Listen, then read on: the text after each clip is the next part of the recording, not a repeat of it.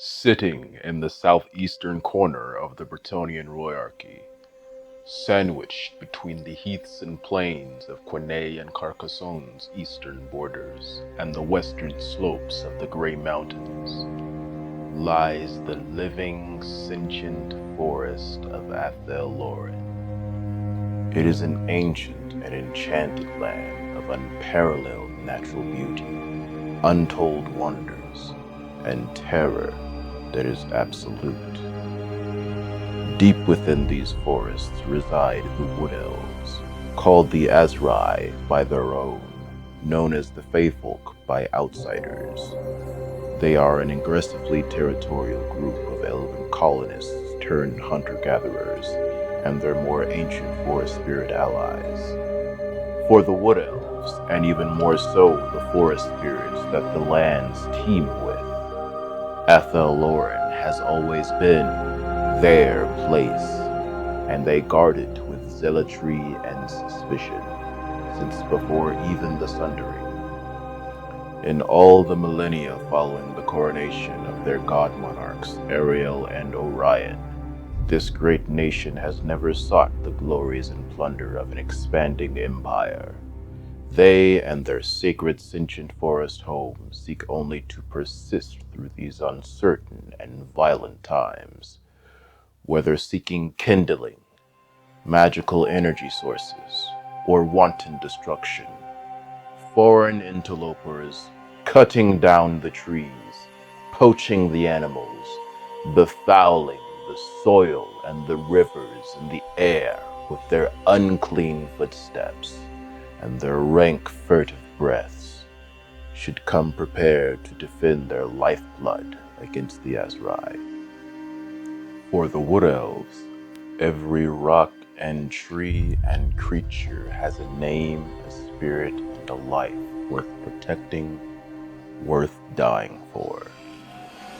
The Azrai regard the lands outside of their sacred forest with disdain and skepticism. But it is a common and grave error to conflate this attitude for isolationism. Expanding empire is unappealing to them, but Wood Elves do exert influence on geopolitical landscapes in their own way. Each spring, wild hunts pour out from the forest for fresh prey upon which to sate their seething bloodlust, which bubbles over following the Wood Elves' reclusive inactivity in winter. Azrai hosts, also known as war wheels, use the world roots growing from the Oak of Ages to quickly transport troops across entire continents to protect from corruption the forests that connect to these roots, and indeed, nearby outsiders with common interests. Shape-shifting spirits posing as nobles or bourgeoisie infiltrate courts of foreign nations to bend policy in ways that benefit their own ends. No matter the venture, all the Azrai do, they do for the integrity of the Weave, whose nexus lies within Athel Loren. The Weave is the connection between all living things, the balance between life and death, and the very heart and soul of the planet. This is the Azrai way. They watch, but do not covet. They hunt, but do not conquer. They defend, but do not assume. This is not how their elven brethren across the seas conduct themselves, however. Unlike the High Elves, whom they consider pretentious, the Azrai do not claim guardianship of the entire planet, choosing instead to exert their might at key locations to maintain the Weave and by extension Athel Loren. And unlike the Dark Elves, whom they deem degenerate, Wood Elves do not see the world as their plaything to raid and pillage as their sadistic whims dictate. As they do not partake in what are considered such wasteful exploits, combined with Athel Loren's atypical passage of time, Wood Elf populations, while lower into total numbers are more stable than that of their diminishing cousins. They also tend towards stronger constitutions because the challenges of living in such a forest keeps them on their dainty elven toes. This tome will discuss the extra-canonical origins of the Wood Elves, how they compare to Wood Elves in other lores, their in-lore history, the forest of Athel Loren, the culture of the Azrai, their most famous leaders and heroes, their tactics, the 8th edition army roster, and finally, current versus potential implementation in Total War Warhammer, particularly in regards to the upcoming content.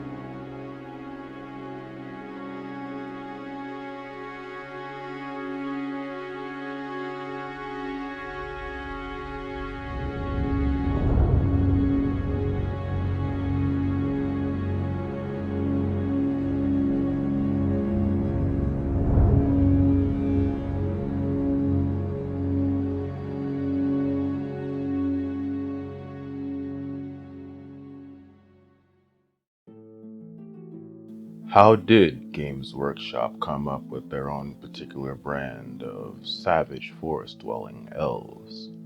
Well, mainly, and most obviously, they were heavily inspired by Tolkien's depictions in the Silmarillion, The Hobbit, and The Lord of the Rings. There are also some dashes of darker flavors from the Elric cycle novels and tidbits from early editions of Dungeons & Dragons. Let us dive right into these sources of inspiration and potentially even discover how the sources themselves came to be. I apologize ahead of time for the lack of scholarly rigor and organization the following section may contain. This is an extremely complicated topic an uneducated mind is attempting to cram into a YouTube video. The name the Wood Elves have given themselves, the Azrai, is actually the name of a water-dwelling fairy from English folklore. A poem from 1872 named The Azrai and its sequel, A Changeling, A Legend of the Moonlight, are our earliest records of these creatures.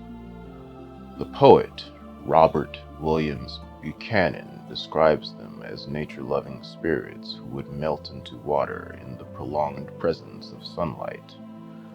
Other accounts state they often take the form of comely women with green hair and webbed feet or fishtails, luring unsuspecting marks to drown in their lakes with promises of lustful encounters, gold, and jewels.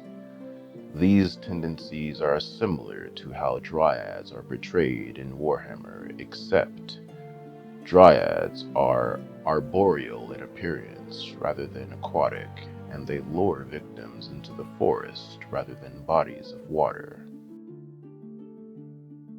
The names of Tolkien's races are primarily derived from a line in an Old English poem named Beowulf, a line that may be mainly responsible for the fantasy races as we know them today. The line is Eotenes und Ilfe und Orkneys, meaning Ettins, giants, and elves and demon corpses, the latter of which refers to orcs. Eotenes means Ettin, which is an archaic term for giants, but Tolkien shortened the word to name his walking trees, creating Ents. The word Orkneys became orcs, and its demon corpse translation inspired their unclean, monstrous appearance. The mention of youth or elves in turn comes from a long tradition of dramatic Scandinavian, Celtic, and Gaelic folklore of beautiful, clever, fey creatures heavily associated with the natural world. Some of the earliest mentions of these creatures can be found in the Viking sagas. The Norse text Prose Edda in particular mentions elves of a mischievous nature that glow with a light more beautiful than the sun. These traditions, however, make no hard distinctions between what they label as elves and whom they designate as the gods, as is the case in Warhammer. In Norse mythology, the Vanir are gods whose domains include wisdom, foresight, fertility, and health, in contrast to the more combative Aesir, of which Thor, Odin, and Loki are famous members. The Norse god Freyr, classified as a Vanir god, rules over the land of Elfheim, which is the home of the Light Elves. But other sources use the terms Vanir and Elf interchangeably.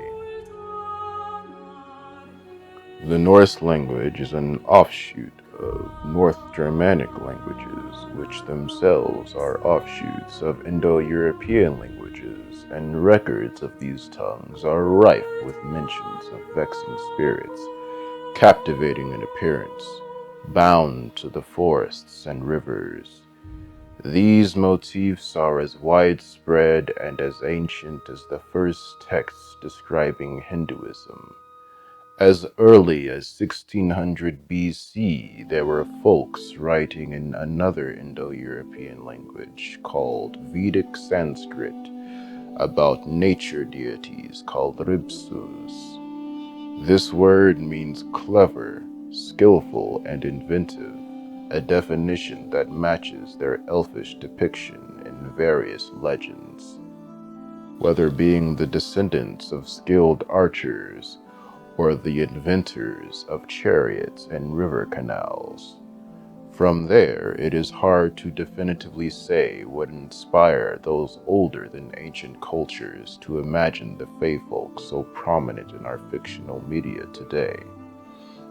One theory I find particularly interesting, albeit discredited in the scholarly arena, is that elves, orcs, and other folkloric humanoids are the remnants of our ancestral memories from the prehistoric times, when humans lived amongst other species such as Neanderthals and Floresiensis, the former whom we dub as bigger, dumber, cavemanish versions of ourselves, and the latter literally nicknamed hobbits for their diminutive size.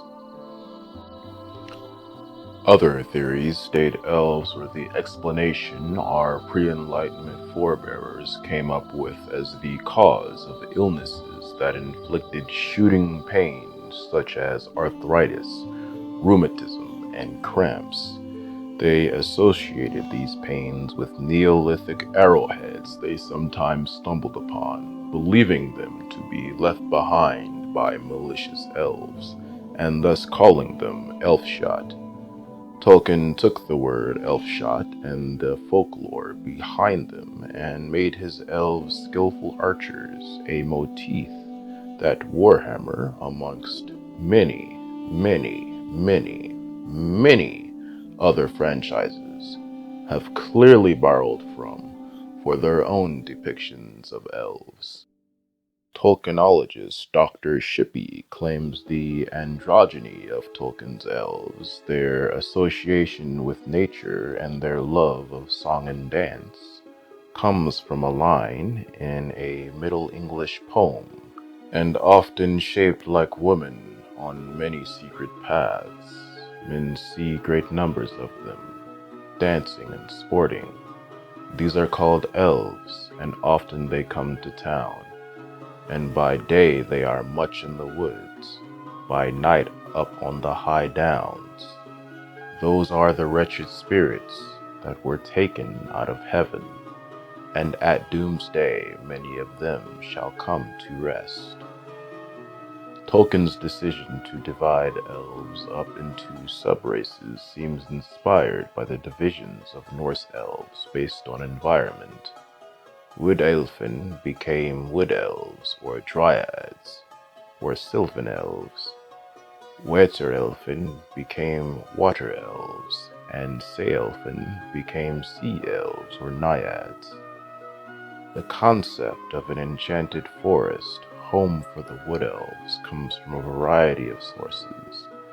The timelessness of Tolkien's Lothlorien, and by extension Athel Loren, is likely inspired by a Scandinavian poem named Elf Hill, which describes a place named Elfland as dangerous to mortals due to time distortion.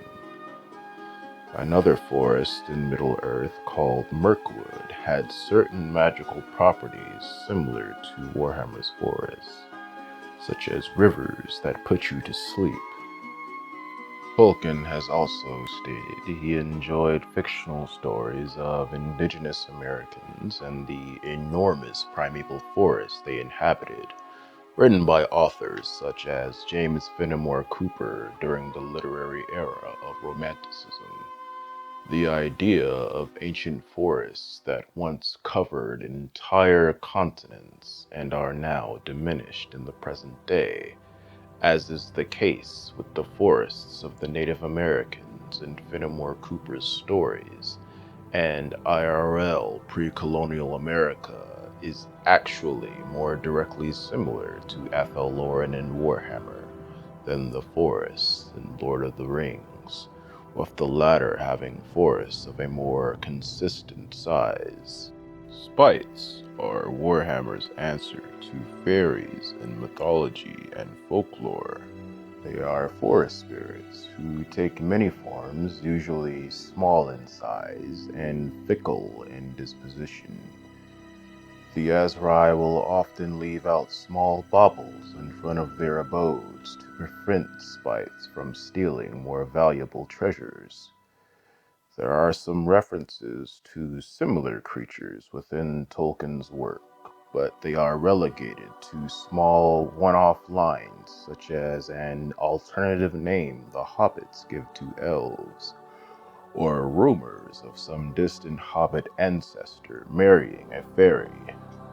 Tolkien's elves were actually called fairies in the early stages of his world building, before settling on the current iteration we see today.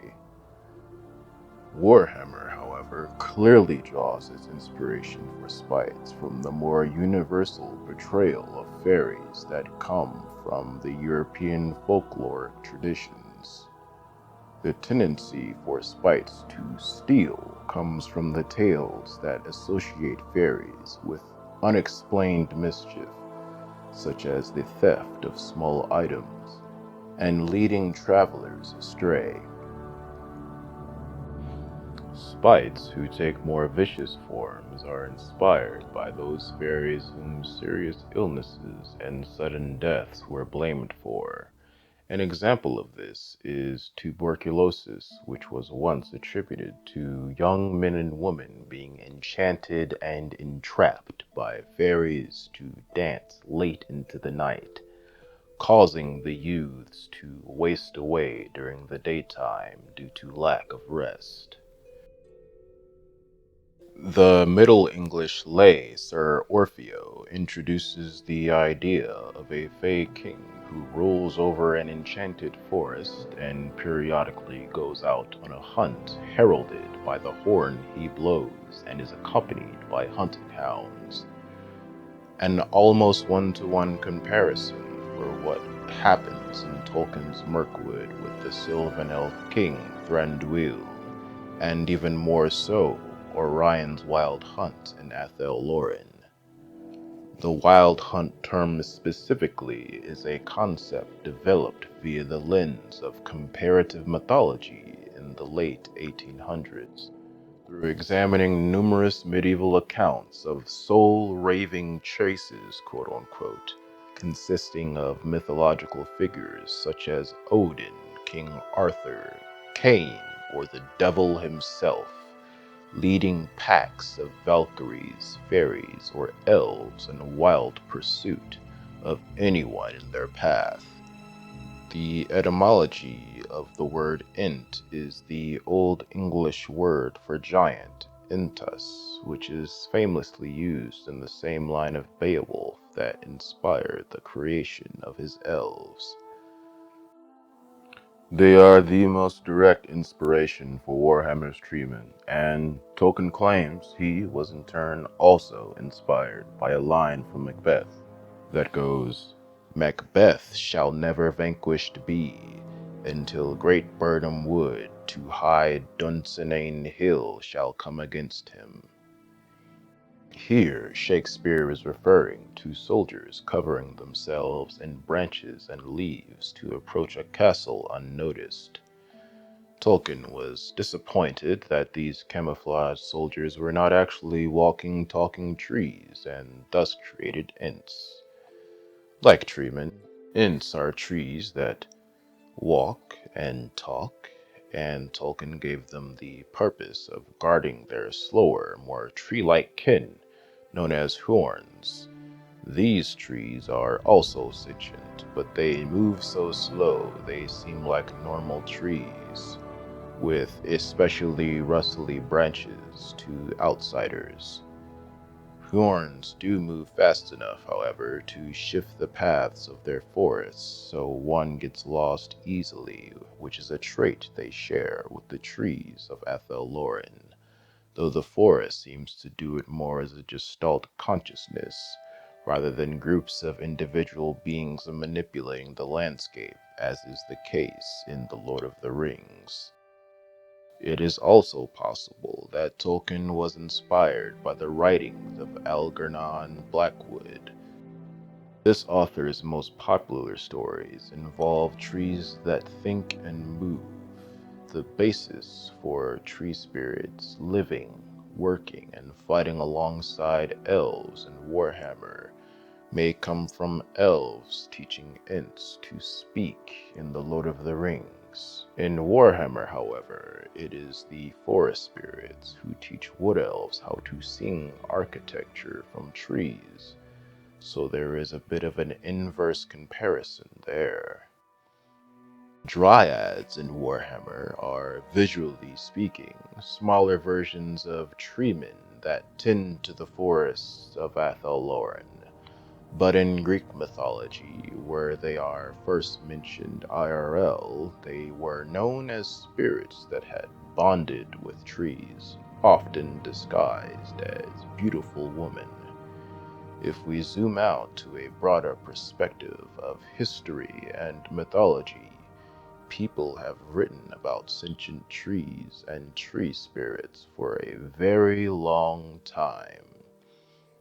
In Persian legends, Alexander the Great is said to have walked in a sacred garden where a talking tree foretold that he would conquer all of India. One of Aesop's fables describes a forest of trees that cause their own demise by providing a man with a strip of wood. This man then went on to fashion an axe from that strip and cut down the entire forest. The woods causing harm to itself by helping a man is a motif that hangs heavy over the relationship described between the Azrai and the forest spirits of Athel Loren. The Oak of Ages in Warhammer has roots that spread over the entire planet, a clear reference to Norse mythology's Yggdrasil, a tree so massive it supports our world and 6 others just as big upon its trunk, branches, and roots. Wood Elf war hosts in Warhammer are called werewheels. The word weald is a West Saxon word meaning woodland or forest, and it also comes in the form wold in Old English and wald in Germanic.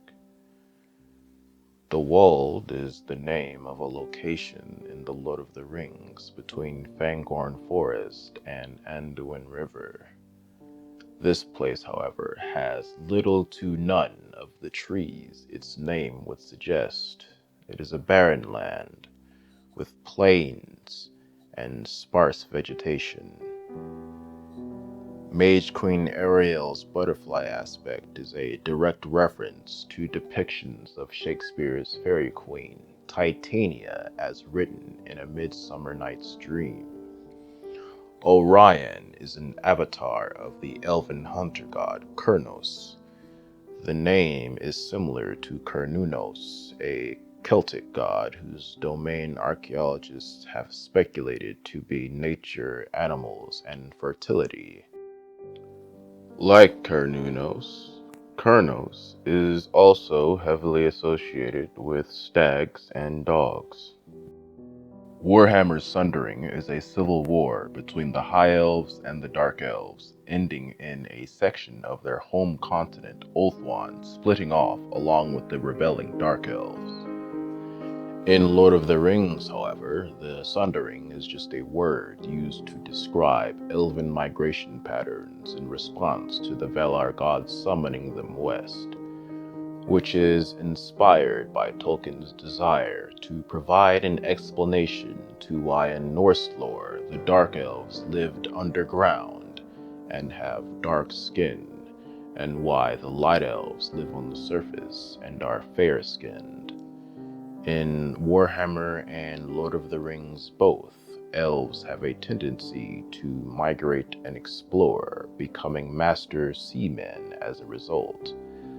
This is a trait Tolkien likely borrowed from the Celtic legends.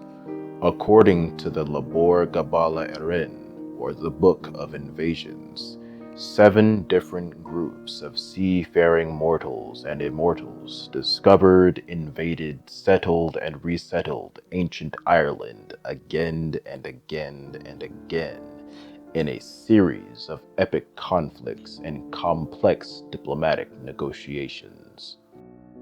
Lord of the Rings' version of Wood Elves, called Sylvan Elves, are offshoots resulting from the migrations of the original elves, the same way Wood Elves in Warhammer are the descendants of those colonists of High Elves who chose to remain in Athel Loren after migrating from Ulthuan.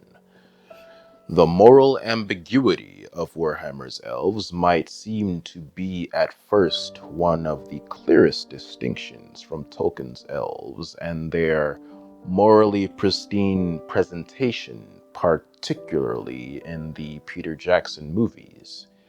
This is only true for Tolkien's elves after the end of the First Age in his writings. During the First Age, elves were dicks.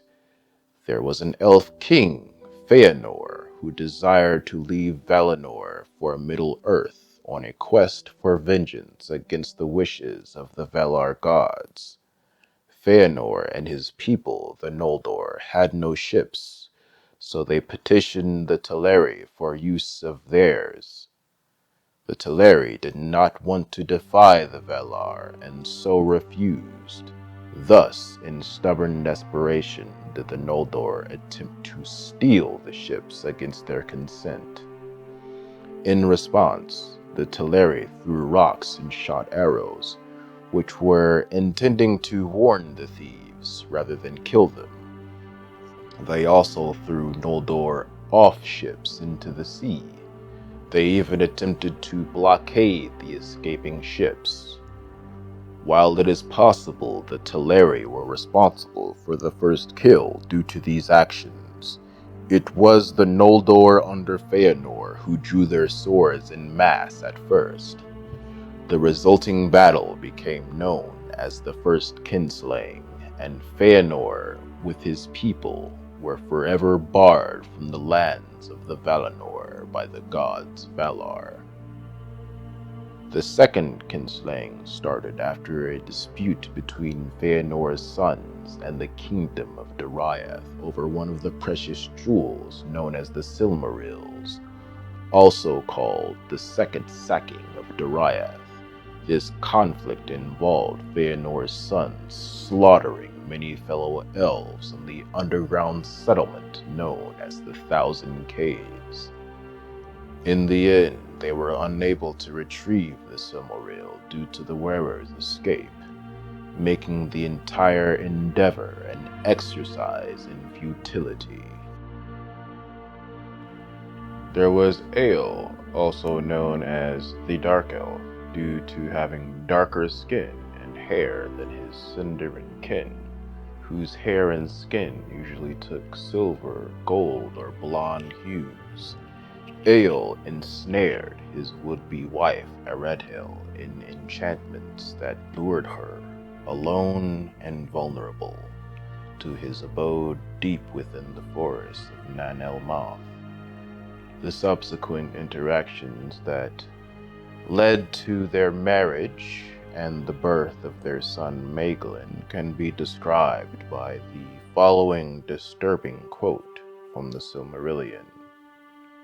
And I quote, "She was not wholly unwilling. To no one's surprise, the union that had begun with blatant abuse would result in an overall abusive relationship. Ael forbade Eredhil from ever seeing her family, and when she fled the marriage out of homesickness along with her son, Ael swore he would kill Maeglin. While attempting to fulfill his oath in the eventual struggle, Ael ended up murdering Eredhil instead, who had used her body to shield Maeglin from the javelin meant for their son. Maeglin then went on to fall deeply in love with his own cousin Idril.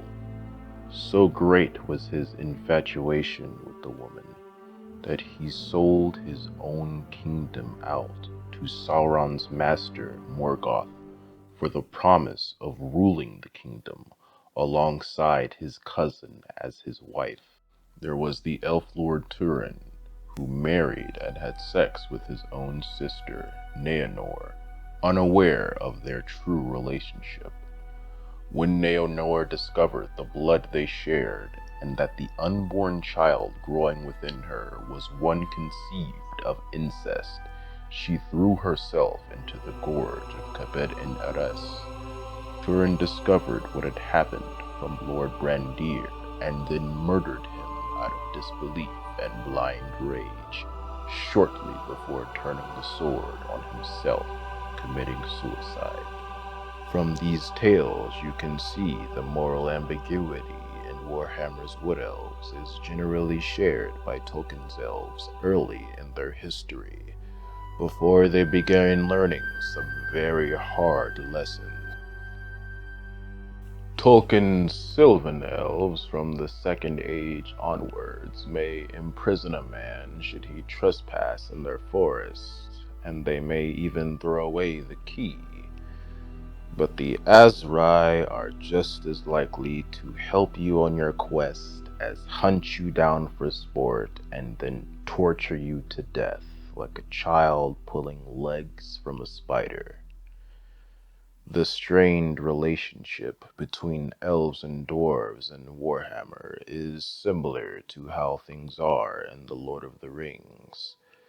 Tolkien's early elves actually hunted dwarves because they thought them animals at first, having encountered what were called petty dwarves, unaffiliated with any great houses. The races tend to clash over treasure, and the dwarves cutting down forests in both works of fiction, but they also will work together to fight off bigger threats, such as orcs and goblins. Elven women in The Lord of the Rings can fight just as well as the males. However, it is still the males who primarily go to war. This stems from the belief that taking life interferes with the ability to create and preserve life. However, in Warhammer, female and male Wood Elves exist in equal numbers amongst the lower-ranked soldiers, but the elite order of the Wild Riders are exclusively male, and the Sisters of the Thorn all female. Wood Elves in Warhammer being slightly stronger in constitution than Dark Elves and High Elves due to the more rough environment of Athel Loren is a callback to Dungeons & Dragons 1st edition's depiction of Wood Elves. They're also both reclusive and relatively neutrally aligned in D&D. Another race of woodland elves in Dungeons & Dragons called Krugak are smaller, thinner versions of Gygax's Wood Elves, specifically mentioned as being xenophobic and distrusting of even other kinds of elves. They are also known to rarely be found outside of their tribal lands, very similar to the Azrai. Wood Elves, being among the most powerful factions in regards to magic, is similar to Michael Moorcock's representation of the elfish Melnibonéans in his Eternal Champion series. The sadism streak Melnibonéans are known for is reminiscent of Warhammer Wood Elves' occasional penchant for torture. The diminishing nature of Warhammer's elf populations is another parallel to Tolkien, and he seems to have grandfathered in this concept naturally from the progression of pagan gods into demons, and from demons into fairies or elves, and then into folk tales within the human psyche as Christianity spread across Europe.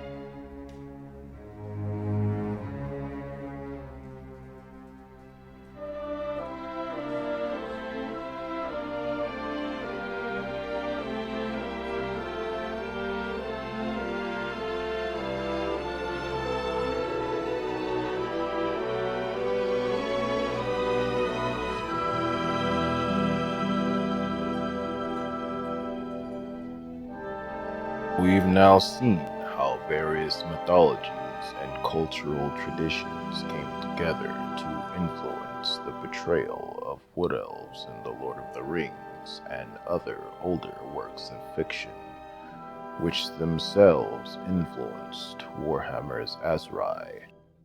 Let's now take a look at how a few more contemporary franchises' depictions of Wood Elves measure up. We will be examining Warcraft, The Elder Scrolls, and Dragon Age. Warcraft's version of Wood Elves are called Night Elves.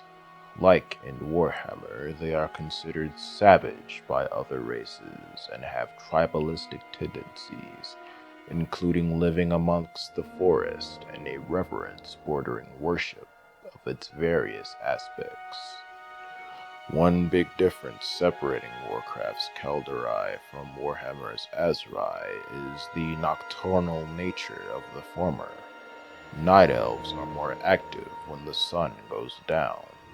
Worshippers of the Night Elf moon goddess Elune will see their magic increase in potency under the light of a shining moon. Additionally, depending on your interpretation of the lore, the Night Elves have an ability called Shadow Meld that allows them to turn invisible at night whilst immobile. While certain areas of Athel Loren are eternally trapped in twilight, they gain no such benefits from being nocturnal. Another interesting fact is that Night Elves are evolved from a nocturnal variety of trolls, so-called dark trolls. The extent of the relationship, however, between the Azrai and Warhammer's trolls goes no further than a viscerally disgusted wood elf wondering how many arrows will it take before the unclean beast dies. Rather than having to claim what they consider such a foul ancestry, Azrai are more or less just geographically and temporally separated high elves. In Warhammer, the Sundering is the name given to the civil war between the Dark Elves and the High Elves and the resulting splintering off of sections of the island of Ulthuan. In Warcraft, the Sundering refers to the collapse of a portal which was being used to summon demons during the War of the Ancients. The explosion from this collapse was so large it obliterated 80% of the continent and created a massive perpetual whirlpool in the waters beneath its epicenter. In Athel Loren, the Oak of Ages is as ancient as the forest itself, if not more, and as far as we know, its roots stretch across the entire planet, and the Azrai utilize these roots for teleportation. In Ashenvale, Nordrassil was planted to contain the power of a second well of eternity, granting the Kaldorei immortality. In contrast, the Azrai have immortality as an innate gift. Now that Nordrassil is destroyed, the Night Elves are beginning to feel the pain of mortality. The dream world parallel to Athel Loren, called Athel Caiellin, is extremely dangerous and demon-infested by nature, and the Wood Elves only access this realm as a last resort to gain insight into otherwise unknowable subjects. The Emerald Dream, in comparison, is a more peaceful plane. It also exists parallel to the entirety of the planet Azeroth, rather than just one forest like Athel Loren. The Night Elves willingly enter this realm as part of a pact with the dragon Ysera, as dreamers are needed to maintain the balance of nature on the material plane.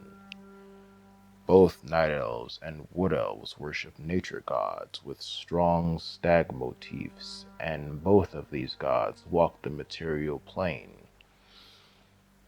For the Kaldorei, he is Cenarius, and for the Azrai, Orion.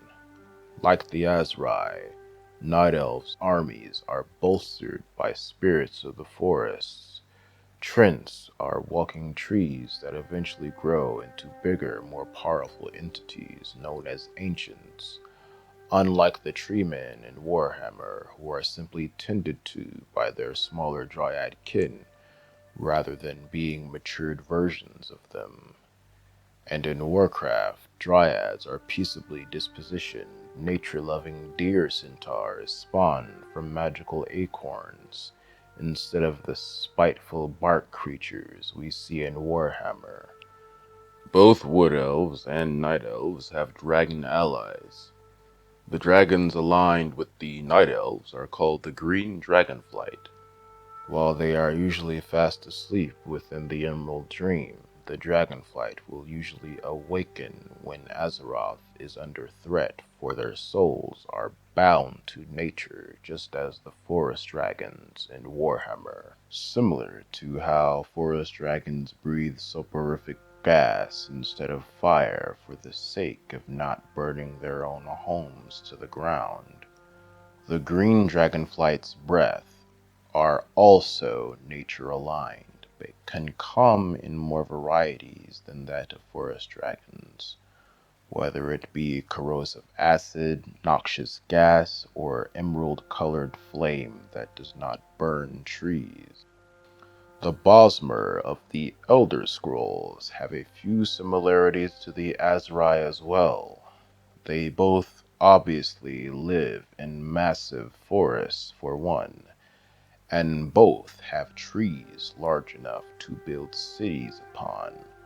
But the Bosmer have a leg up in this regard. The largest trees in Valenwood are migrational, meaning that there are not only settlements built in the trees, but mobile ones due to the non-sedentary nature of the bark they rest upon. The sentient nature of Athel Loren is actually closer to the environment of another region of Tamriel known as the Black Marsh, which is home to the lizardmen-like Argonians, rather than the wood elf-like Bosmer. Here grow sentient trees known as Heaths, which once grew anywhere there was soil on the planet of Nirn, but are now mostly confined to the boundaries of the Black Marsh, similar to how Athel Loren once covered much of the old world and is now relegated to a small section of southeastern Bretonia. While it is not known exactly how old Athel Loren is, we do know the forest was created by the Old Ones, meaning it is among the most ancient entities in Warhammer. This is reminiscent of how old the histories of the Black Marsh are. Hists and Elnofe, the latter of which are the descendants of the gods and semi-divine ancestors of all modern races, were the first two living entities in the realm of Mundus. The Hists were witness to the great war that took place between the various factions of Elnofe during that time. This conflict threw into the sea much of the land where Hists had taken root, and thus many trees are said to have fled to oblivion to escape the cataclysm. Here they found a new home in their own pocket dimension, a realm where glowing whippoorwills wander amongst everlasting forests that stretch as far as mortal eyes can see. The majority of Hists who remained made their home in the Black Marsh, though some isolated trees remain throughout Nirn. These ancient sentient trees and the swamps they inhabit have many abilities and properties atypical to most other flora of Tamriel.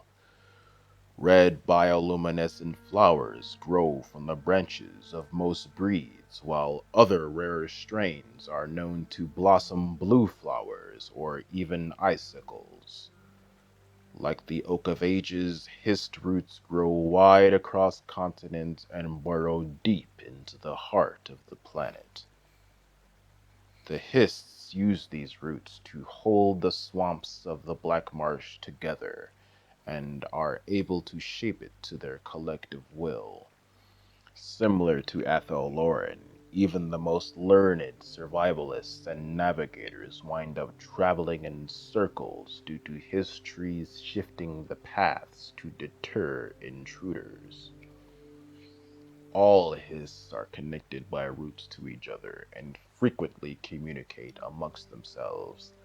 So strong are these connections that Hists from the Black Marsh were able to call upon Hists far across the oceans on the floating island of Umbriel, which had been ripped from the pocket dimension many Hists fled to during the War of the Elnafe long ago.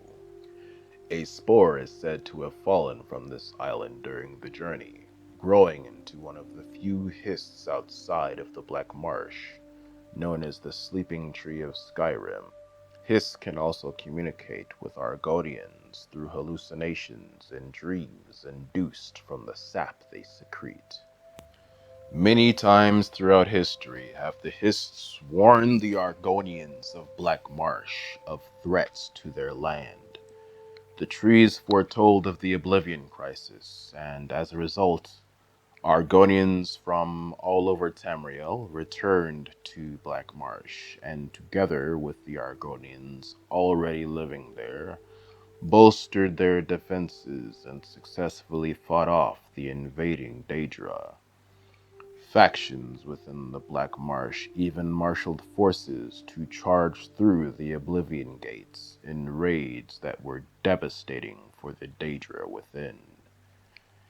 Hist sap is also used as a nursing fluid for baby Argonians, and it is believed Argonians form their soul in this manner. When Argonians die, their memories meld back into the consciousness of the Hist network. sap from the roots of Heaths is called deep sap. It is a more potent version of the substance, and through certain rituals, Argonians who have ingested deep sap can manifest things seen in their visions into the real world.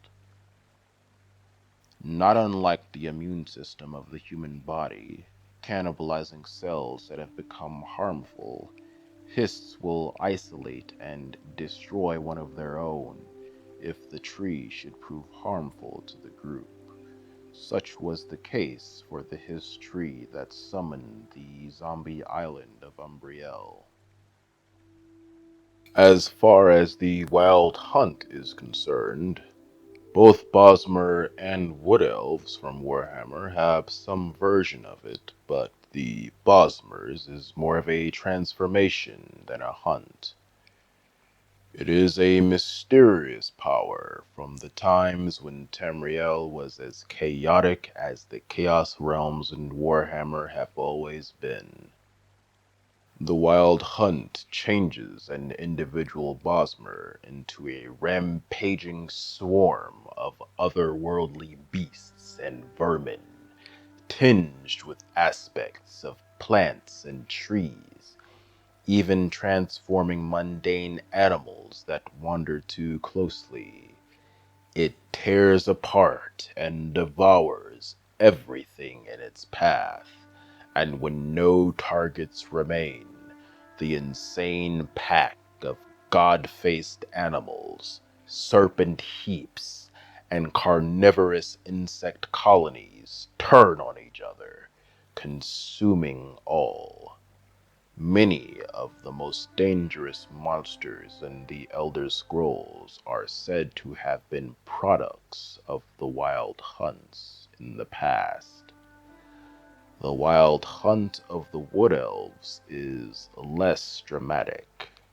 Every time Orion is reborn, he will blow his horn to signal the beginning of an actual hunt, where the consort king essentially picks a direction, and the Wood Elves follow him down that path, murdering all they can along the way. It is simply a means for the Azrai and forest spirits to release some of the pent-up energy that builds up during the winter months. The closest thing Elder Scrolls has to Warhammer's Wild Hunt is the Blood Moon Prophecy. Each millennium, Hircine, the Daedric Prince of Hunting, will enter the realm of Mundus seeking worthy prey accompanied by his hounds, which are typically werewolves rather than mere dogs.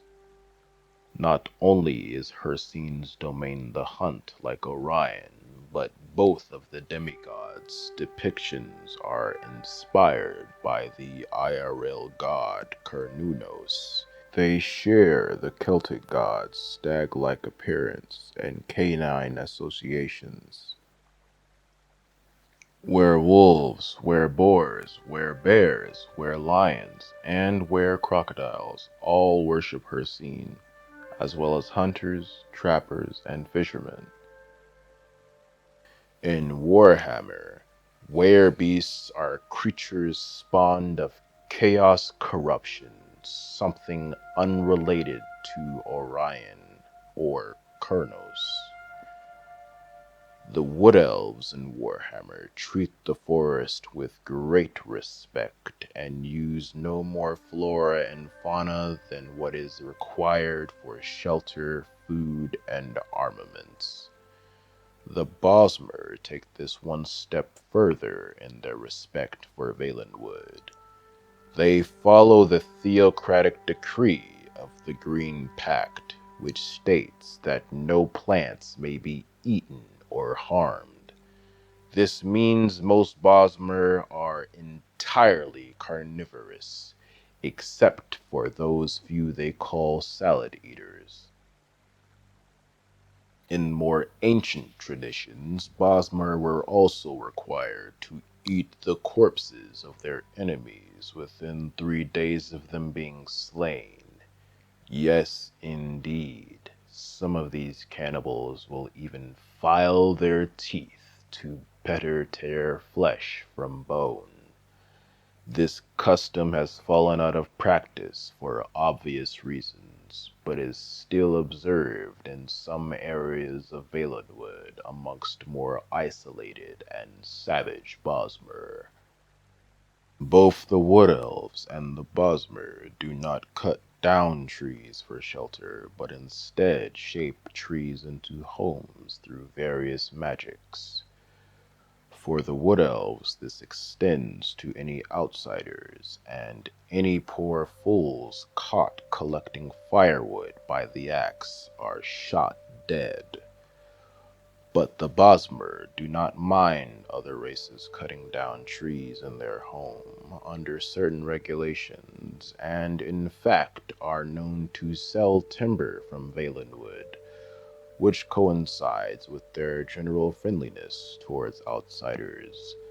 The Bosmer value diversity and are thus way more welcoming to visitors than the Wood Elves, regarding whom one might flip a coin on to determine whether or not you'll survive the encounter.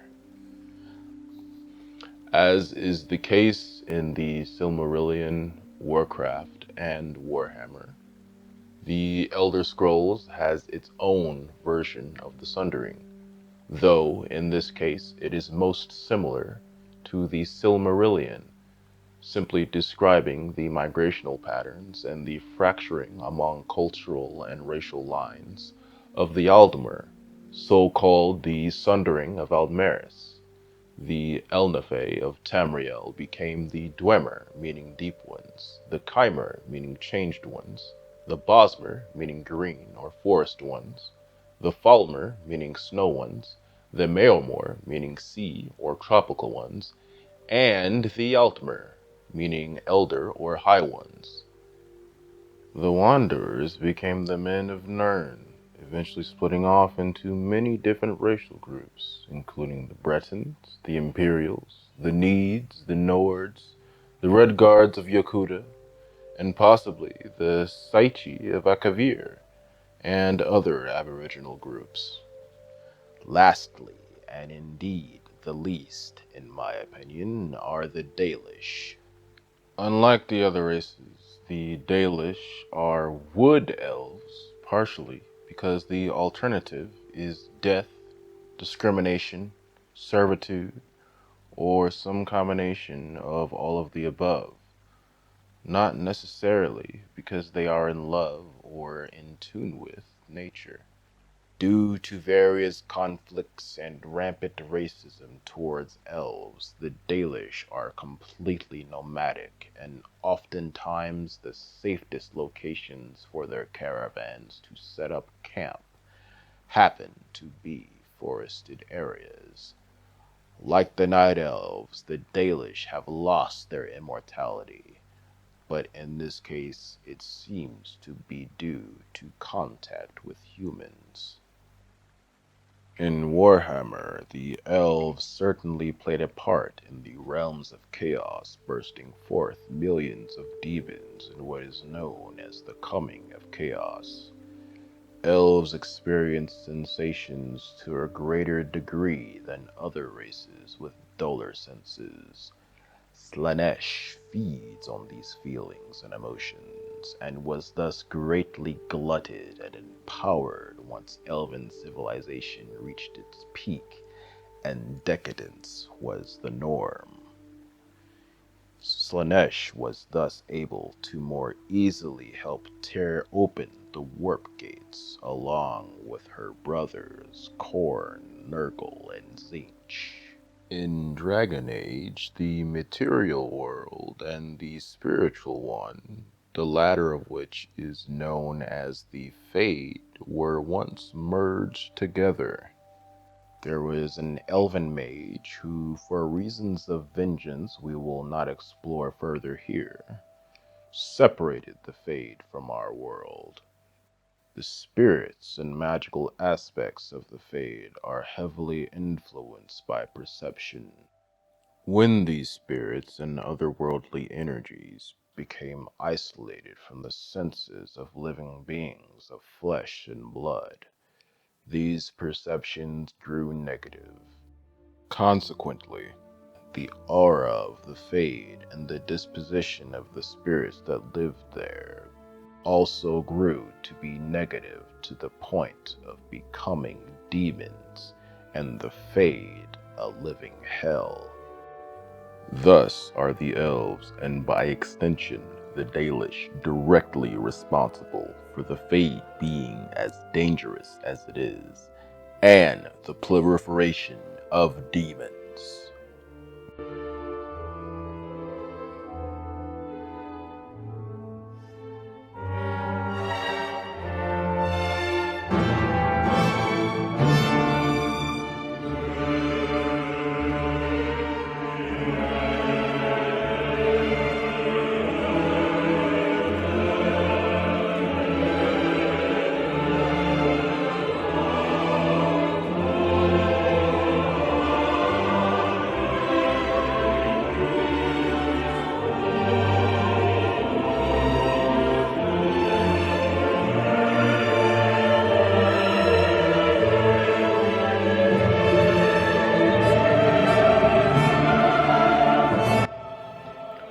Athel Loren is amongst the many wondrous expressions of life the Old Ones created to combat the forces of chaos. Why they felt a sentient magical force that transcends time and space, whose roots span across the entire world, was needed, is beyond our knowledge. One cogent theory suggests it was to compete with the power of the realms of chaos. The timeless, ever-shifting nature of Athel Loren itself is very reminiscent of how things work in the Chaos realms. Furthermore, wherever the winds of magic blow heavily upon the planet of malice, Chaos demons are able to jump from their plane to this one.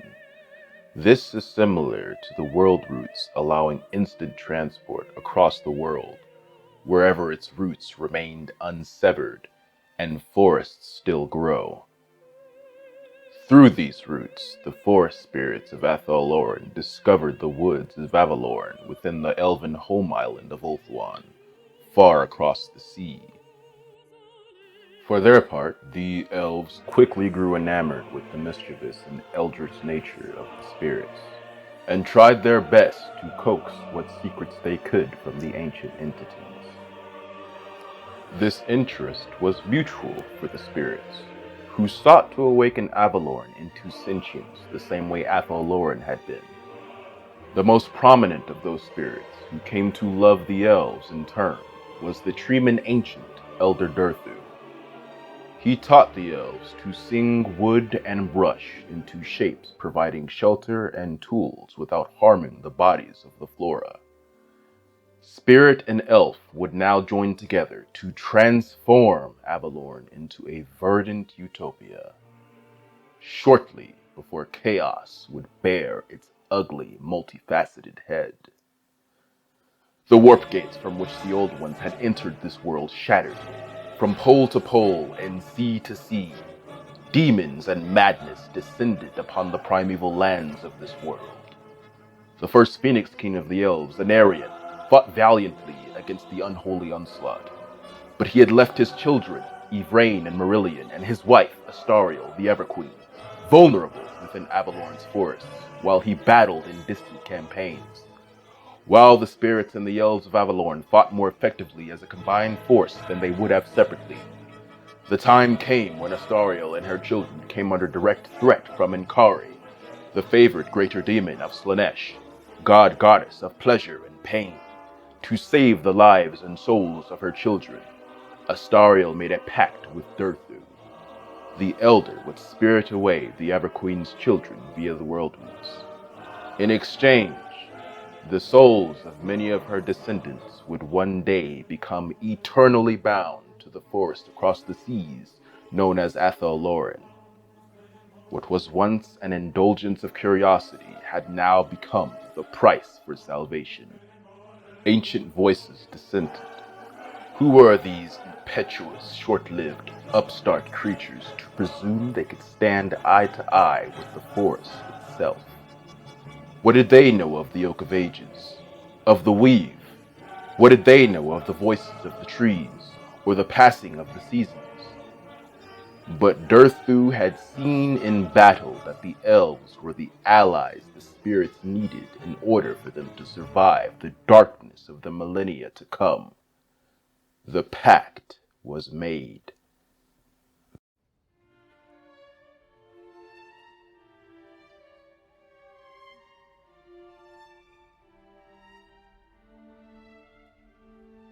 Their destinies set, and Astariel remaining behind to battle the demons in noble sacrifice. Durthu returned to Athel Loren with Yvraine and Merlindian, who had been magically put to sleep. Upon arrival, Durthu saw Athel Loren suffering the same fate Avalorn had. While the forest survived the demon invasion, it came at the cost of its continent-spanning borders reduced to a corner of land between the Grey Mountains and the southeastern heaths of what would later become the Royarchy of Bretonnia. And those forest spirits who had not been destroyed or driven completely mad had changed into bitter, hateful creatures in the long battles with the forces of chaos. Eventually, the magical machinations of one particular Ulthwani elf named Kaldorei the Dragon Tamer, along with some anonymous help from the lizardmen further west across the seas, were able to banish the demons back into the Chaos Realms, and Durthu returned Astariel's children to Avalorn.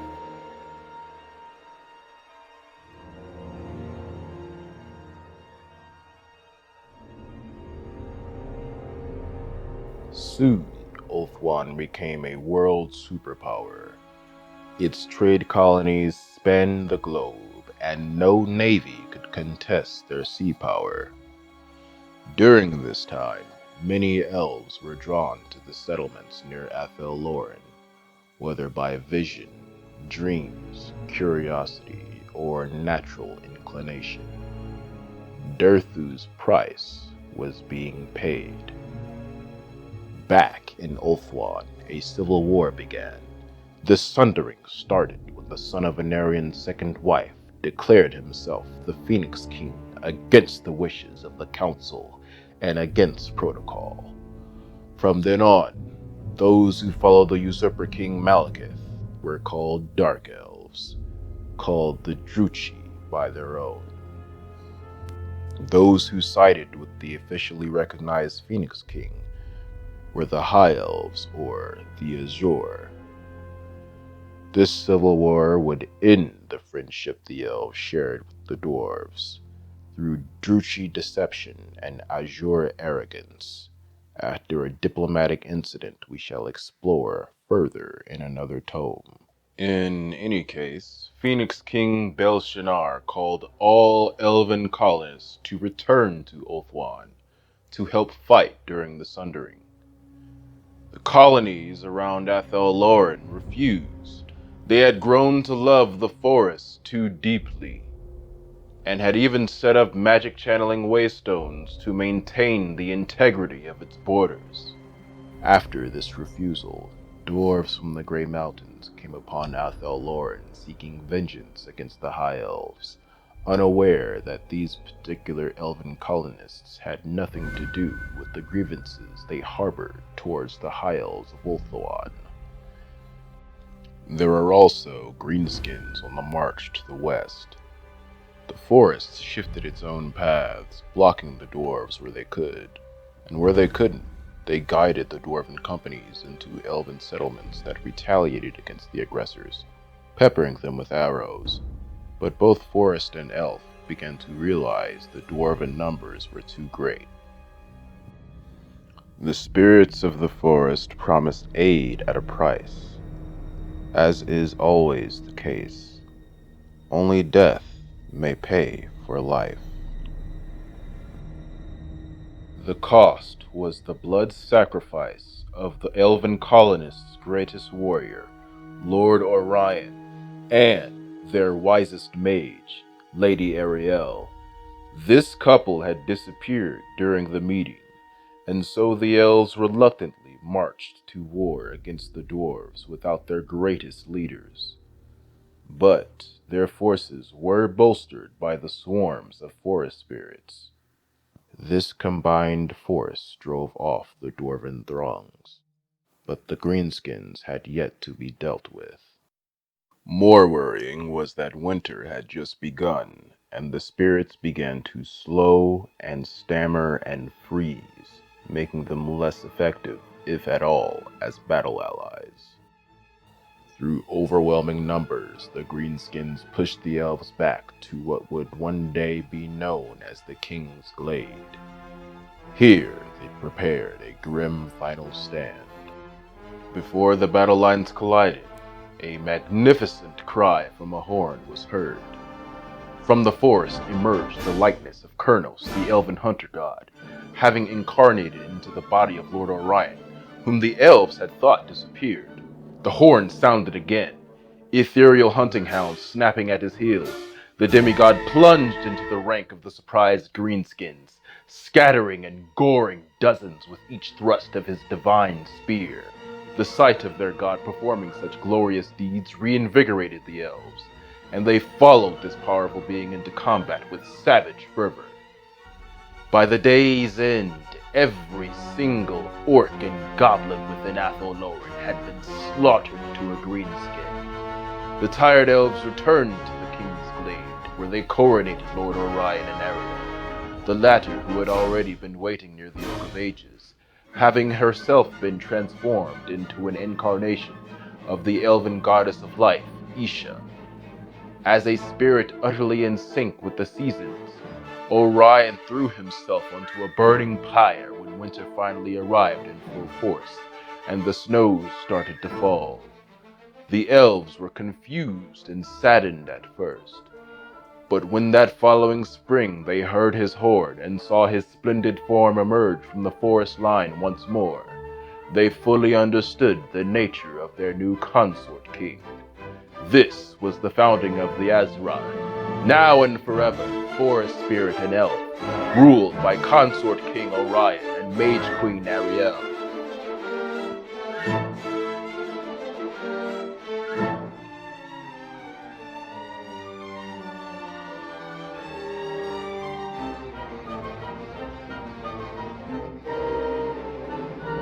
As the centuries passed, Ariel began to sense an unnatural abhorrence through the weave.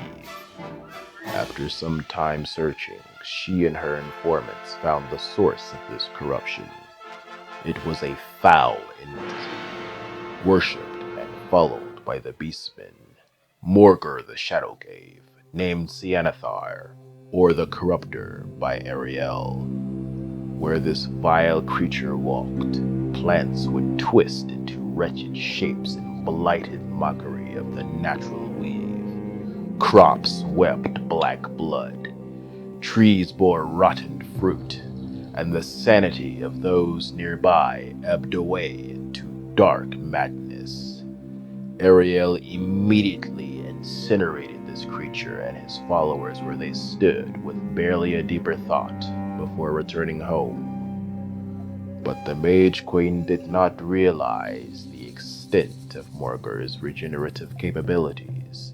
She also underestimated the Corruptor's desire for her own power. More time passed. The early barbarian tribes of mankind began to migrate from the east over the Grey Mountains. They often clashed with the bands of greenskins who resided near the mountains, while the elves were amused to watch man slaughter orc and vice versa. When they approached the forest too closely, the elves would sally out from the trees to annihilate both sides. This was the beginning of the Wild Hunt. Every spring, Orion would lead the most restless and bloodthirsty of the elves and forest spirits on a vigorous trek to slay all sentient creatures in their path who were not Azrai. This helped to thin the potential enemies around the Wild Heaths of Athel Loren's borders, and also released much of the pent-up violent energy the Wood Elves would feel after long, stagnant winters. Elsewhere, further along in time, the Shadowgave reformed his body and attacked Athel Loren at the head of a great beastman horde. He intended to consume Ariel, taking her power for his own. The elves were caught unaware. Many had thought the increasing numbers of beastmen in Athel Loren was just the result of its timeless nature. They believed the same horde was being slaughtered again and again, trapped in time and doomed to repeatedly attack and be defeated. The appearance of Morgr gave them cause to treat the attack more seriously, and eventually, the combined arms of elves and spirit vanquished the beastman horde. During the battle, Ariel had smote Morgr with the full magical might of the entire forest, and an area that now lays forever corrupted, thus known as the Glade of Woe.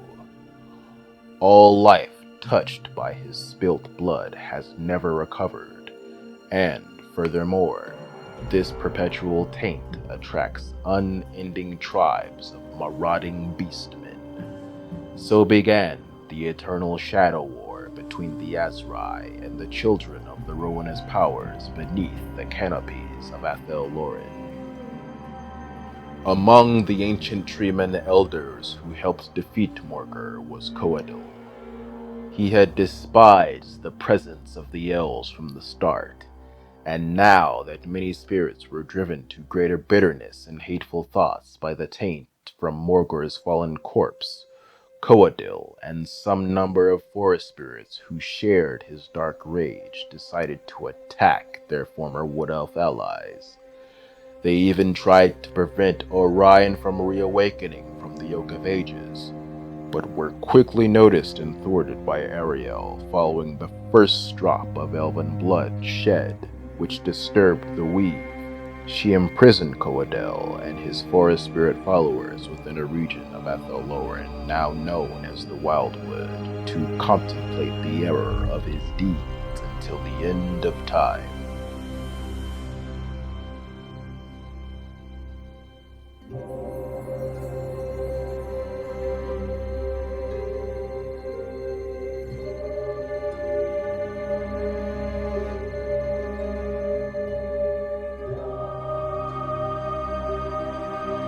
Years became decades, decades became centuries, and in the following millennia, Athel Loren grew in size and splendor.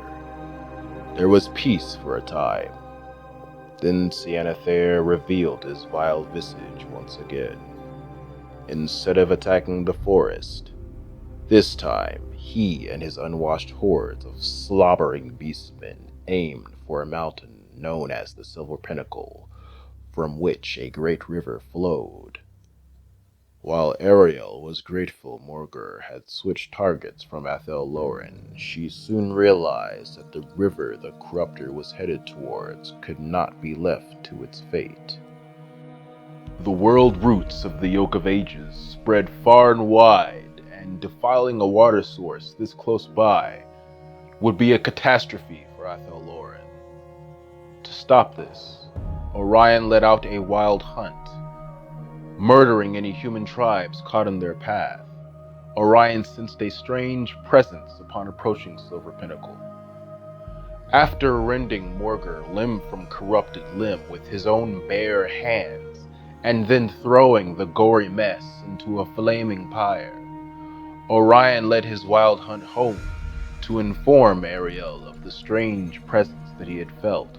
Both king and queen recognized the entity to be of similar divine essence to themselves, and thus decided to protect it again when Morgr reformed his body for the umpteenth time and again attacked the Silver Pinnacle. Upon arrival, The elves were utterly surprised to find that the human tribes that they had once hunted for sadistic sport had now united behind a champion who seemed to glow with the same eldritch energy that Orion had first sensed when he approached Silver Pinnacle. The Wood Elves ended up fighting alongside the tribes, who would later form the Kingdom of Bretonnia, and together they once again destroyed Morgr and his hordes. The tribes were exceedingly grateful to the Azrai, who begrudgingly recognized them as having been helpful allies. Later, this alliance became official after Ariel discovered the source of the human champion's power. The Bretonnia tribe started worshipping the spirit of the Silver Pinnacle, naming her the Lady of the Lake. Ariel decided to help these tribes, now formed into the Kingdom of Bretonnia. She saw this new diplomatic relationship as a means of protecting Athel Loren, for the larger, more populous nation essentially functioned as a buffer state for the homeland of the Azrai. Meanwhile, across the sea, the civil wars between the Azrai's cousins, the Azure and the Druchi, raged on. Malekith, now called the Witch King, used to have a wife named Alisara. This elf happened to be Ariel's sister. Alisara, who had lived in Athel Loren for a millennium, now grieved for the blackened heart of her former husband. She decided to travel to Nagaroth, intending to ease Malekith's hatred. The Witch King's mother, Morathi, was displeased to learn of this venture. Using dark sorcery, she manipulated and charmed a disgraced High Elven noble into believing Alisara and her retainers were reinforcements for the Dark Elves. This hapless fool attacked Ariel's sister and company while they passed through Bretonnia. Upon hearing her sister had been murdered, the rage Ariel felt spread throughout the entirety of Athel Loren. Resentful silence within the wood was tangible, and Ariel swore vengeance towards those responsible.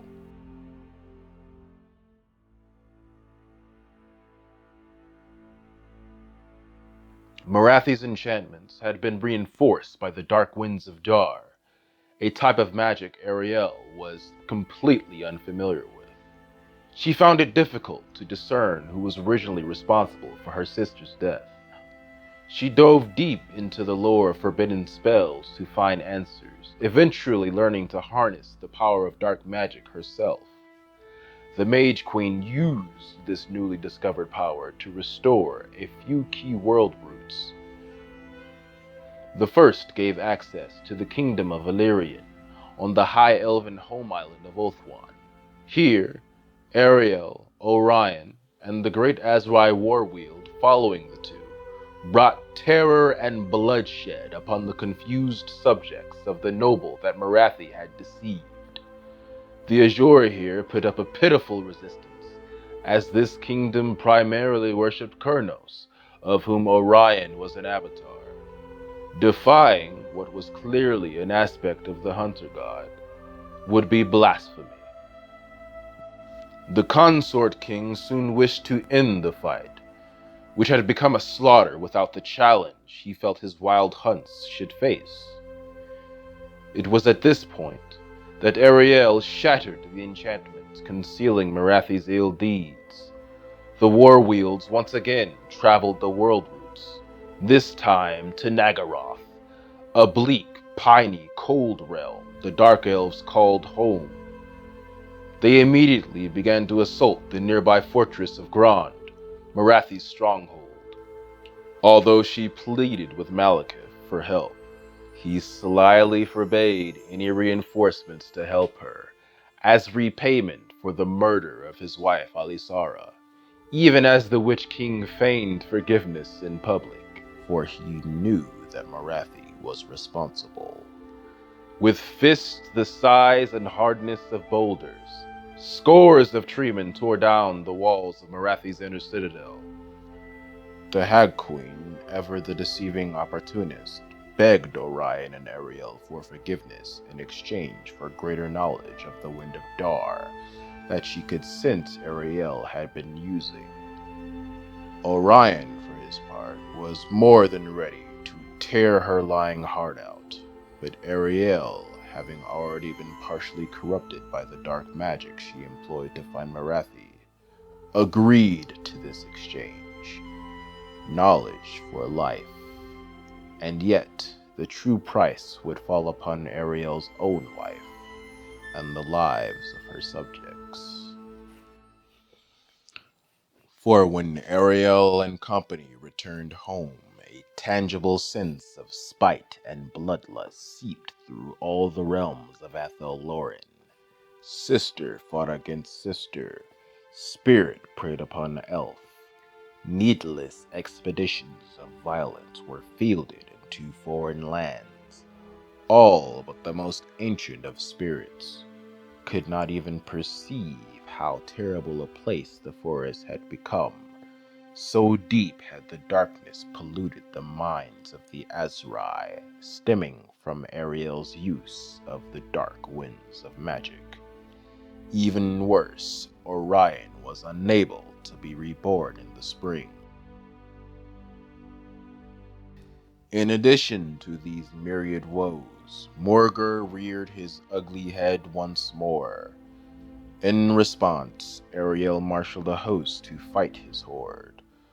But when the time came to strike the killing blow upon the Shadow Cave, the Mage Queen, now utterly corrupted by the dark wind of Dar, revealed her true intentions.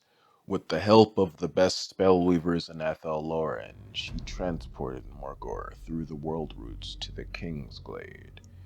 Here she intended to enact certain rituals which would transfer Morgur's essence within her own body and soul, ideally eliminating the abomination for good and increasing her own power. Luckily, the ancient treeman Elder Durthu was well aware of her intentions and saw the folly in such a rash plan. He killed Morgur before the ritual's completion. This infuriated Ariel. Over the years, this fury translated into preventing Orion's rebirth for even longer, and sanctioning many senseless bouts of wanton destruction far afield from where the wild hunts usually traverse. The nearby dukedoms of Bretonnia, greenskin warbands in the mountains, innocent dwarven traders in their holds, Empire patrols lost in the forest. No matter the group or cause, all fell prey to the Azrai's ill-done, excessive brutality. The elders of the forest could no longer abide.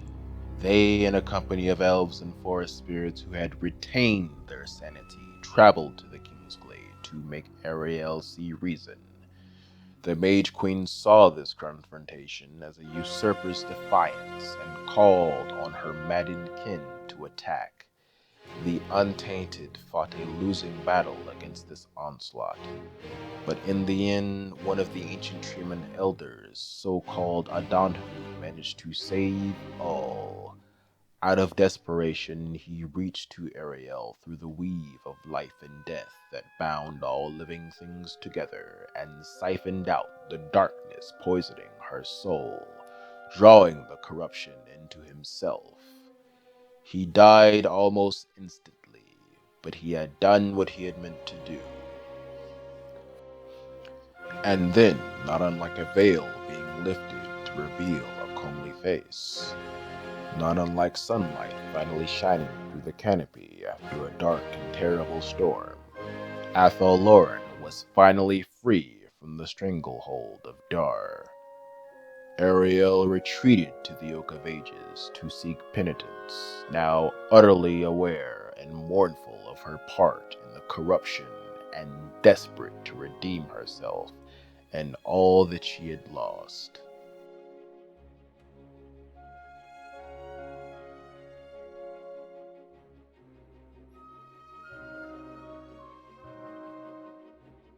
Ashamed of what she had done and committed to healing her soul and by extension Athel Loren, Ariel continued confining herself to the Oak of Ages for many, many years. years. She finally restarted the cycle of bringing Orion back to life every spring, but Ariel herself remained isolated. To help heal the weave, now severely damaged from the centuries of darkness, the Council decided to right the wrongs the armies of the Wood Elves had committed during those ill-fated times. In the coming years, Dwarf and Bretonnian alike were often shocked to find their losing battles turn to victories, as unexpected volleys of arrows followed by the swift advance of elven warriors and forest spirits descended upon the greenskins and beastmen who threatened the land. These noble exploits did in fact strengthen the weave, and therefore hastened Athel Loren's recovery. Ariel, however, remained a penitent recluse. The shame of facing her subjects, whom she had damaged so greatly, was still too much to bear.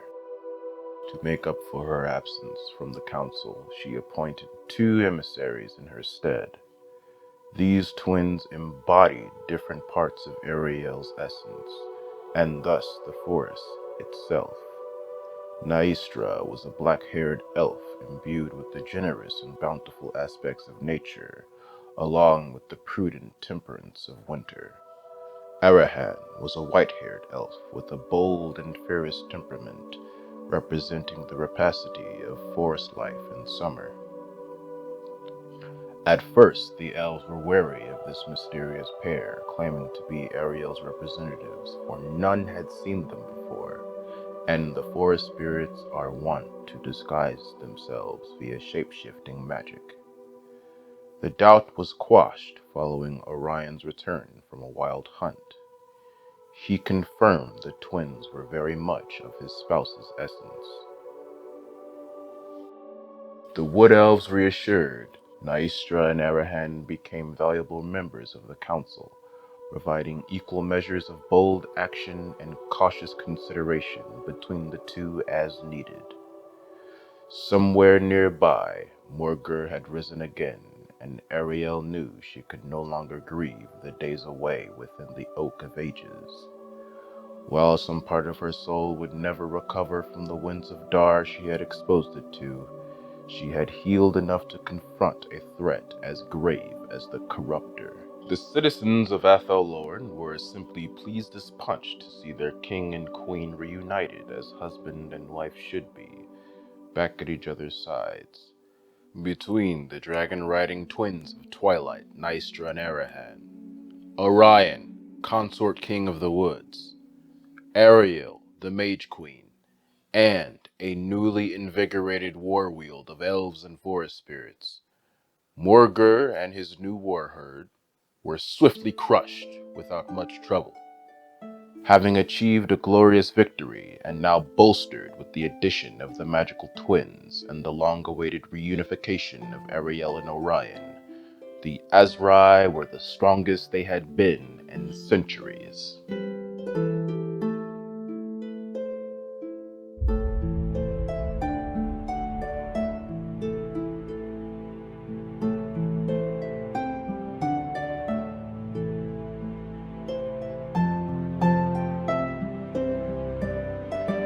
Year 1.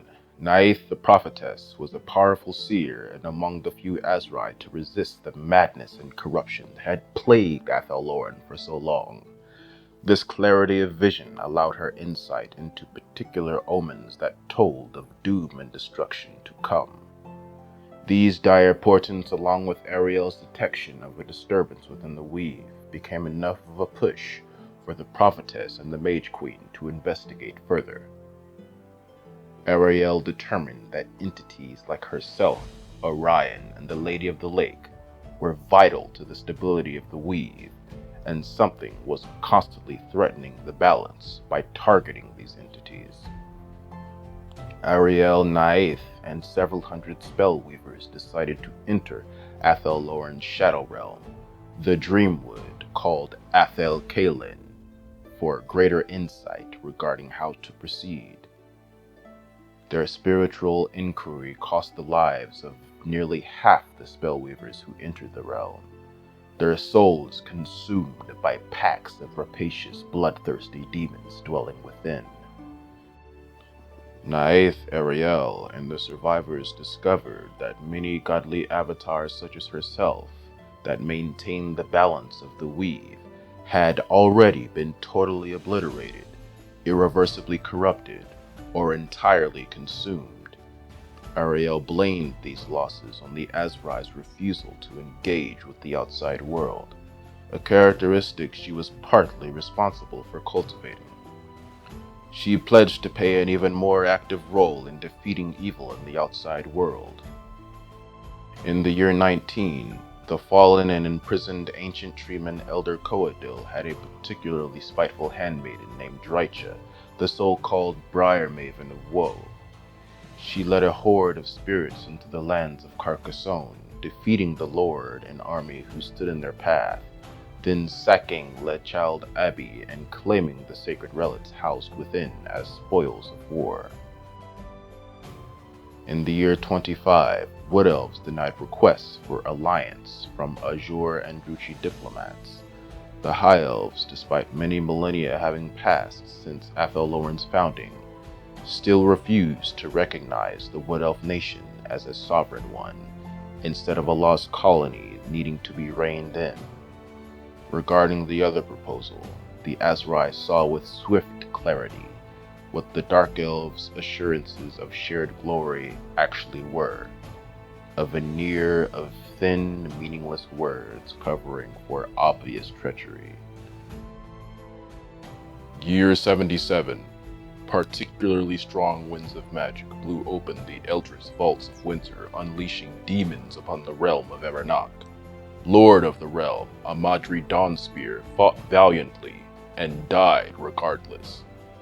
However, his soul managed to find a stout tree of deadwood, and he was reborn as treekin Amadri Arnbark. This form allowed him, with the help from a host of other forest spirits, to eradicate the demons from Arranoc, forever sealing the vaults of winter with massive boulders that he moved with his newfound wooden strength. Year 167. A war host of Wood Elves led by Lord Arraloth traveled through the world routes to Ulthuan, surprising and saving the High Elves of the Kingdom of Ivris from being overwhelmed by a Dark Elf raiding party. Year 195. Bretonnian errantry wars drove a greenskin Wa into Athel Loren, being inundated with hordes of beastmen already at the time. The Wood Elves tittered and chuckled with glee as the orcs and goblins did their work for them, slaughtering the children of chaos to a gore. When the green tide turned to the Azrai for more battle, Durthu led his forces to easily crushing the remnants of the horde, and literally crushing the war boss with a well-placed stomping from his towering broad trunk legs. In the year 207, the Azrai saved an ogre mercenary company traveling in Athel Loren from being overrun by another horde of greenskins. The captain, a fire-breathing brute named Gragtar Flameheart, was greatly saddened afterwards. Their Wood Elf saviors did not stay to share in the feast of charboiled greenskin flesh once the Azrai Ogre Alliance was victorious. In the year 215, Scarlock led a small band of kindred spies posing as mercenaries through human lands to discover the goings-on of the world. Year 224. On a campaign to bring battle to the once again arisen Morgr and his beastmen herds, Naeth and Arraloth were defeated after underestimating the cunning of the Horde's Ungor scouts, who had shadowed the Lord and Prophetess, directing reinforcements that ultimately led to Morgr's escape and a disgraceful Azrai retreat. Year 229.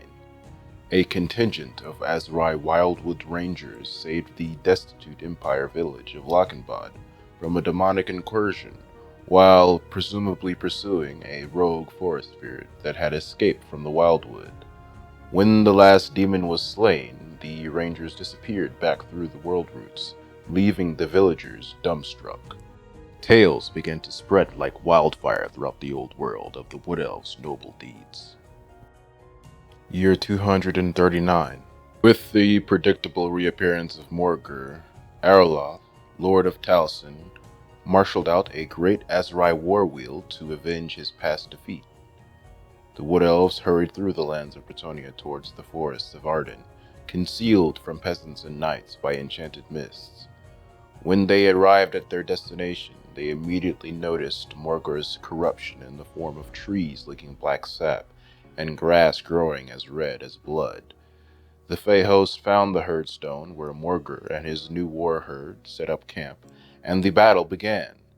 After a bloody struggle, Arraloth used the essence of the Oak of Ages stored within an amulet gifted from Ariel, throwing the sap into Morgur's face. The following spontaneous combustion of white flames burnt the corruptor down to a black pile of ash. After slaughtering the remaining beastmen, Arraloth used the remainder of the sap to burn away the corruption tainting the forest. Year 245. There came a time when the entirety of Athel Loren came under attack by the numberless hordes of beastmen. Among the many tragedies that befell the Azrai was the famous Beastmaster Groarth, who died with his hand still strangling the throat of the Wargor who had just slain his beloved saber-toothed tigers. Although the Fey folk managed to clear the majority of Athel Loren of beastmen, many more were marshalling towards the Glade of Woe, the site where Morgur was first slain. The Wood Elves prepared a final desperate push before the battle began. And then the High Elves showed up, having been ordered to defend the forest by the Phoenix King to improve diplomatic relations. Eternal Guard fought alongside High Elf phalanxes. Wild Riders and Dragon Knights outflanked Centaur rushes as one. Azure Mages brought down lightning upon the foe, purchasing time for Azrai spellsingers to rouse more forest spirits to action. The beastmen tried to retreat, but were easily massacred by the combined force of swift elves. Year 253. According to sources of suspect reliability, Morathi and some of her retainers were saved from an ambush of shadow warriors of the High Elves by a company of dryads. The year 278. A vaguely pretentious winter turned Orion's rebirth the following spring into a maddened affair. The King of the Woods led a wild hunt 4 times the normal size that started slaughtering before it had even departed from Athel Loren. The ravening host fell upon the dukedom of Quinay and slew the ruling lord along with many knights. During the sack of the nearby keep, Orion was calmed and turned back by mysterious feminine figures shrouded by mists. That following winter, Orion threw himself upon the ritual pyres months earlier than was his custom. Year 294. The forest of Avalorn in Ulthuan came under attack by Dark Elves. Malekith also released within the woods the favored greater demon of Slaanesh, Inkari, to create an opening for his forces to capture Alariel the Everqueen. When Ariel heard of this defilement of the forest that Athel Loren shared ancient ties with, she sent an army to intervene. The Wood Elves managed to stealthily redirect the greater demon towards the Druchii forces, buying enough time for Alariel to escape and for Teclis to banish the demon to the Chaos Realms. The Azrai disappeared back through the world roots before the cause of salvation could be discovered. Year 333. Following the destruction of Awa, Orion slew the Orc war boss and impaled his corpse upon a stake near the borders of Athel Loren as a warning to other greenskins. Year 378. A dwarven throng from Karak Norn attempted to fulfill a grudge against Athel Loren, but the Wood Elves easily repelled the host. Year 425. Dritcha, Briar Maven of Woe, and a host of dryads stole an ancient artifact from a shrine to the imperial hunter god Tal. This was the second quick strike raid that Dritcha had led, attacking out of nowhere, stealing something, and then disappearing just as fast as they had appeared. Year 488. A necromancer, Heinrich Himmler, tried and failed after raising an army of the dead to conquer the Oak of Ages. The Azrai, led by Durthu, forced his retreat. Year 491. An ogre mercenary band led by Captain Braggart Rockjaw was welcomed to Athel Loren with feasts and fairy wine. Later, while the drunken brutes were on their way out of the forest, they were herded by the Azrai into a Skaven warren. The Ratmen stood no chance against ogres such as these, well-fed and even more violent in their intoxicated state. The foul creatures were completely slaughtered. The Wood Elves then left payment for a job the ogres had never agreed to.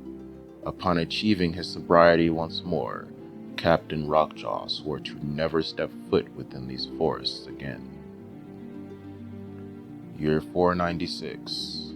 A great friendship was forged between the Empire and the Wood Elves following a desperate battle with the Beastmen, where Naeth the Prophetess convinced Orion to save the Emperor Karl Franz from being overwhelmed and murdered by a horde of minotaurs who assaulted his section of the battlefield. Later, an emissary from Athel Loren delivered a griffin egg to Karl Franz's court at Altdorf, sealing the alliance with a message that only said, "We will be watching." Year 499.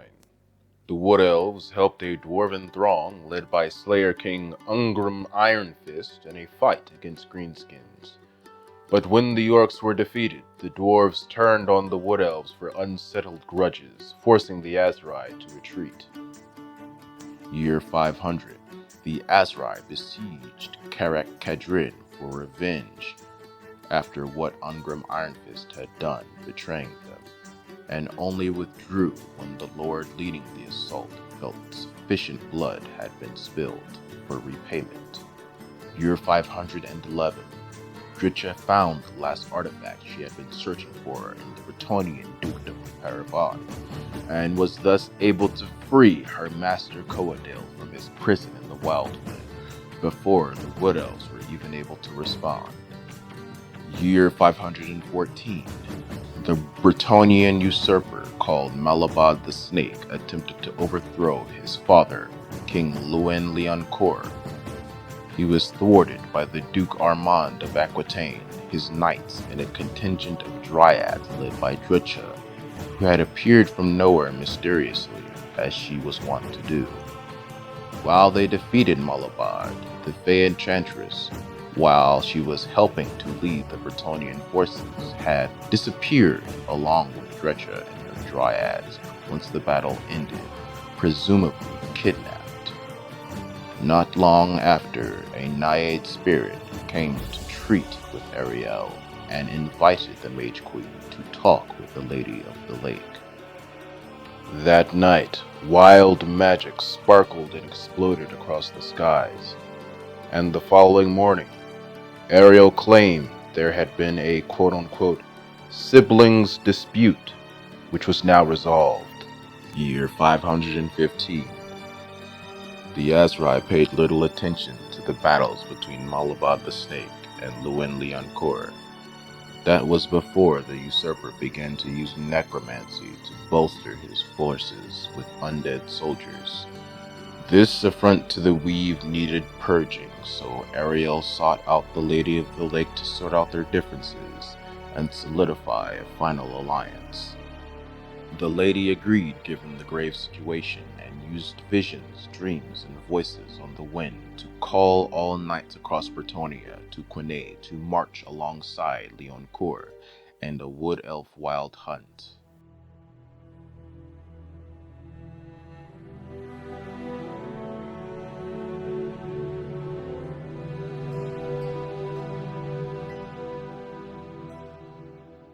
Dritcha sells the Fey Enchantress she had kidnapped to Manfred von Karstein, among the most powerful vampire lords of Sylvania.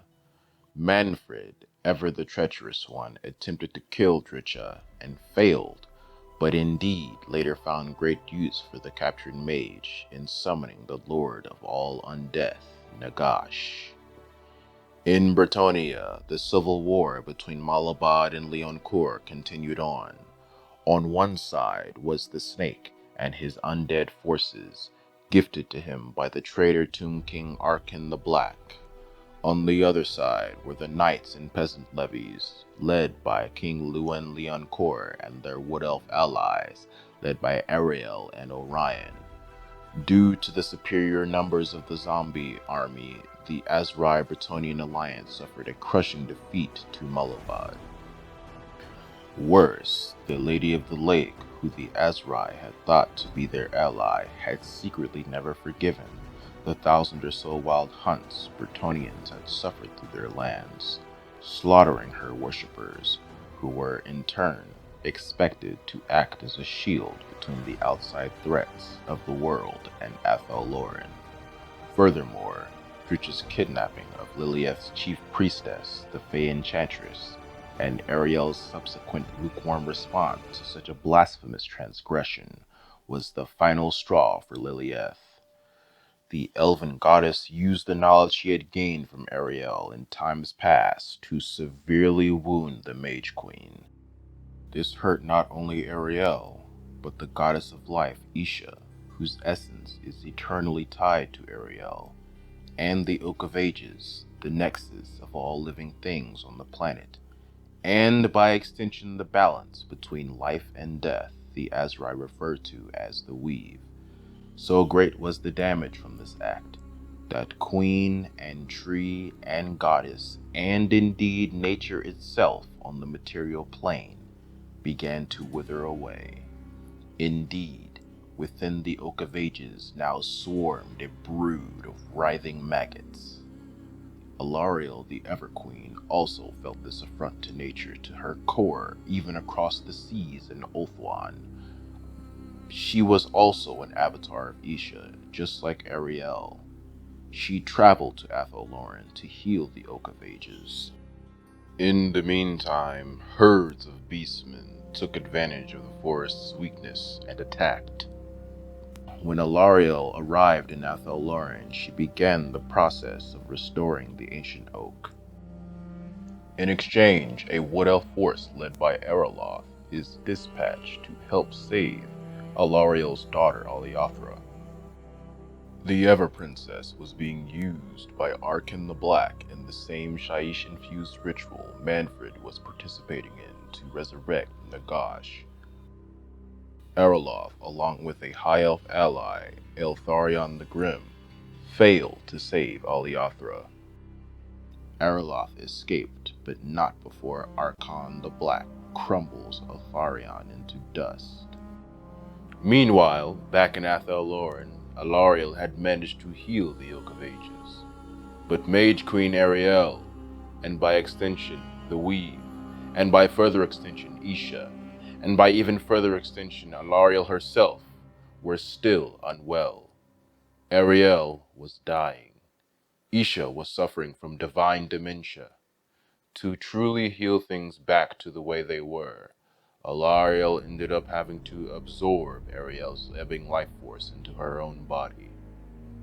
Before Ariel's ego is absorbed into Alariel, Lilith confirms to her that the gods are the sole survivors of the last universe. Warhammer Fantasy is in a permanent cycle of death and rebirth, as each time chaos destroys one world, survivors from the last escape and form a new one as its reigning gods. The Wood Elves eventually accepted Alariel as their new queen, as they could not deny the power of Isha's essence, regardless of the vessel she chose to manifest within. Alariel returns with her new Wood Elf subjects via the teleporting world routes to Ulthuan, where she bends the knee to Malekith, who, half of Ulthuan, due to inexplicable reasons that will be explored in another tome, had crowned as the new Phoenix King of the High Elves, despite him leading the Dark Elf side of the centuries-long civil war that followed the Sundering. Alarielle, being the Everqueen, was now Malekith's wife, though the relationship was purely political. The greatest champion Ulthuan had ever seen was Tyrion. He had long cherished the intimate relationship he shared with Alarielle. He was also foremost among the elves who refused to accept Malekith as their leader, after all the pain and suffering he had inflicted upon the High Elves through the centuries. In a rage, he did what was long forbidden, drawing the Widowmaker's sword from the altar of Cain, becoming the avatar of the god of murder and sacrifice, unknowingly emulating what had already transpired amongst the elven pantheon in the heavens eons ago. Tyrion sought to capture his once lover and baby's mother Alarielle against her wishes. At Tyrion's side in the upcoming battle is the Cult of Cain, who, upon seeing their god manifest within Tyrion as a vessel, could not resist his power. At Malekith's side is Alarielle and all of the Wood Elves. On both sides are a mixture of High Elves and Dark Elves, choosing their side depending on their own individual morality. In the battles that follow, Tyrion burns the forest of Avalorn to stumps and cinders. Morathi, Malekith's mother, and Tyrion fight Alarielle and Orion respectively. Tyrion inflicts a mortal wound upon Orion, who dies after gravely injuring Tyrion in kind. Alarielle casts a spell, turning many of the rebelling elves into trees. In the chaos, Tyrion managed to fight through the forces guarding Alarielle before Durthu stepped in to block his path. During the duel that followed, Tyrion pierced Durthu with the Widowmaker. Despite being gutted by such a potent artifact, Durthu managed to pull the sword from his wooden body and threw it, along with Tyrion, who refused to let go from his weapon. So far away, he soared out of the entire forest of Avalorn. Eventually, Malekith's forces win the day and defeat Tyrion. Before the victors can celebrate, a Khornate horde lands on the coasts of Ulthuan. Malekith and the united elf race evacuate through the world routes to Athel Loren. The greatest of the high elven mages of Ulthuan, Teclis of the Lore Masters, binds the wind of life to Alarielle, while across the oceans Ulthuan sinks into the sea, drowning those elves who were late in making it to the world routes. Malekith sets up court in Athel Loren and is crowned Eternity King, and under his rule the three races of elves are forbidden from fighting each other, united as they were before the Sundering and the splintering of the colonies. This formidable force, under the guidance of generalship of the Sisters of Twilight, Arahan and Naestra, and Durthu, sweep the beastmen from the glades of Athel Loren, while Alarielle uses her newfound powers as the incarnate of Jairan to fully eradicate any corruption from the forests and heals all damage. Shalia, the human god of healing, had long been a captive of Nurgle, the chaos god of disease and sloth. She had been the perfect guinea pig for Nurgle's experiments in creating ever more deadlier plagues throughout the ages. Whatever ailment he inflicted her with, she would heal from in a short time. In the end times, the elven goddess of dreams and the moon, Lilith, revealed herself for a second time to Erloth the Bold, and commanded him to rescue Shalia from Nurgle's clutches, so that she, Lilith, and Ulrich, the Middenland god of wolves, could save the human god of the hunt, Tal, from a divine illness he had contracted from Nurgle. After succeeding in this mission, Erloth is spirited away to a pocket realm by Lilith, along with some of the Bretonnian people, to wait out the end of days and take part in Lilith's plan for the genesis of a new material plane. Back in the real world, the chaos hordes of demons, Skaven, warriors of chaos, and beastmen continue to overwhelm the militaries of the entire planet. In Athel Loren, Be'lakor manipulates Dritcha and Coadil into joining his cause. He attacks the host of the Eternity King, alongside the traitors, but when he tries to destroy the Yoke of Ages, he is defeated due to being betrayed by Dritcha, who herself is then decapitated by Malekith. Be'lakor is then captured, bound to the chaos-repelling ruby in Alariel's tiara. The chaos god of blood and skulls, Khorne, then sends in his most elite forces via portal, in an incursion known as the Blood Hunt.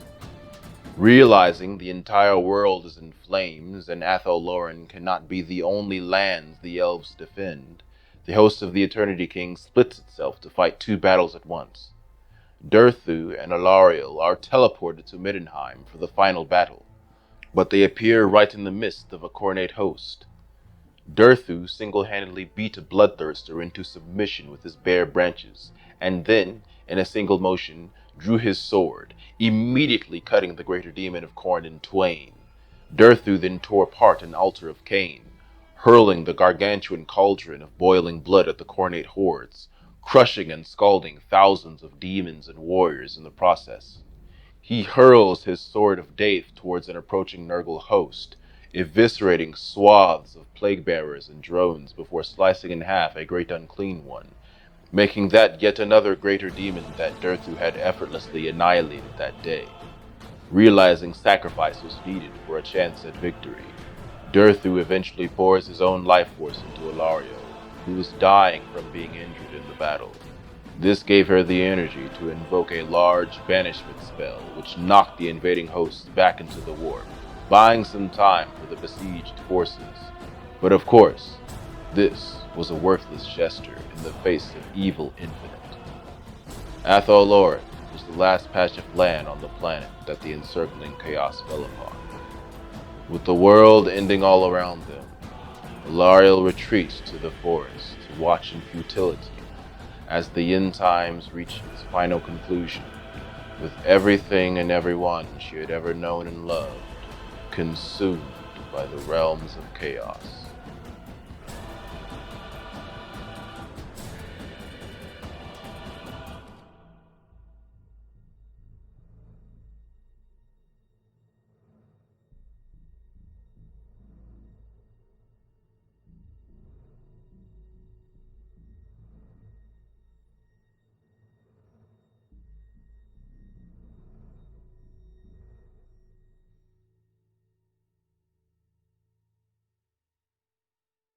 Modryn Ironbark, Lord of Arranoc, the Summerstrand, was cut down defending Alariel and her fellow incarnates during the Blood Hunt. Ariel, the Mage Queen of Athel Loren and the Avatar of Isha, was wounded by the rival goddess Lilieth, probably for centuries of unanswered injustices inflicted upon her worshippers by Athel Loren, and then absorbed by Alariel, the Everqueen. Ariloth the Bold, Lord of Talsyn, the Kingsglade, and the Groves of Eternity, and master of Scairn the Eye Thief, was spirited away to another realm of existence entirely by Lilieth, goddess of the moon, dreams, and prophecy, missing in action. The twins, Naestra and Arahan, the sisters of Twilight, were last seen in Athel Loren with Alariel, missing in action. Athelwyn, highborn prince of Athel Loren, was last seen fighting demons, defending the Oak of Ages under the command of the Shadow King, Alithanar, missing in action. Durthu, called the Oakheart, eldest of the ancients, gave his life force to Alariel during the Battle of Middenheim, so she had the energy to invoke a large banishment spell. Daith, Avatar of Vol, Lord of Torgovann, the Forge of Starlight, was killed by a Sister of Slaughter as repayment for him slaughtering the rest of her unit during the final Ulthuani Civil War. Dritcha, the Briar Maven of Woe and handmaiden to Coadil, had her head cut off by Malekith, who she had been trying to kill before switching her target to the Demon Prince of Be'lakor as he tried to consume the Oak of Ages. Gwerkis, the Treeman, guardian of the Willowkin, was torn apart by Kabanda during the Blood Hunt. Kalara, the Huntress of Wydrioth, replaced the human goddess of healing, Shalia, as Nurgle's test subject for his plagues. Loftland, the brave, battle standard bearer of Athel Loren, was cut into pieces by the blades of demons holding high the banner of his homeland, long after he drew his last breath. Naeth, the prophetess, high seer of Athel Loren, was captured by Bellicor, who defiled her living body in a foul ritual employing haruspicy to predict how the end times would proceed. Archaon then mutated Naeth's body into a chaos portal following the prophetess's attempt to scry the Everchosen, killing her after the portal had fulfilled its use. Orion, master of the Wild Hunt, king in the woods, and avatar of the god Kurnos, was slain in a duel with Tyrion, the avatar of the god of sacrifice and murder, Cain, but not before wounding him to the point of needing Alariel's healing. Ska the Falconer was gored to death by minotaurs while he protected the Silamail tree, and died alone, bloody, and forgotten by his comrades. Skeolan of the Hooked Blade, Lord of Adelwith, the Winterheart, and wisest of the Azrai, had his eye and heart pierced by spears from Arranoc during the final Othwani Civil War. The Landor, Lord of Argwylon, the Moonspring Glades, known as Doomstar for swooping down on his great eagle Gwandor under the cover of night to slaughter goblins encroaching upon Athel Loren, was knocked out of the sky and smashed into the ground during the Blood Hunt by a bloodthirster's flail. Before dying from pulverization, the Landor pierced the demon's skull with his spear. Yolaf the Terrible, Weaver of the Seasons, had his great eagle smashed from the sky, and when he hit the ground, was pounced upon by a pack of bloodletters. For those notable or unnotable Wood Elves not listed here, assume they are all either dead or lost in time. May the Pale Queen Athel Caiellin have mercy on all elven souls.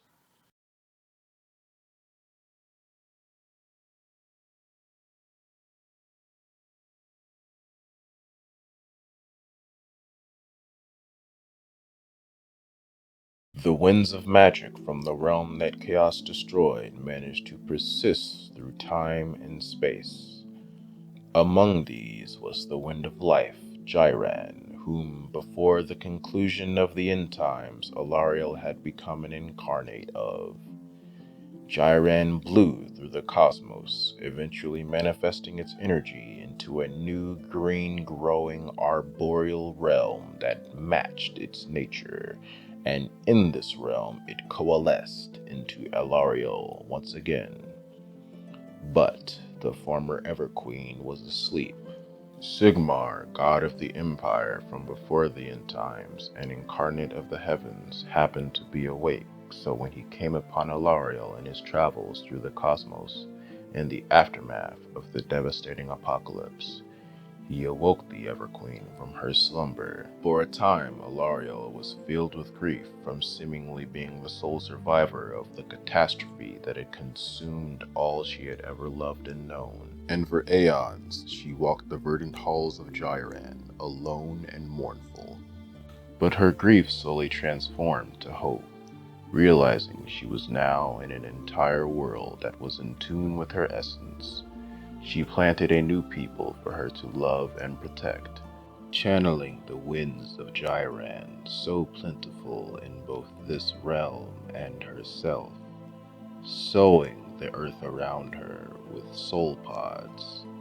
These seeds grew into beings also filled with Jyran's glory, and together with Alariel they could truly appreciate the beauty of such a realm, overflowing as it was with life itself, and things that grew and blossomed and sprouted. And these were a people not just capable of adoring and tending to the forests and glades and wilderness of Jyran, but also a nation fully equipped to defend itself from those who would besmirch these lands with their filthy footsteps, who would dare cut down a tree, or start a fire, or pluck a flower. Among the first to grow from the soul pods of Alarial seedling groves were the Dryads who had returned from the world that was, fresh and eager to slake their aggression on any who dare poach or chop in their domain. Led by their branch wraith leaders, these entities preferred the same hit-and-run tactics they practiced in the previous world. There were the Tree Lords, who took the shape of tower-sized men clad in bark instead of skin, able to easily flatten fully armored knights with gnarled fists, or use writhing roots and vines extending out from their hands to snake through any crack in armor, piercing the flesh within, or entangling groups of attackers at a time. These Tree Lords could even take up the sword if they so desired. There were also the Tree Revenants. These were beings of elf and tree combined into one form. Branch witches would also command swarms of spite to fly at the enemy. There were Karnoth hunters, twice the size of Dryads, who were beings of bark that wielded scythes, swords, or great bows in equal measure, whatever the situation required. Arc Revenants led hosts of creatures, borne through the air upon wings from symbiotic zephyr spites, upon which they reached vantage points so that they could view the entire battlefield and make appropriate strategic decisions. Alariel the Everqueen commanded the love and respect of all these creatures. They were her children, after all. And when she brought them to battle, she would do so on the back of a giant Wardroth beetle, which crushes poor fools in its mandibles as Alariel weaves her potent gyranic magic, while they both leave trails of blossoming flowers and fruits in their wake. Alariel had allied herself with Sigmar, who commands the Stormcast Eternals, an army of demigod warriors, whose souls are forged in eternal trials, and endlessly recycled after falling in battle into new bodies, which are clad in the hardest aetherite armor, who literally strike within bolts of lightning. Alariel and Sigmar, together along with their allies, have pledged to defend the realms of order against chaos.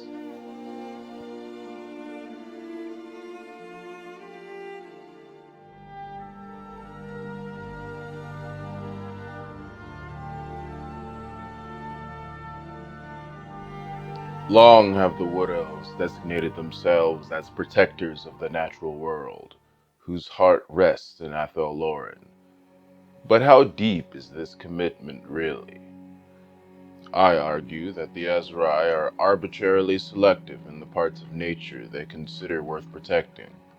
This may have changed for their Queen Ariel in the years leading up to the end times, but given the conclusion of those transpirings, it was clearly not enough and not in time.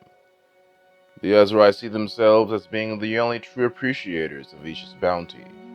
They sing trees into architecture rather than cutting them down, this is true. When a deer or rabbit is slaughtered, every part of the body is used for food, tools, and clothing. This is true. The practice, however, only extends to what life they deem worthy. The wild hunts led out of the forest every spring, slaughtering all in their path. Are the hapless Bretonnians who fall prey to these needless pogroms not a part of the weave they claim to serve? The Oak of Ages is the heart of all life on Malice, and its roots extend to the far reaches of the world, through mountains and under oceans. This includes Bretonnia. How are the filthy peasants and arrogant nobles of the Royarchy any less a part of the cycle of life and death than the flora and fauna of Athel Loren? What parts of the peasant body are used for sustenance when he is slaughtered just for plowing the field on the wrong day during the spring? How is this poor creature left to rot, any different than the trees the dwarves cut down for kindling, or the animals imperial hunters kill for sport? Azrai sympathizers will claim that the wild hunt is necessary to release bloodthirsty emotions which bubble over after winter. That to keep the weave in balance, not only life, but death too must be maintained and supplicated. To these critics I would submit the following query. Where were the Azrai when the Skaven, even as their undercities, burrowed and bore into the very heart of the earth, overwhelmed the temple cities of Lustria with their unnatural plagues and endless numbers? Where were the great spirits of the wood, When village after village after village disappeared near the edge of the Drakewald, a forest perpetually defiled by hordes of ravenous beastmen. Where were the volleys of Wood Elf arrows to defend their so-called buffer state when the longships of Norska come to raid Bretonnia's northern shores? Are the Azrai afraid of a true challenge? How can the Wood Elves claim to be guardians of the weave and its heart, which is the Oak of Ages, when its roots are severed, the land corrupted without contest, and the very ground beneath their feet infested with numberless ratmen? Those who claim the Wood Elves haven't the time or the resources for such ventures are selectively forgetting that the wild hunt happens every spring. If there is such an abundance of pent-up energy and excess resources for this Fey Jihad to happen every single year, then let the wild hunt fall upon those who truly befoul and degrade Isha's gifts. If Ariel is able to use the world roots to hop across continents because of personal grief, then the roots should be used to allow the wrath of the Azrai to fall upon any who would threaten the weave's integrity, wherever they may be. Let the wrath of the Azrai fall upon the offensive, repulsive, and ubiquitous Skaven, or the mindlessly brutal Greenskins, or the Beastmen, who would transform every forest in the world into glades of woe if they had the power, not random Bretonnian peasants who already worship in ignorance what is an elven goddess. Furthermore, it is insane that a rogue terrorist like Dritcha is able to roam the lands freely, slaughtering and pillaging, and eventually kidnapping a Fey enchantress, all to resurrect the maddened Coadil. How can they be mad at poachers and woodcutters when they themselves poached a priestess and cut down so many Bretonnian lives? These injustices left unrectified are why Lilith betrayed Ariel, clearly. Centuries of the slaughter of her subjects, and then the blatant theft of her highest priestess without even the slightest disavowal from the consort king or the mage queen. As for the stubborn Dawi, the dwarves will always hold their grudges, but a wise man said you can never control what others do, only what you can. If the dwarves will never forget their past offenses, no matter how many times you have repaid the debt, then let them stew in their own hypocrisy. Let their anger become hollow and brittle, their grievances unjustified. Eventually, their dwarven sense of honor might overpower their brittle, crumbling desire for revenge. It is absurd that the one faction with access to such an asset as mass teleportation and a mastery of guerrilla tactics refuses to apply these assets productively, despite the fact that such endeavors would strengthen the weave and have been proven to do so, and by extension, Athel Loren and the Azrai themselves would be empowered. Ariel had begun to rectify this after falling to such a low and dark place she had no choice. But it was too little, too late. It is a distinction without a difference, rather this continuous inaction, and these ill-done deeds were due to cowardice, sloth, or conceit. The result was the same for the Azrai, the destruction of the entire planet, and thus their own demise.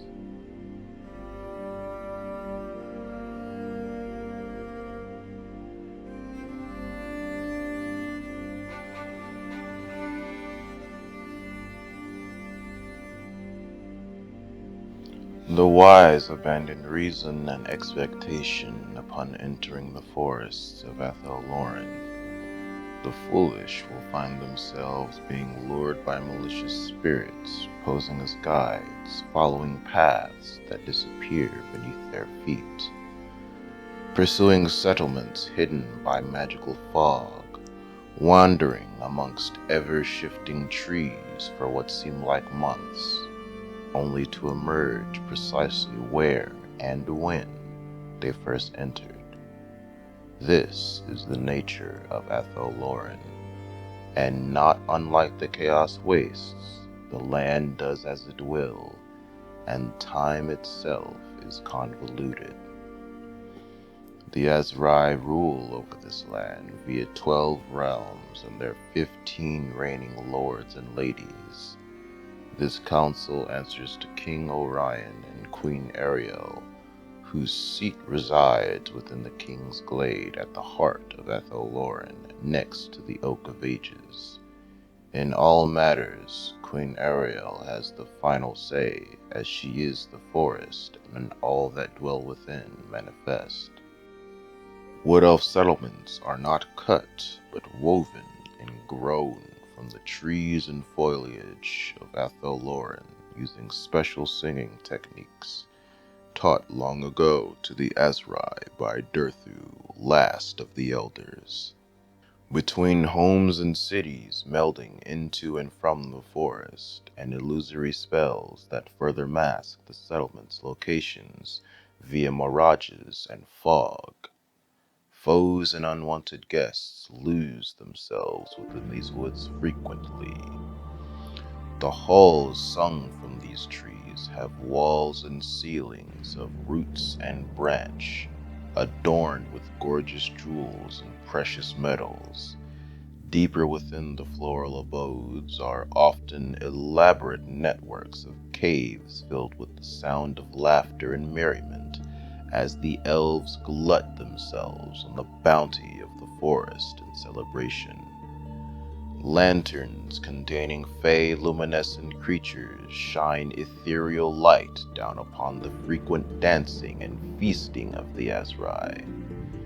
The enchanted nature of the forest provides eternal youth to the human serving boys who are kidnapped from Bretonnia, and now forevermore walk these halls offering fairy wine and woodland game upon platters of silver to their wood elf masters.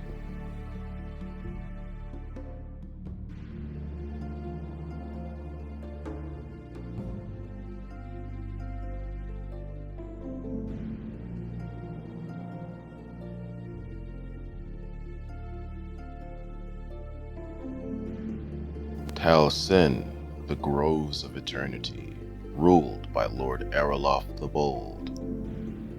The bond between elves and spirits is strongest in the core of Athel Loren, within the realm of Talsyn, also known as the Groves of Eternity. There are 3 reasons why this is so. Here grows the King's Glade, where the consort King Orion and the Mage Queen Ariel sit their bramble thrones, presiding over their verdant court. Secondly, this realm is where the world roots from the Oak of Ages converge, allowing instantaneous transport to where the ancient oak's roots still grow and forests still thrive. Lastly, the Council of the 12 Realms convene here. The realm is essentially Athel Loren's capital, and Lord Arralof, called the Bold, rules this region. This earns him the envy of his peers, who know not fully the immense burden of responsibility that comes with such a position. Arranoc, the Summerstrand, ruled by a Modryn Ironbark. The realm of Arranoc, called the Summerstrand, is a fief of sunlight. Winter never comes, and nights rarely fall. However, let not its summery climes deceive you, for the land is little more than a death trap. Elves and forest spirits lull naive visitors into a hedonistic daze with feasts and drink, only to carry off and abandon their drunken guests before the vaults of winter.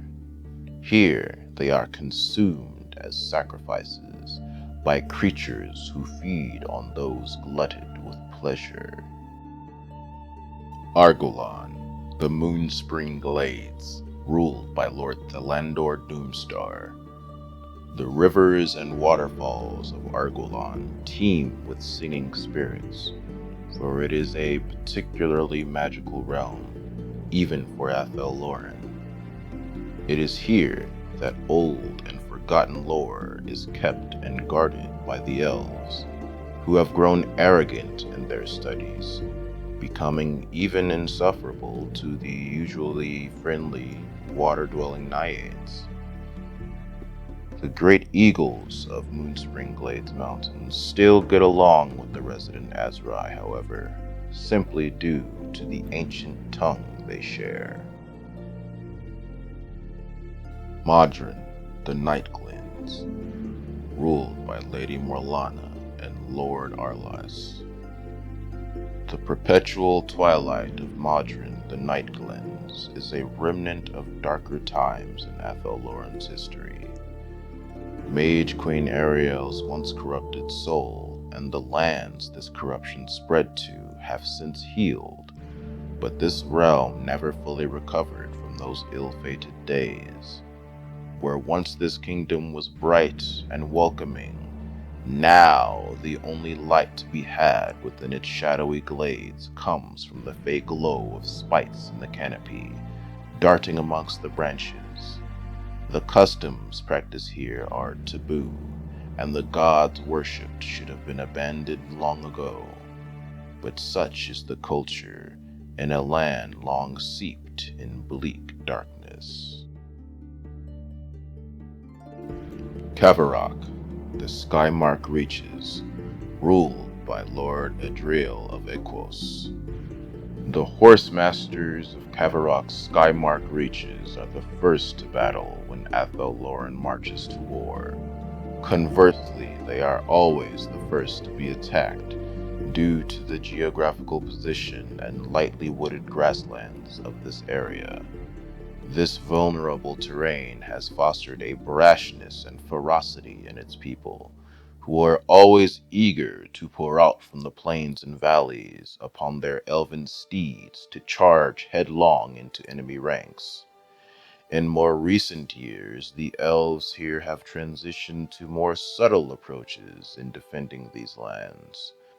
One such strategy involves many shape-shifting spirits native to Cavaroc, posing as Bretonnian nobles, governing the nearby dukedoms, allowing attacks to be quashed before they begin.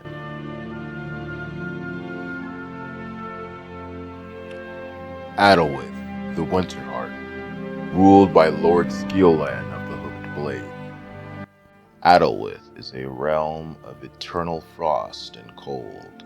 The ice statues that adorn its paths and halls are a mixture of imprisoned forest spirits who have become too irksome to let roam freely, and some are artistic works of actual ice created by Wood Elves who sing snow and glacier into aesthetically pleasing shapes, making ice sculptures. Colder climes tend to stagnate the fervor of forest spirits, so here in the Winterheart, elves make up the bulk of those who guard the wood. Cythral, the Wildwood, ruled by Lady Drea the Nighthawk. The Wildwood of Cythral is among the most unwelcoming of Athel Loren's fiefs. The elves here maintain a prison of menhir stones and ranger patrols to contain those forest spirits who would see even the Azrai harmed. Even fellow elves caught trespassing are often summarily executed and their remains cremated, for some of the malevolent spirits have disguised themselves as lords on the council in times past.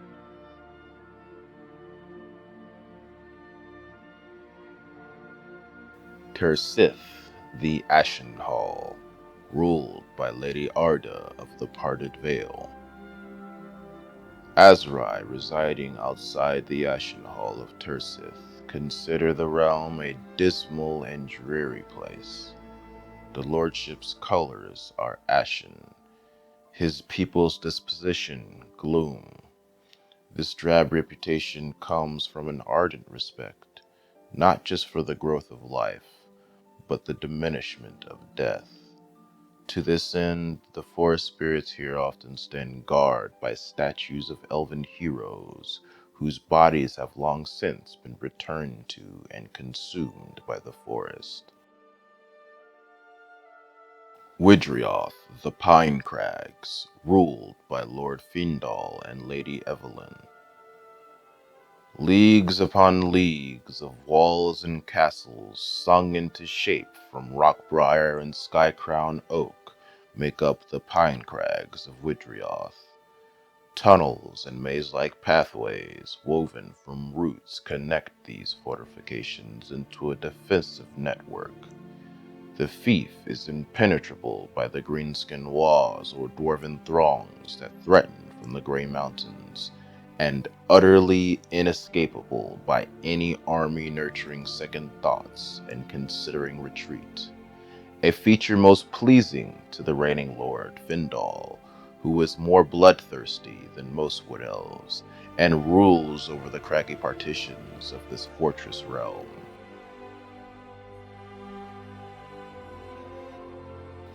Fyr Darric, the Trickster's Wood, ruled by Lady Hagria of the Mask. Fyr Darric is a holy wood where the trickster god Loic is worshipped. Wandering war dancers who live in his way, laughing cruelly at their own mad murderous japes, often find a home here in the feast halls of the war dance. The festivals of the equinox see the sadistic pranks intensified and extended, elves gathering to challenge human guests to friendly trials of combat, promising guidance and freedom upon victory. These victims are considered poor sport if they perish before at least 100 wounds can be inflicted. Torgovann, the Forge of Starlight, ruled by Lord Daith. Torgovann contains the Forge of Starlight, a shrine to the elven smith god Val, and the location of his mythical anvil. The sparks and flame that dance and leap as the anvil is struck and arms are forged create warming lights. These motes of energy attract curious spirits taken with the life fire brings, but also acutely aware of their own particularly flammable constitutions. Lord Daith is the ruler and Grandmaster Smith of this realm, and an enigmatic lord to say the least. None question his skill, but his age is cause for much uncertainty. Many believe he is older than Orion and Ariel, regardless of his ancient origins, and despite his blindness. There are no greater elven smiths in all the world.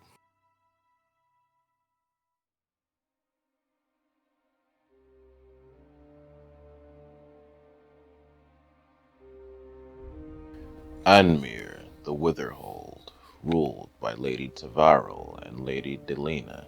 Many centuries ago, Morgur the Shadowgate was slain in the realm of Anmyr, called the Witherhold ever since. The beastman's foul corrupted blood has seeped into the once fertile soil and has ever since been polluting the lands for miles around.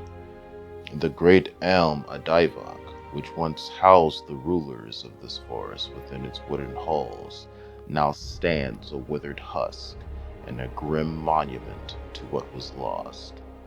The green and fruit have left the surrounding earth, now barren. The area is perpetually under attack by endless hordes of rank braying beastmen who are drawn to the site's blighted energies. This never-ending secret war that takes place beneath the withered canopies also attracts elves from the other realms across Athel Loren, who fear the corruption will spread to their own homes, and thus seek to strike at its core.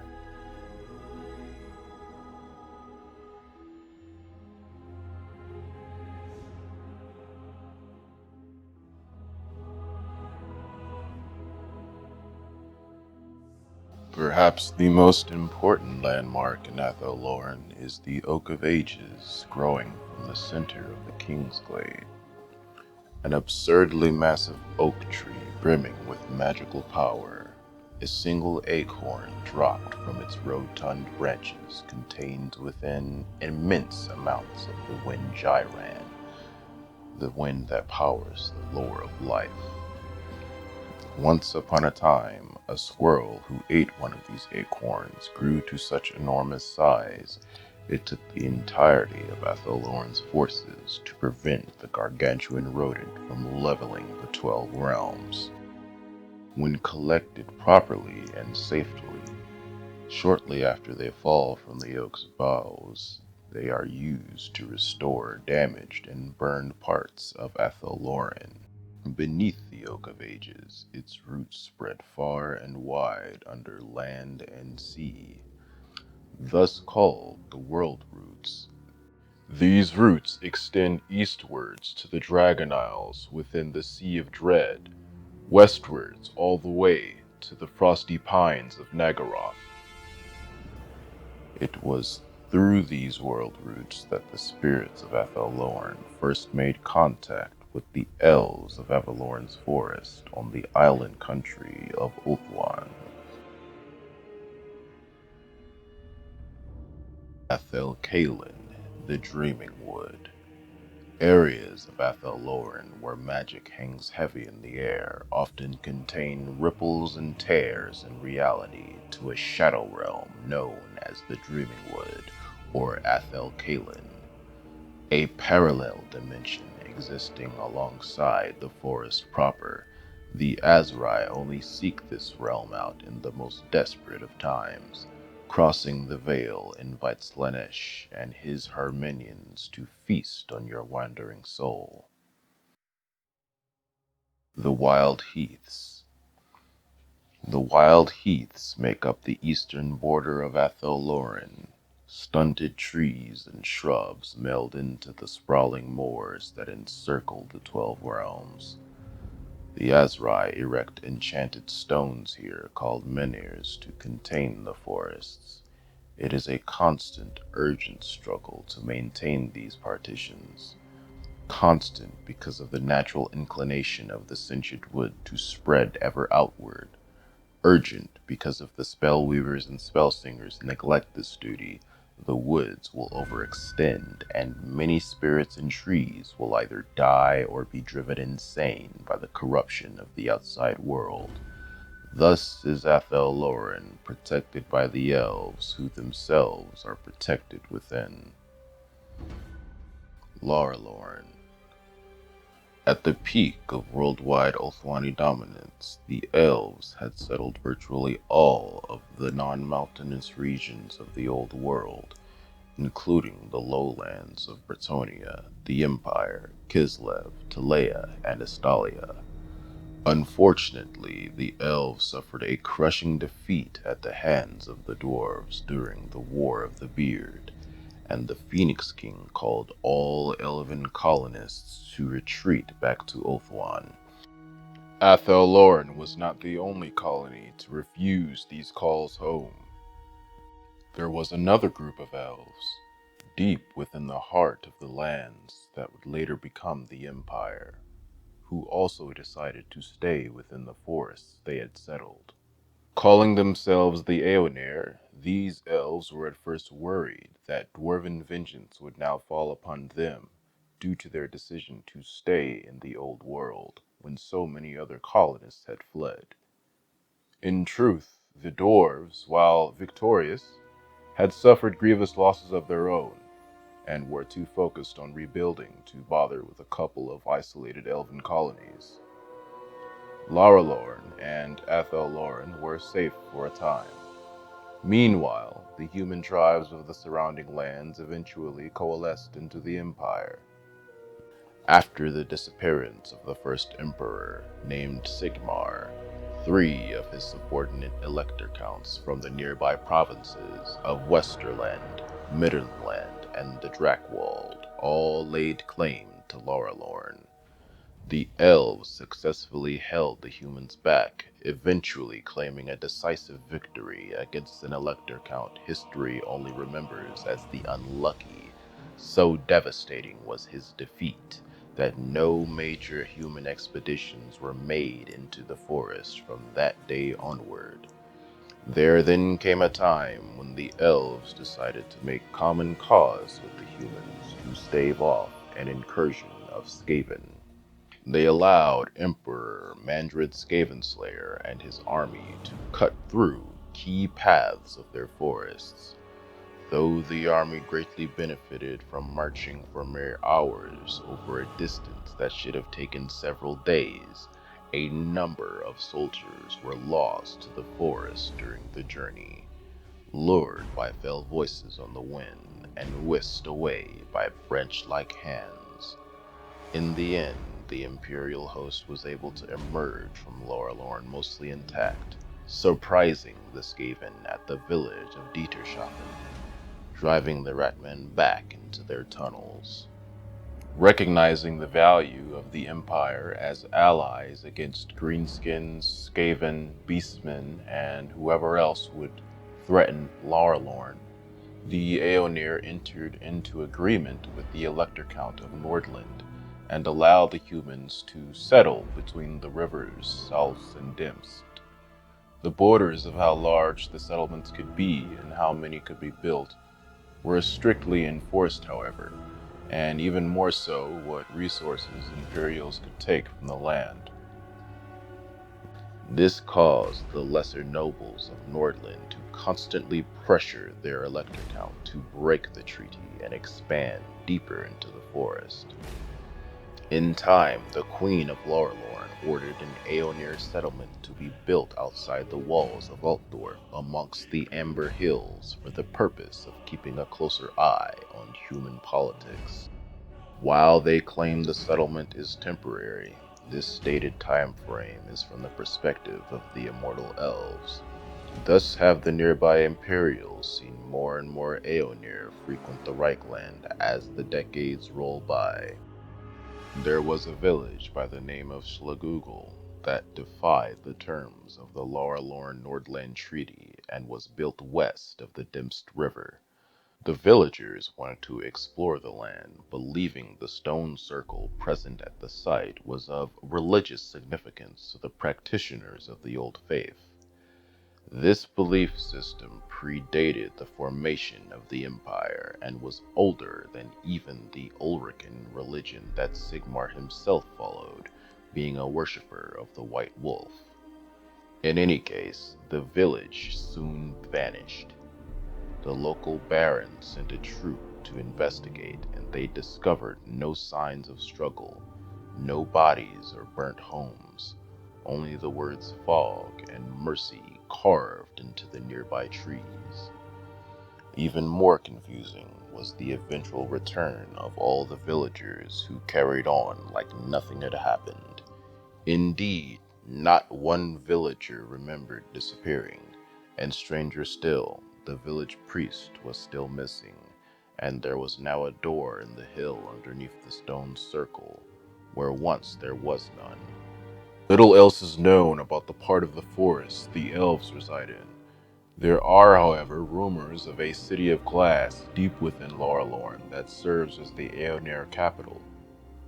From their history in dealing with the Empire, it can be stated that the Aeonir are more inclined than their Azrai cousins to involve themselves in the politics of the outside world.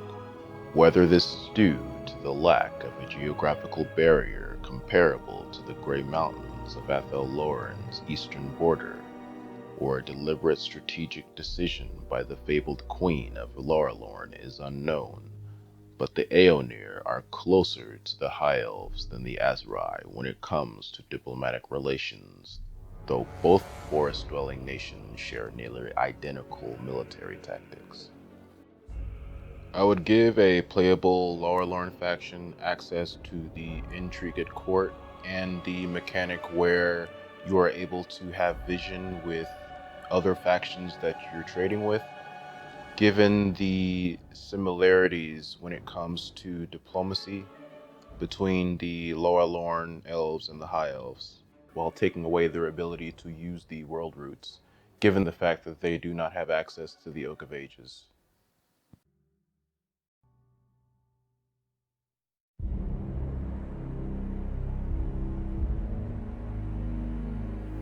Imagine being a soldier within a battalion on the march. You and your comrades file into a forest glade of resplendent wild beauty. The fragrant heaps of flowers in full red-yellow bloom delight your nose. Myriad varieties of hardy fish, scales gleaming and silver-finned, leap and splash amongst crystal-clear brooks of water. Fruits as large as baskets, trees as broad as fortresses, air as sweet as honey. The woods back home are put to shame. The sheer, verdant spectacle of it all leaves you slack-jawed. However, as your company proceeds deeper into the brush, that all becomes ash in your mouth and dread in your gut. The woods seem to close in on you. Creatures of the forest, perched upon ancient bows, gaze down upon you, eyes filled with disdain, despite being mere beasts of the wood. The air itself flexes. Your ears barely pick up fell voices on the wind, whispering, hinting, promising, threatening. Out of nowhere, thick mist billow outwards from the trees, quickly enveloping your position.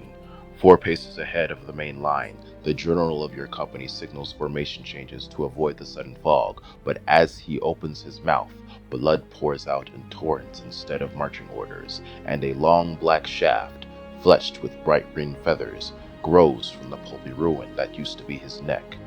Your former general collapses before you, hands still outstretched to give orders now forever lost, gently splattering your face with dark red blood. Before he hits the dirt, 3 more arrows hurtle forth, finding the hearts of his lieutenant, your captain, and your sergeant. Your fellow terrified footmen, now blinded by fog and totally deprived of leadership, attempt to form ranks on their own, even as swarms of arrows find additional homes within their chests. This is when the Feyfolk attack. It is over before you can even make 3 terrified breaths. The heavy cavalry on your flanks would have protected you, but they were outflanked and outshot by elves riding stags and elven steeds within the mist. The scouts in the vanguard would have warned you, but they had been deceived and gutted long ago by dryads disguised as beautiful women. Your wizards could have saved you, but their minds were overwhelmed and their bodies blown apart by spellweavers. Your compatriots die in droves as the Feytide rushes to meet you, before the war dancers leap and flip behind your lines to cut graceful swaths of gore with enchanted steel. Tiny, barely visible entities startle you with flashes of light and poison you with needles and thorns flung at blinding speed towards vital organs, as the diminutive beings flit to and fro amongst and underfoot the elves. You double take in despair and pain as an enormous tree walks over the crumbling formation, picking up artillery pieces within the baggage train, crushing them like twigs with his gnarled appendages. Bleeding from 100 cuts, your body ingloriously falls over with a thump upon the bed of red-yellow flowers whose beauty you had once appreciated, unaware it would become your grave marker. Dazed and stupefied by magic and poison and the quickness of the attack, you hear the sounds of the 2nd Battalion marching through the woods behind. Grim satisfaction floods your diminishing mind as you realize your allies will possibly avenge this cowardly assault. You turn your head, intending to fill your dying vision with vengeance wrought upon the Feyfolk, only to discover they have disappeared.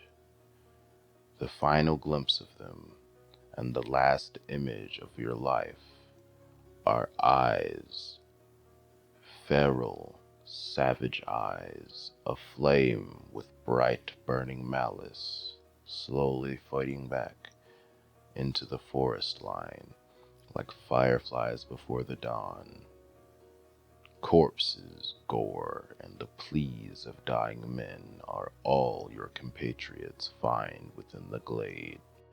From this scenario, you can see that the Wood Elves hit hard on the attack, appearing suddenly, inflicting substantial damage, then fading away back into the forest line before they can be retaliated against. This leads us to the first con of their faction. The Azrai must avoid retaliation at all costs, because they have fragile, lightly armored units. Their high speed, second perhaps only to Slaaneshi armies, is necessary, as the Azrai cannot sustain prolonged battles of attrition. To partially make up for this, many of the forest spirits are beefy in hit points and physical resistance, but they are also vulnerable to fire damage, being entities of the woods, and are not as cost effective. While they have the best archers in the game, they lack artillery, so once again, if you are facing a gunpowder faction, or one with reliable ultra long range damage, you must use their speed or strong magical presence to counter this. Furthermore, the high damage and versatility of the roster pays for it in low numbers, so it will be important to use your flankers to prevent being surrounded. Thus, the faction requires skill to accentuate the power and speed of your army while compensating for their low defense and numbers to prevent being encircled and/or outmuscled. Ambushes, skirmishing, cycle charging, vanguard deployment, hybrid roles, powerful spells, overwhelming arrow fire, and stealth are the strategies competent Azrai commanders must rely on. This strategy was the case on tabletop as well. Every unit had movement 5 or more, meaning one of the main strategies was to keep moving while peppering your opponent with some of the best archers the game had to offer, particularly with the various Enchanted Arrows players had to choose from, whereas generally trying to avoid getting bogged down in melees, as neither their toughness stats nor their saves could compare to that of other factions. The most common use of their ability to place a piece of forest terrain was to place it in a Glade Guard unit, allowing them to fire and fight with an extra rank and rerolls to wounds. Venom Thickets could also be effective, considering the penalties other factions would suffer, whereas your army had immunity to forest dangerous terrain. Abyssal Woods could be laden with Glade Guard, Eternal Guard, and Wildwood Rangers, allowing them to gain an edge in melee combat that they would normally lose if you successfully lure in enemies due to the fear Abyssal Woods cause. Unless they have poison attacks, Wild Riders, who have Strength 5 on the charge, units buffed to Strength 5 or higher, or Wildwood Rangers, Wood Elves have a really hard time inflicting wounds on monsters and units with high toughness. Your Treemen and Forest Dragons will be vulnerable to enemy war machines. The Wood Elves have no such unit to target beefy boys, so you're going to have to use the methods I listed earlier to deal with them. One common strategy was to offer up a large monster as a decoy, basically, so that your opponent would waste all their ammo on them, while the rest of your army is able to get into position and do a lot of damage.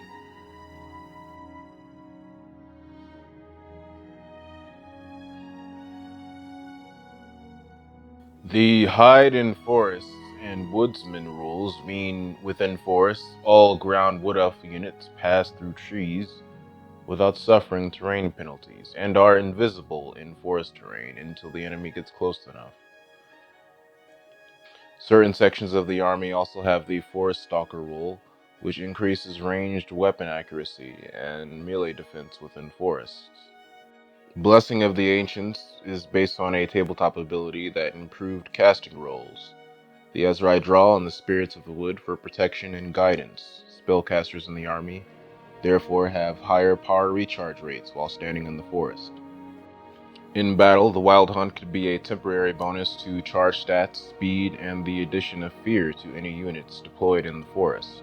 On campaign, this could be a crusade-like mechanic that grants movement bonuses and reduced army upkeep towards a designated target on the map. Other Wood Elf factions may join in on assaulting the target, depending on their disposition towards your faction and special traits, and rare items are gained at the completion of each hunt, though the downside could be that the targets are random and often far away, which in turn encourages the use and restoration of the world roots. But if armies do not make it fast enough, they start to suffer massive amounts of attrition to represent the Wood Elves starting to suffer from being away from Athel Loren, which they are spiritually bound to. The weave represents the Azrai's attunement to the ebb and flow of all that live and die within the natural order.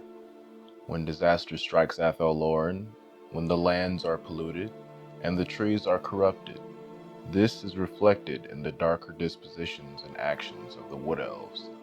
And when the green grows untainted, so follows the vibrant nature of the Azrai. They rely on these connections for their magic. This could be implemented as a combination of weaker versions of the High Elves and Dark Elves army abilities when it comes to the real-time battles, coinciding with the Wood Elves being a middle path between the two factions. Bonuses smaller than those gained from martial prowess at a battle start that are lost if health or leadership is lowered enough, representing the vibrancy of life, and bonuses smaller than murderous prowess if enough bodies fall on the battlefield, representing the necessity of death within the weave. In campaign, restoring the weave could take the form of a meter with a pointer you need to keep in the middle, not too light, not too dark. Forming alliances, trade, using high life and light lores could push the needle towards the left, providing increased public order, increased growth, improving diplomatic relationships with order factions, but penalty to combat stats, diplomatic relationships with destruction factions, and reduced benefits from the Wild Hunt. Winning battles, raising settlements, assassinating enemy generals, using death, dark, and beast lores pushes the needle to the right, increasing benefits from Wild Hunts, improving combat stats, improving diplomacy with destruction factions, and perhaps the recruitment of special units from the Wildwood, while decreasing public order and growth. When you reach the end of one side of the meter, you get something big, like maybe Athel Loren becomes a vassal because the relationships between you have been strengthened through your noble actions, or perhaps you get a free incarnate elemental of life, which I will describe later in the new unit section of the video. And when you reach the other side of the meter, maybe you can call Wild Hunts outside of Spring, and perhaps you can get access to Dark Elf mercenaries because they respect the strength that you have shown. If you keep the needle in the middle, you get no benefits and no penalties. I would make restoring connections between the Oak of Ages and the Forests of the World part of the weave mechanic, pushing the needle one way or the other depending on the kind of forest the Oak of Ages is connected to. And the more forests you restore, the lesser the penalties and debuffs from either side of the needle, giving you more leeway to play as you please.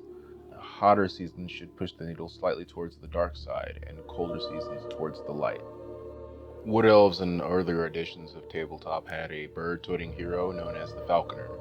I could see this as a unique item for Glade Lords and Captains that functions as a summon similar to Krell. The Falcon would be used as a cheap, low-health, scout-type unit with a special ability that lowers the melee attack or defense of any single entity unit it charges from the air. Given that it is a normal-sized falcon, and thus quite weak, skillful players would have to be careful in using this ability if they wish to keep the bird alive. I would probably also give it some kind of stalking ability, so it's basically invisible until you get up close to represent it's flying pretty high in the sky, so it's hard to see. This would increase its utility and survivability. The world roots are the nexus of global magic and the genesis of life. On tabletop, Wood Elves had an ability to turn a section of the table into forest terrain. In Total War, World Roots could let the player select a small section of the default Vanguard deployment zone to transform into forest terrain. That section now allows any non-Vanguard units to deploy as Vanguard, which represents the Oak of Ages, allowing transportation. Emphasis on the small size of this zone for balancing purposes. You don't want to be able to, Vanguard deploy your entire army. On tabletop, players could choose from one of several forest terrain types, each with unique effects. Abyssal woods contain an intangible malevolence that causes fear and insanity in those traveling through it. Blood forests remain dormant until someone nearby uses magic, at which point they awaken, eager to feed upon the spellcasting culprit. These could deal damage to spellcasters who pass through the terrain. Fungus forests are teeming with hallucinogenic mushrooms. In Total War, these forests could have a 50-50 chance of rampaging units or stunning them for a while. Venom thickets are filled with poisonous creatures and grant those within poison damage to their melee attacks. The Wildwood contains the most wrathful and vindictive spirits, so in Total War I could see this causing magic damage over time while the enemy moves through it. In Total War, after the release of the latest DLC, Wood Elves will be able to teleport using the Deep Roots mechanic on the campaign map. The regular World Roots is just an army stance that allows you to bypass terrain, in a fashion similar to the Underway stance used by the Skaven and the Dwarves. Much of the Azrai culture is tied to the seasons. During the winter, the forest spirits slumber, and the Wood Elves take charge of the forest's protection. In the spring, Orion comes back to life, calling the wild hunt to begin anew, and the forest spirits awaken, eager for new prey to slaughter. Best way to implement this is increase in enemy attrition and forest spirit recruitment, but a decrease in public order in the warmer months to represent the forest being better able to defend against intruders, and the awakening of the forest spirits. The wild hunt should also be exclusive to spring. In the winter, there should be bonuses in recruitment to elven units, decreased attrition, and a public order bonus to show how everything slows down in the winter, but the forest spirits' hijinks are not as malicious and frequent. Would also be nice to have different campaign map animations for each season. Of course, the faction known for their archers would have multiple kinds of enchanted arrows. Hagbane tips inflict poison in-game. They are also known as Calyx Claws, referencing a powerful crone in Azrai folklore, and only require a scratch for the lethal venom to settle into the target's bloodstream. Starfire shafts are crafted from starwood trees, whose bark all impure beings recoil from. Moonfire shafts are enchanted under the light of a tainted moon, searing the flesh of those with pure intention. On tabletop, these two upgrades would add flaming attacks and extra damage to the forces of destruction for Starfire, and extra damage to the forces of order for Moonfire. Only Starfire shafts made it into Total War, and in-game they provide fire damage and armor piercing. To implement Moonfire shafts, I would simply exchange the fire damage for magic damage. Swift silver shards were crafted from wood so light and sturdy that they seemed to almost eagerly fly from the drawstring. On tabletop, this upgrade provided multiple attacks, I suppose, to represent the speed with which archers are able to fire and reload these arrows, or to show the arrows are light and strong enough to fire off multiple at a time. In-game, they add an extra projectile. In Total War, Glade Guard can take Starfire shafts or Hagbane tips. Glade Riders can take Hagbane tips, and Deepwood Scouts can take Swift Silver Shards. I would keep these as is, save for extending availability of all three variants to all units mentioned here, and to Hawk Riders. These flying units suffer low usage in multiplayer.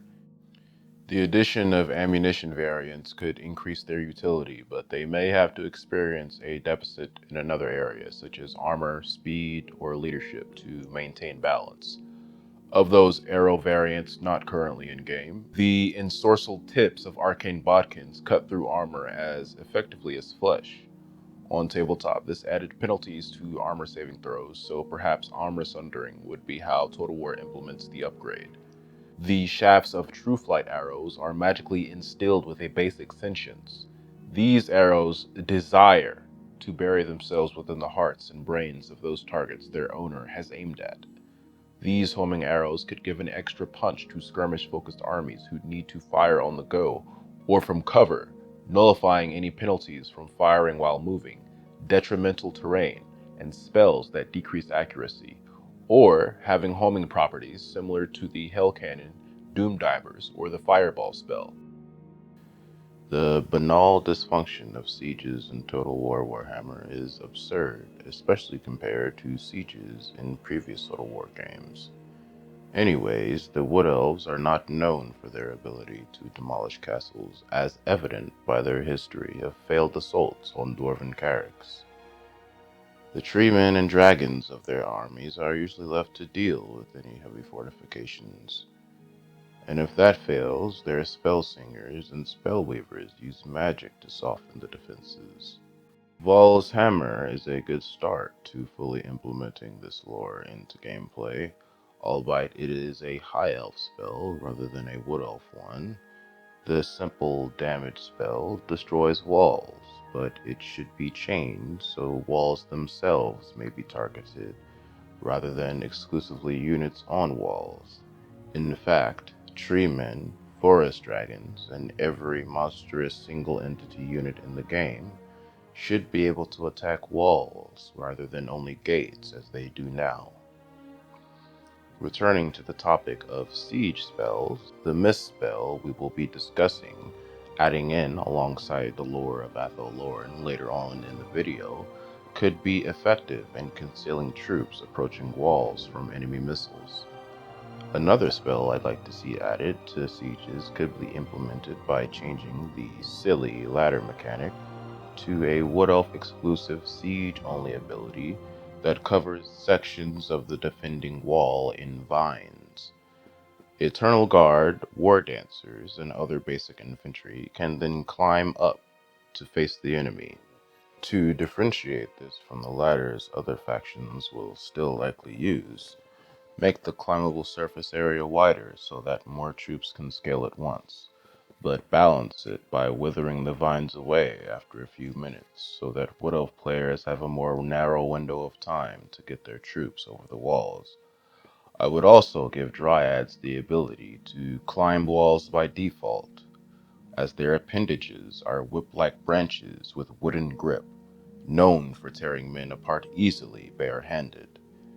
Perhaps some of the more elite and stealthy units, such as Waywatchers and Wildwood Rangers, can be given grappling hooks to represent their more clandestine nature. Anything to be rid of butt ladders. Anything. Last of the siege spells I can think of is one that summons a ramp. In older editions of Warhammer, elves could use magic to move literal hills around. In Total War Warhammer, let spellsingers raise the earth to create verdant ramps of grass and dirt, allowing infantry to walk right up to the ramparts. Balance it like with the vines and make them temporary. Remember how Tolkien was partially inspired to create Ents from the Macbeth line, where soldiers used leaves and twigs as camouflage to stealthily approach a castle? In medieval warfare, archers often used wheeled shields known as mantlets. Give Wood Elf archers a version of that, except covered in leafy bushes so the enemy thinks they're being attacked by an army of shrubs shooting arrows, like in Macbeth. Decrease their movement speed and accuracy in exchange for an increase in missile resistance and armor. Tree-Man Destroyers and Tree-Man Guardians are two potential unit variants that did not exist on tabletop, but have a basis in lore and would be useful for attackers in sieges. I'll explore both of these in later sections of the video. As you can see, options for the Wood Elves laying siege should be expanded, but still limited compared to other factions given their more guerrilla flavor. Defending an area, however, is a different matter. Wood Elves live in the woods. They should be knowledgeable in using the ground to their advantage, particularly in regards to laying traps. With the implementation of deployable traps in 3 kingdoms in Troy, Creative Assembly should spread the love to Azrai. Way Watchers could deploy slowing and damaging obstacles in older tabletop editions. These traps included spike pits, nets, snares, and giant hidden spikes known as impalers. In Total War, I believe most of these traps should be set before siege battles, like with Eltharion's last campaign mission, rather than relegated to a Waywatcher ability. Spike pits should be hidden by terrain until an enemy touches one. The units then fall into a slightly lower section of the ground, are briefly stunned, and take moderate damage. There is an IRL plant named Tribulus terrestris, whose fruit has spines sharp enough to puncture shoes. These could be a Wood Elf version of caltrops, slowing down enemies, especially cavalry, but also doing damage over time from the thorns containing poison, as animals are known to die from its consumption. For nets, give Waywatchers a projectile like night goblins, but instead of goblin fanatics, it's a net that stuns, which is funny because on tabletop, night goblins had nets as a projectile option as well. The Impaler could be an anti-large variant of the Spike Pit, where the Spike Pit contains multiple smaller spikes for skewering infantry. I would make the Impaler a hidden massive spike that shoots up from the ground upon activation, knocking down and severely damaging single entities that are caught in the trap, making it a monster killer, essentially. In the lore, Wood Elves build their fortifications by singing them into shape from trees. This means their castles, towers, and forts are made mostly from roots, branches, and greenery. Therefore, standing on walls or behind them could count as standing on forest terrain, with all the accompanying benefits for Wood Elves and all the debuffs for non-Azrai. Since the architecture is made of living material as well, perhaps Wood Elf walls and gates could have some form of regeneration. Leaning into the living architecture theme, the Wood Elf fortresses would surely have secret exits hidden by branches that grow and retract as needed, allowing sorties to stealthily flank besiegers. Let's get even more crazy and add a damage over time debuff to enemies climbing walls because of thorns that shoot out from the sentient wood the building is made of. For built-in wall defenses, archer towers are given, but what about rocks dropped from murder holes? These murder holes could even be upgraded to drop swarming wasp nests that lower melee attack for a time.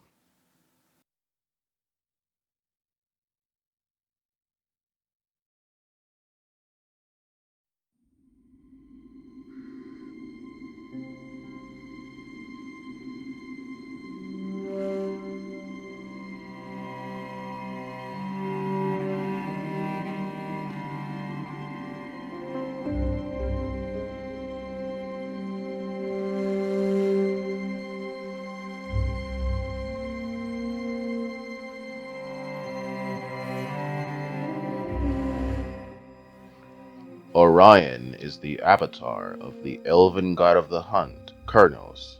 His essence is tied to the seasons. Every winter he throws himself onto a burning pyre, committing suicide until the coming spring, where he arises anew from the wood, horn at the ready to call the next wild hunt into action. Each year, those elves considered the strongest, fastest, and wisest offer themselves up as candidates to potentially be sacrificed in a ritual where Ariel sculpts the new Orion from both the flesh of the chosen elf and the ashes of the previous Orion. Each successive Orion must contend with the spirit of Kurnos and the spirits of those elves sacrificed through the ages. So it is very important that each chosen Azrai be sound and strong of mind and soul to maintain his identity and sanity through the tangle of consciousness. There are many outside forces who would seek to interrupt or influence this important ritual, as it does seem to be a linchpin of Azrai aggression and military power. Many lords and ladies of Athel Loren welcome the ritual as an opportunity to offer up their most competitive political rivals as the new avatar, killing two birds with one swift silver shard, as this not only eliminates the competition from the politics of the court, but also provides the schemer with additional glory if the next avatar is a relative. The Dark Elves and High Elves both have tried to prevent Orion's birth.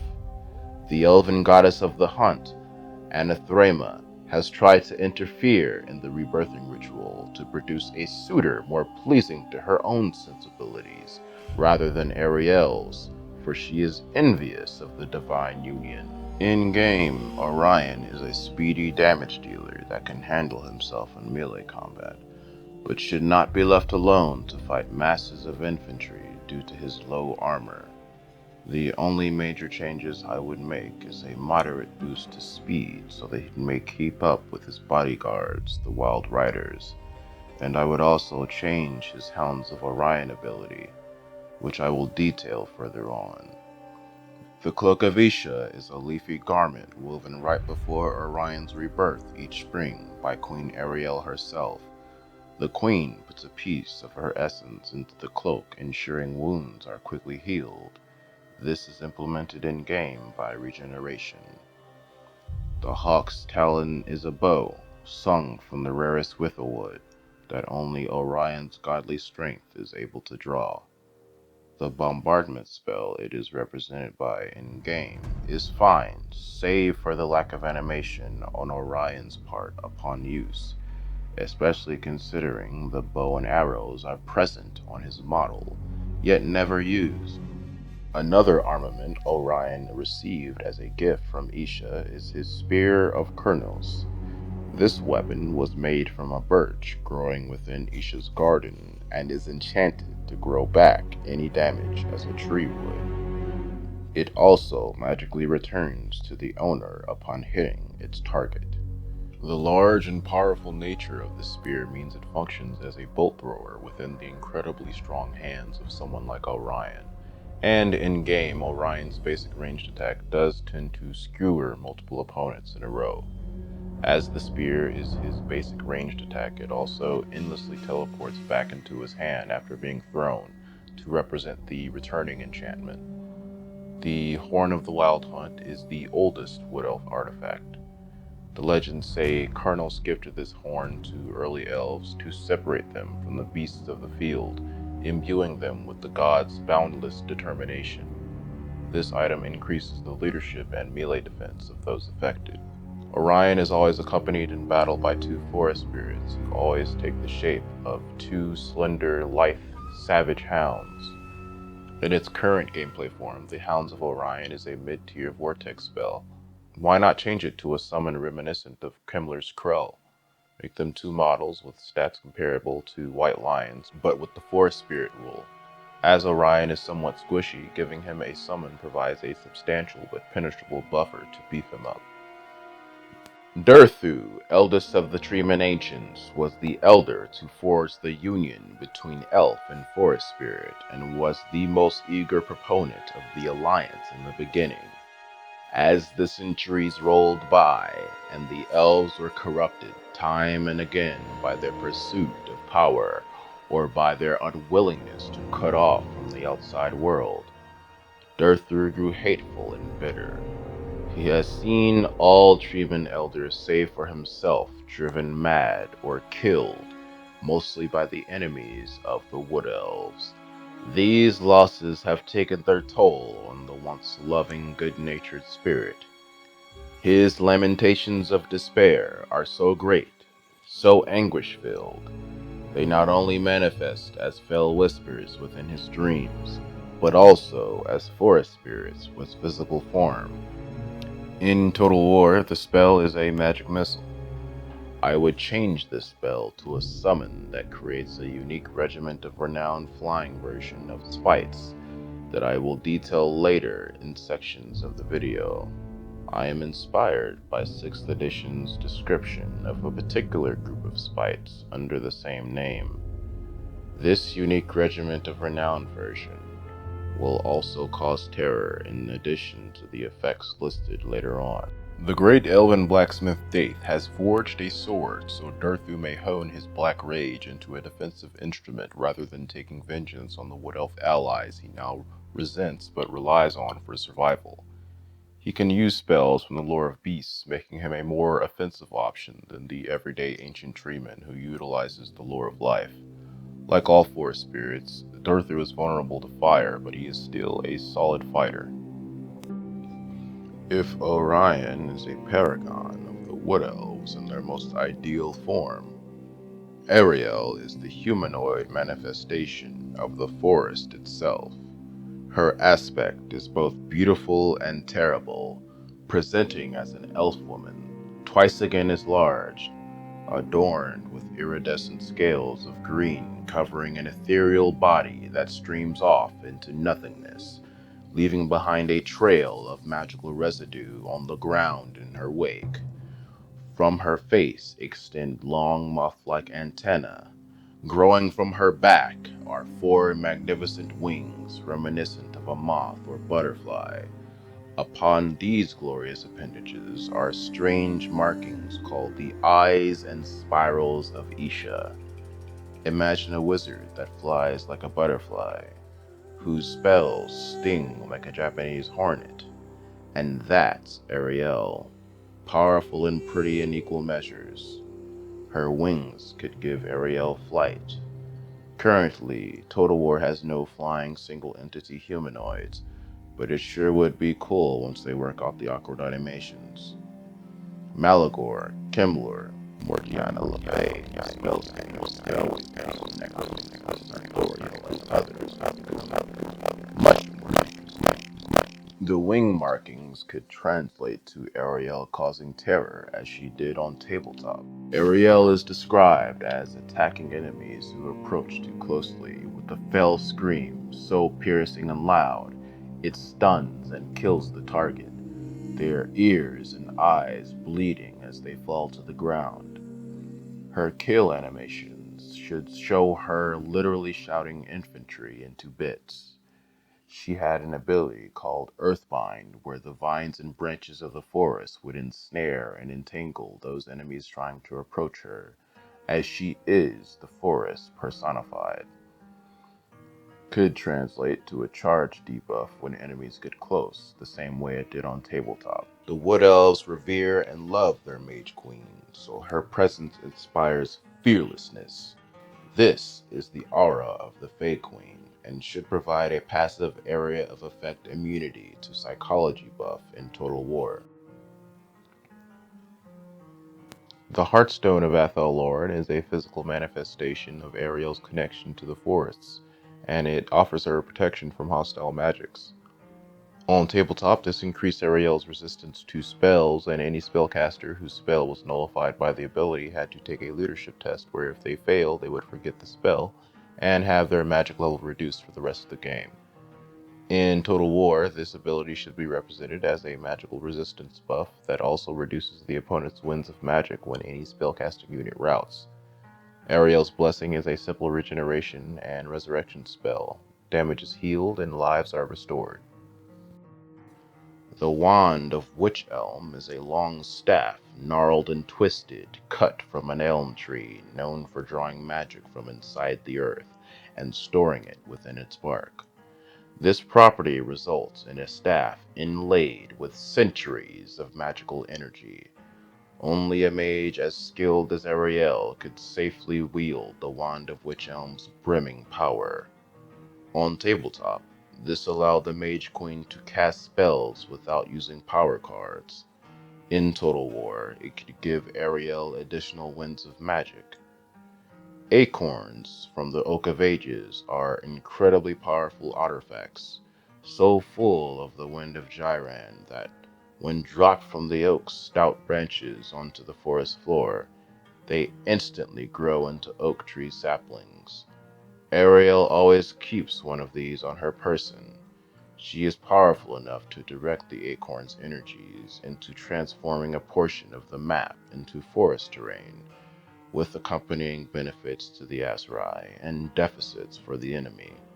The Dart of Doom is a spine cut from a twig of the Tree of Woe, which once healthily grew in the glade, now permanently corrupted by the blood from when Morgur was first slain.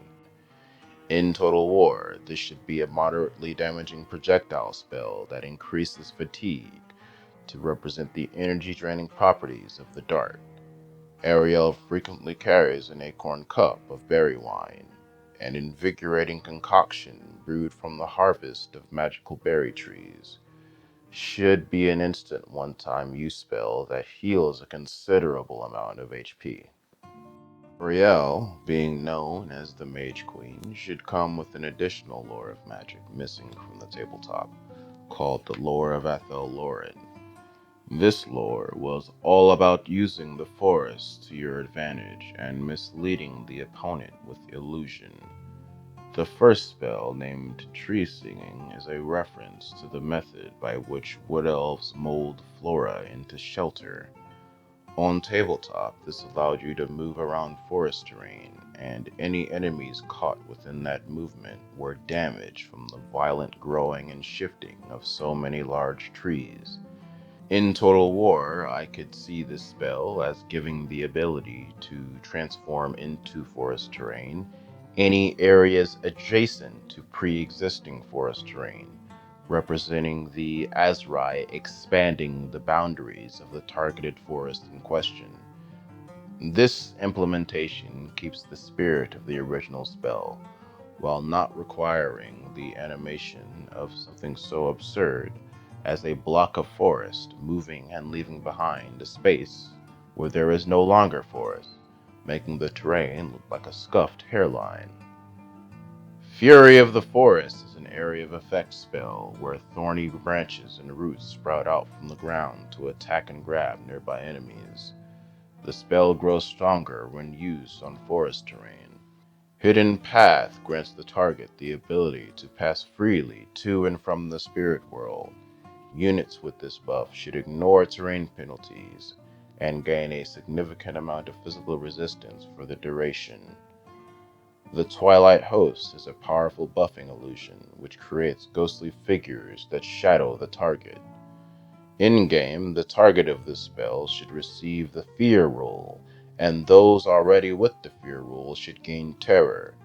Units with the Terror rule might gain a melee defense bonus to represent their terrible visage, becoming even more fearful, making it harder for attackers to focus on how to land hits. The Call of the Hunt imbues the target with the savagery and tenacity of Kurnos, translating to a simple melee attack buff in Total War. Near the end of her story, Ariel shifted focus from the internal workings of Athel Loren to seeking out other entities similar to herself and Orion, as she believed that protecting these beings was crucial to the integrity of the Weave.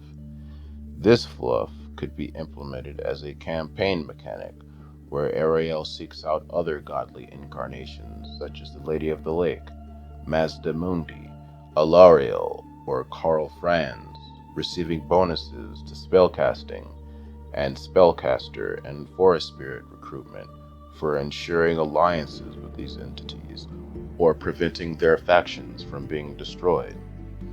Conversely, Ariel could seek out entities to destroy what she considers threats to the Weave, such as Morgur, most obviously, but also Nagash, Archaon, or Lord Skrull. Finally, Ariel should also have access to all of the 8 standard lores of magic, plus the elf-exclusive ones, if we are going to limit the lore she has access to for balancing purposes. then I would at least give her high, dark, death, and life to represent her duality within the fluff. Erloth the Bold was a coward who found courage one day after falling off his horse on a hunt. When he arose, he discovered the recently breaking dawn had turned back into a crescent-mooned night, and he saw a fair elven maiden being threatened by a four-armed demon.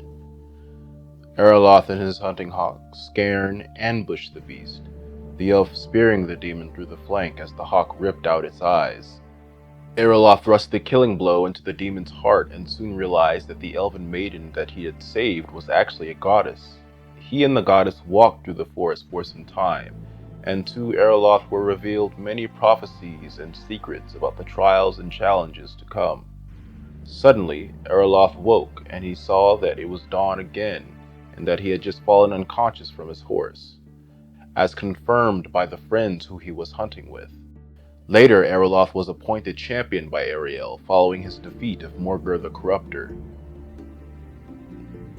Implement this guy as a beefier Glade Lord with a special attack against single entities that sends his hawk Scairn after the target and temporarily decreases their melee attack and melee defense.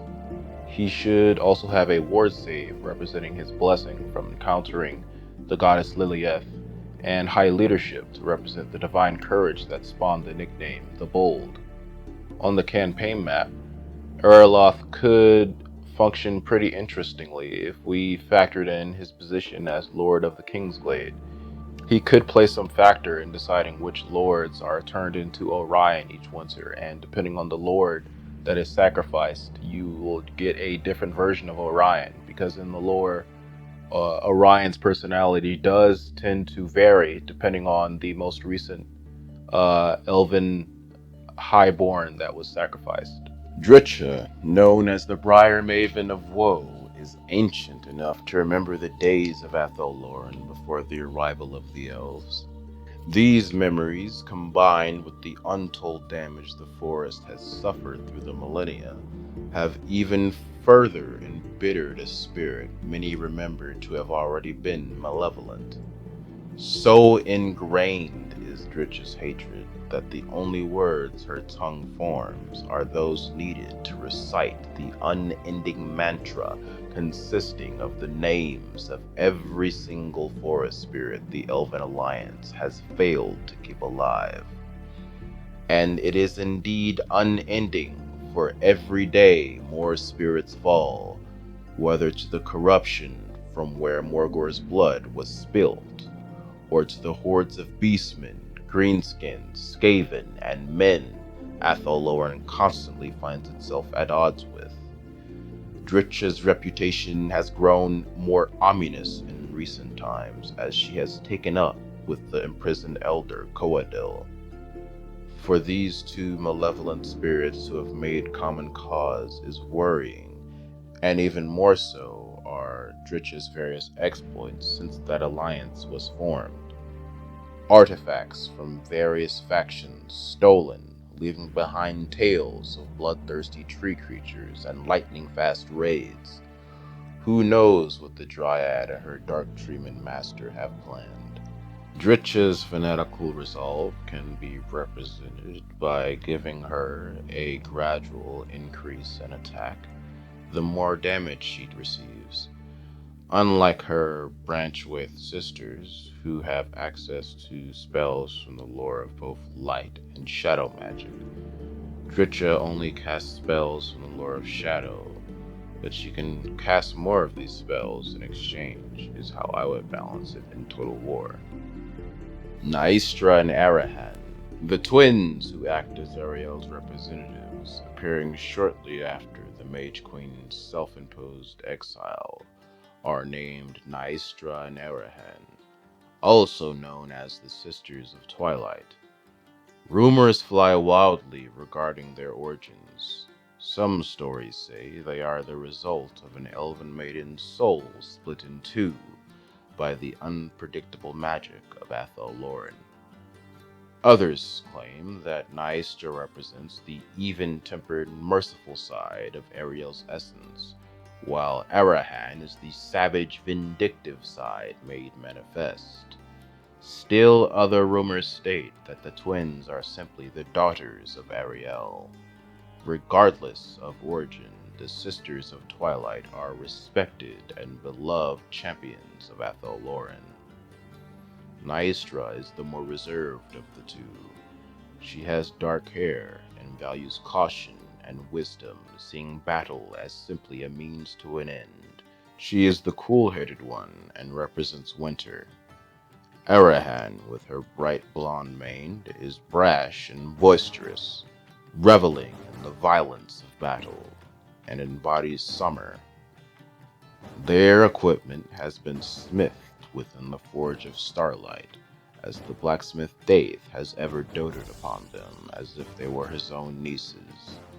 Their bows and ammunition, in particular, were crafted by Dave to match each sister's unique fighting style and personality. The shots from Naestra's Talon of Dawn are searing beams of radiant fire, taking the shape of massive bolts rather than mere arrows. Furthermore, the bow has been enchanted to harvest energy from the souls liberated by the weapon's shots to heal Naestra of any damage the recently deceased inflicted upon her before dying. In-game, this weapon should fire powerful long-range armor-piercing shots with magical and fire damage. Implement the healing by adding regeneration while in combat, or a periodic heal that triggers every certain number of kills. Arahan's Talon of Dusk uses arrows crafted from the ground-up husks of the most hateful dryads in the Wildwood after they've died. When fired, the shaft splinters before devastating the target in a hail of poisonous, razor-sharp spines. It should be implemented in-game as a short-range multi-shot weapon, effective at taking out masses of unarmored infantry while inflicting the poison debuff. To incorporate both sisters' ammunition types, simply give them the same toggle as Eagle Claw bolt throwers. The toggle button would only be necessary when the sisters are mounted. Their conjoined destiny prevents a twin from dying so long as the other survives within a moderate time frame. Arahan and her reckless nature have found this ability particularly useful.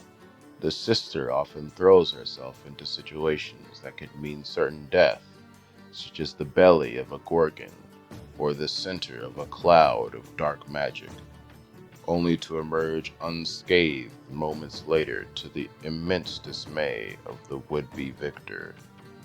Luckily, Naestra fights on just as fiercely when Arahan throws her life away, aware that her survival will eventually bring the sister back to life. To implement this strange rule in Total War, make unmounted Naestra and Arahan separate legendary heroes that must be taken together. When one dies, a timer counts down. Once the timer reaches 0 and the remaining sister is alive, the other one is resurrected. It would take a bit of army selection screen programming to implement, but should be doable. I would also give a small chance for one sister to survive if they are mounted and hit points reach 0. If the sister survives, the same countdown starts until the second sister is revived, but the mount stays dead and the sisters must continue on foot. Caethin Har and Gwendolor are the sisters Forest Dragon and Great Eagle mounts, respectively. Caethin Har takes after Arahan, being incredibly reckless for the usually pensive forest dragon species. Give him Rampage to match this fluff, and to balance, having the sisters' powerful projectiles combined with the might of a dragon. Talyn, King of the Ingles, is Gwendolor's ancestor, and so the descendant is closer in demeanor to Naestra's calm wisdom. Gwendolor always knows precisely which flight paths will give the sisters' arrows the most lethal trajectories. I would implement this by eliminating any accuracy penalties while mounted on Gwendolor, firing while moving, from behind terrain, at targets blocked by terrain, or while at low vigor should be just as effective as when firing normally. Where other mages direct their focus towards harnessing energy generated from beasts, flora, or the elements, Naestra directs her efforts towards the mastery of divination. By cutting enchanted wooden rods from certain trees and tuning her senses and spirit towards the flow of magic through these rods, she can detect where in the earth pool vast deposits of magical radiation. She then uses this rod of divination to channel this magic to nearby spellcasters, supplementing their magical reserves. Naestra also uses these rods to divine the best way to deal with incoming hardship and advise prominent lords and ladies of the best way to proceed in ruling their realm or leading their armies. This ability's function in Total War would be as a beefier arcane conduit, encouraging players to take Spellsingers, Shadow Dancers, and Sisters of the Thorn with Naestra. Sometimes waystones are erected above these magical earthbound veins to direct the area's arcane energies, and dozens of these stones form a network, and it is through this network that the ever-expanding borders of Athel Loren are maintained and the forests prevented from spreading into lands that would sicken and pollute them. I could see this piece of fluff being translated into Naestra being able to summon waystones once per battle, reducing the winds of magic for nearby enemy spellcasters and increasing their miscast chance, while increasing the damage of spells for friendly magic users. Upon her shoulder is usually perched the owl Othu, who himself has some form of prescience, in addition to unnaturally sharp eyes, even for a bird of prey. This should be a passive that increases melee attack and missile accuracy for the nearby units, as well as a summon similar to the Falconer ability that we described earlier. The lords and ladies of Athel Loren rule from their verdant halls using power derived from a mixture of status and competence.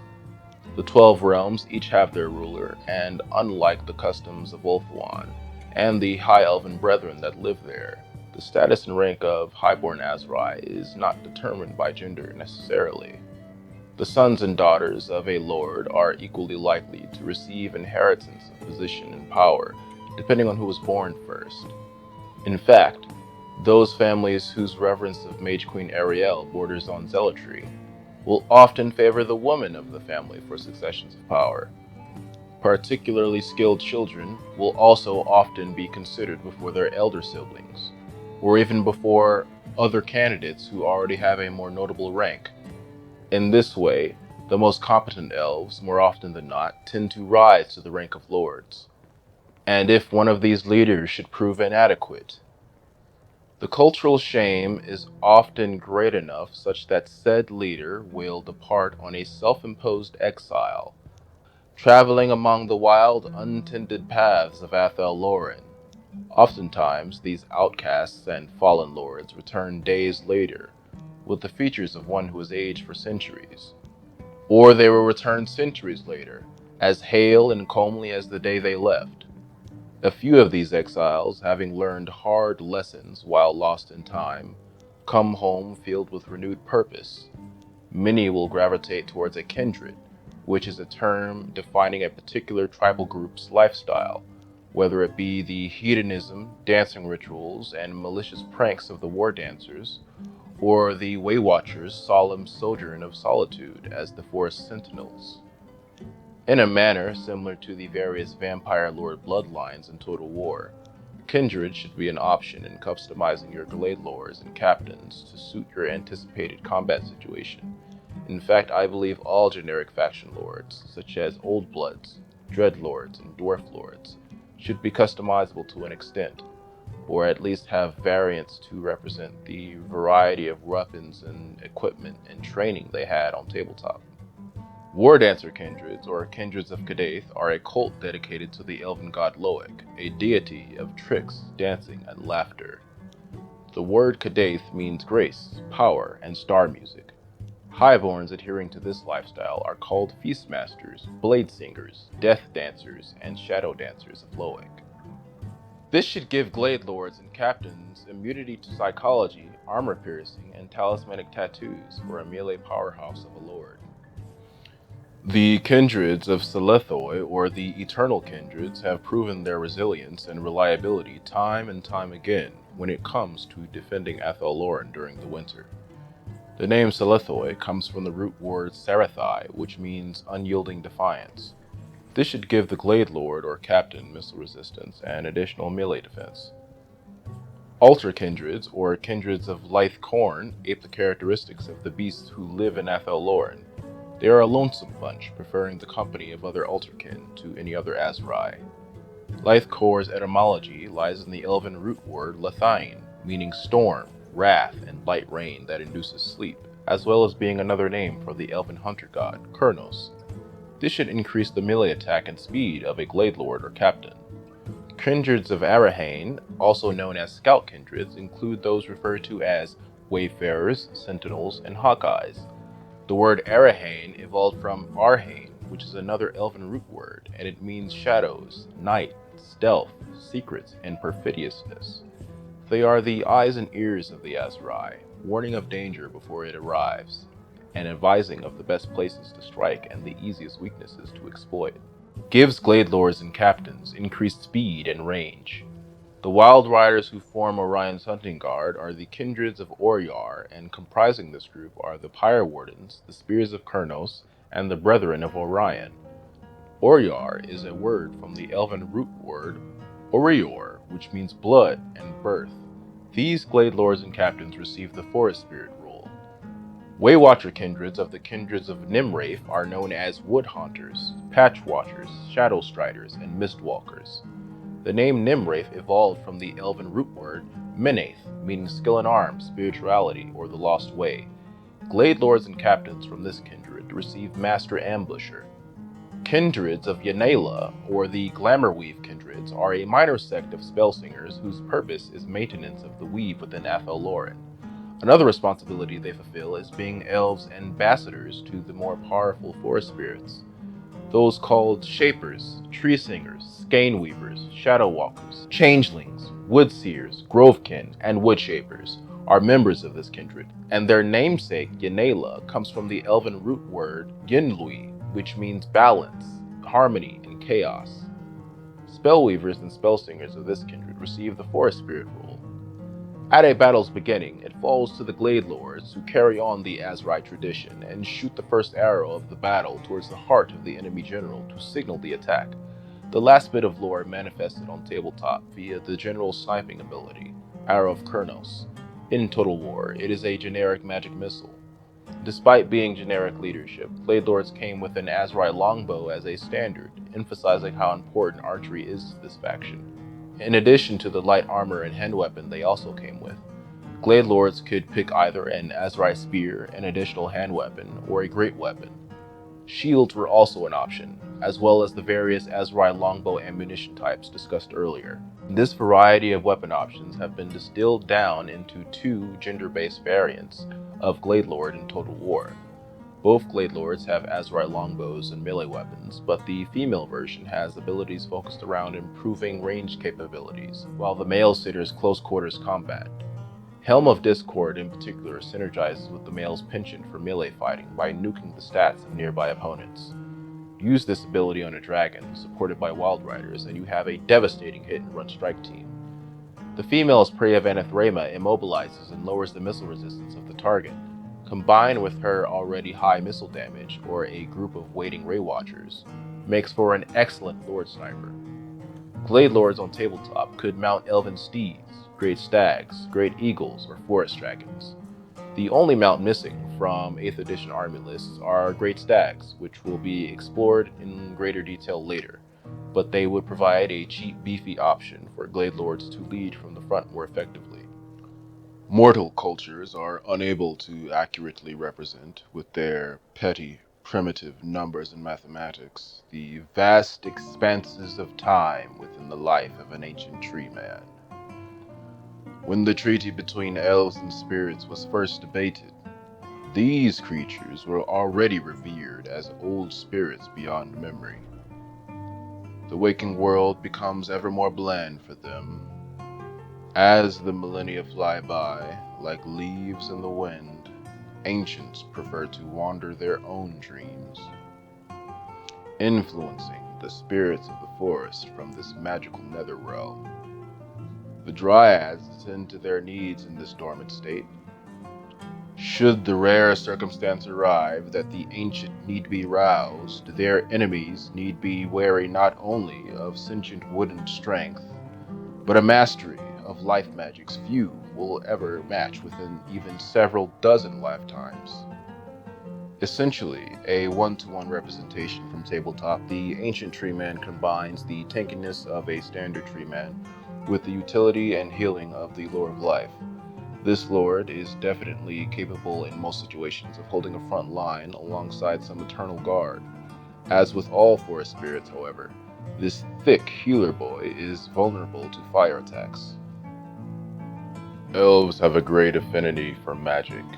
Many will use rituals to prevent this affinity from becoming a burden, but the spellweavers and spellsingers of the Azrai avoid this by merging their souls with the sentient forests of Athel Loren. Wood Elf spellweavers are always the diplomats sent to treat with the leaders of other factions. Many Bretonnian tales have arisen of ghostly companies gliding across the plains during the night as a result of the enchantments the mages place on these diplomatic convoys to quicken travel and hide their presence by taking shortcuts through the spirit world. The Wood Elves are the only race able to use both high and dark magic, being unburdened by the lofty morality of the High Elves, and untainted by the sadistic ambitions of the Dark Elves. After Ariel's encounter with dark magic, more and more spellweavers of each generation were able to use the lore. It is fortunate that none so far have also succumbed to the madness as the Mage Queen did. In battle, Dark Weavers and High Weavers always work together. Few can surpass the levels of sublime devastation that can be wrought by a skilled Darkweaver, and fewer still can be relied upon to reel in such power if need be, which is a High Weaver's primary duty when paired in this fashion. Nothing to say really, mechanics-wise, besides actually adding them into the game. However, I would like to talk about Transformation of Khadan. It would be cool if instead of the summon that's currently in game, they used the transformation mechanic they added with Malice Darkblade and gave each faction with access to Transformation of Khadan unique spells, kind of like the same way they're doing with replacing the Manticore with the Great Eagle for the new Wood Elf content, except they actually transform into it. This is primarily how I could see the White Heart being implemented, which is an extremely rare and more powerful form of Great Stags. I could see White Hearts as huge monstrous beasts the size of griffins with an immense charge bonus. Perhaps the rarity of the creatures and the fact that the Wood Elves see them as representatives of the forest itself could translate to an area of effect Unbreakable buff, representing nearby elves being inspired by its presence to fight on longer and harder. Given the Wood Elves' penchant for both light and dark deeds and flavor, I would give them a mixture of noble and foul beasts as other transformation options, including forest dragons, great eagles, hydras, manticores, and unicorns. When the Azrai prepare for conflicts they know will be pitched battles, bards are often brought along to boost morale with their magically laced tunes. This sect of Wood Elf spellcasters are unique from spellsingers and weavers insofar as they channel the winds of magic through song, a technique by which Wood Elves are able to sing trees into shapes that provide shelter and equipment, rather than cutting them down for timber. In the midst of battle, their song of soothing eases the stress their kin suffer from the horrors of war, providing immunity to fear and terror. The bard's war song bolsters the courage of nearby troops, increasing leadership. The Song of Woes fills the hearts of elves with hatred by reminding them of the injustices the Azrai have suffered in times long past, and I would implement this buff as an armor-piercing increase. In general, the bard should have constant toggleable area of effect buffs and weak melee stats. The most ancient of dryads are branch wraiths. These creatures were primarily responsible for tending the forests before the coming of the elves. And their malevolence is primarily responsible for Durthu feeling the need to pass on their duties to the elves.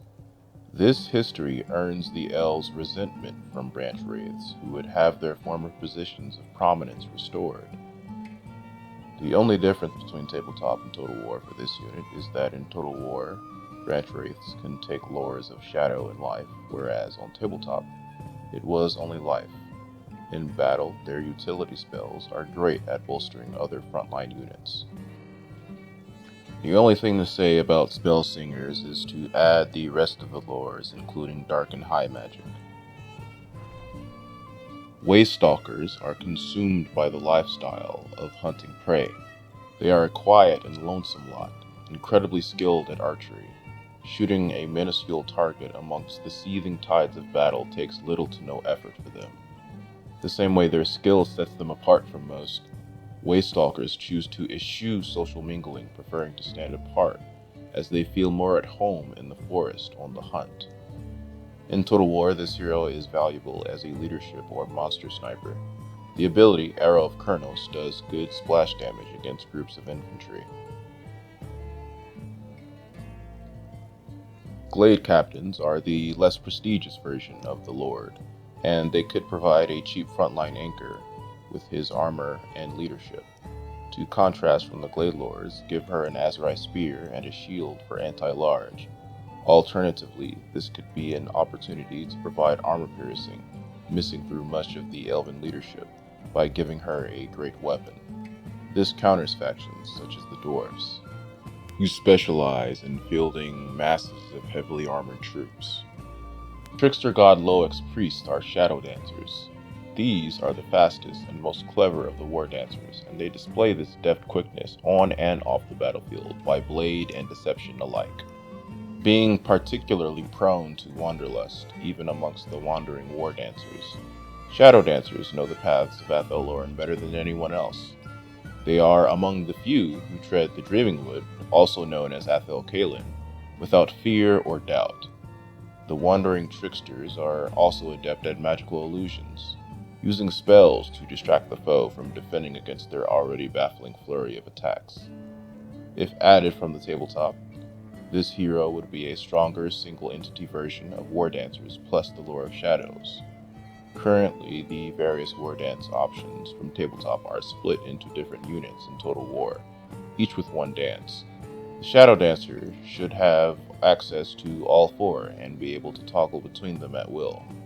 An anti-infantry damage dealer with access to utility spells and switchable buffs would be fun. None know the true beginnings of the elusive and enigmatic Zod race. They could be a spin-off of the Lizardman race, but only Slan Mage Priests know for sure. While magic comes to the elves naturally, this is degrees of magnitude more true for the Zods. They sacrifice versatility for intensity, and an innate connection to the Wind of Jairan. The elves actively seek out the reclusive Zods for their deep knowledge of the lore of life, even though finding the creatures is incredibly difficult within their woodland homes. Unwelcome visitors to these glades will encounter roots and brush actively writhing and wrapping in a hostile fashion to entrap them.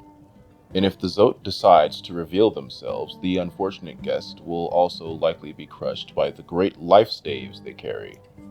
On tabletop, this style of combat was represented by the ability Master of the Vengeful Forest, essentially worsening the forest terrain penalties any nearby enemies suffer. This beast could make for an extremely interesting and versatile unit, filling quite a few holes in the Azrai's roster. For one, he is a total beefcake, with high hit points and the scaly skin rule for obvious reasons. He is a lizard, after all. Secondly, this provides yet another avenue for much needed non-magical Wood Elf armor piercing. Those giant sky staves they carry are definitely pulverizing most armors. Furthermore, these potent melee capabilities come alongside a mastery of life magic and potentially Athel Loren magic, two lores with incredible defensive potential. Lastly, the unique ability to worsen forest terrain penalties would make this behemoth a total nightmare to fight within the trees. As if that isn't enough, Creative Assembly could represent their reptilian heritage by adding a rampage mechanic rather than routing. He would become a line holder to end all line holders, with plenty of utility to boot. During the war in heaven between the gods of the Elven Pantheon, Cain was thrown into the mortal realms by the Dark Prince. Though Slaanesh emerged victorious, Cain, the god of murder and sacrifice, was able to inflict a grievous wound upon Slaanesh's face that has still not healed all these millions of years later. The shard of Cain's blade that was nicked off in that battle fell to Malice as well, and landed in Athel Loren. Daith worked this divine shard to form the spine of his weapon, now called Daith's Reaper. In Total War, this increases armor piercing and melee attack. The Bow of Loren. When the elves crossed land and sea via the world routes to assault Morathi's fortress of Grond, Ariel came close to death when a dark elf assassin attempted to gouge her heart out. She was saved by an arrow shot, swift and true, from the archer Galed, who served in the family of Lady Morgalla. Ariel was magnanimous in her response, offering Galed a hair from her divine mane, which he promptly used as a drawstring for his longbow, forever transforming the weapon into a mighty artifact. This weapon increases missile damage in Total War. It is said that at the height of Athel Loren's glory, before the days of the Wood Elves, when only spirit and beast made their homes within the forest, that the world routes not only stretched to every forest on the planet, but even those woods that exist in the realms beyond the material plane. Indeed, much has been lost since those times, and the pathways to most of the forest in this realm alone have been closed. But the moonstones of the hidden ways are the means by which the Azrai may begin to reopen these pathways. These artifacts were gifted to the Wood Elves by Adanhu when the First Great Council was convened. This essentially granted teleportation on the tabletop. In Total War, if a one-time use teleportation ability to and from forest terrain only cannot be implemented, I would just make this a huge speed boost. Hail of Doom arrows split mid-flight like shrapnel. Each shard then independently seeks out flesh to sink itself into. While the Azrai consider the use of the weapon in hunting game to be poor sport, they take no issue in using such brutal ammunition against outsiders stupid enough to trespass on Athel Loren's borders. Adds armor piercing. Gwithral, Lord of the Nine Crags, is a famous figure in Azrai folklore, existing somewhere between the actual history recorded by the war dancers in their ritualistic rhythmic twirls and leaps, and the drunken tales filled with embellishment told at feasts.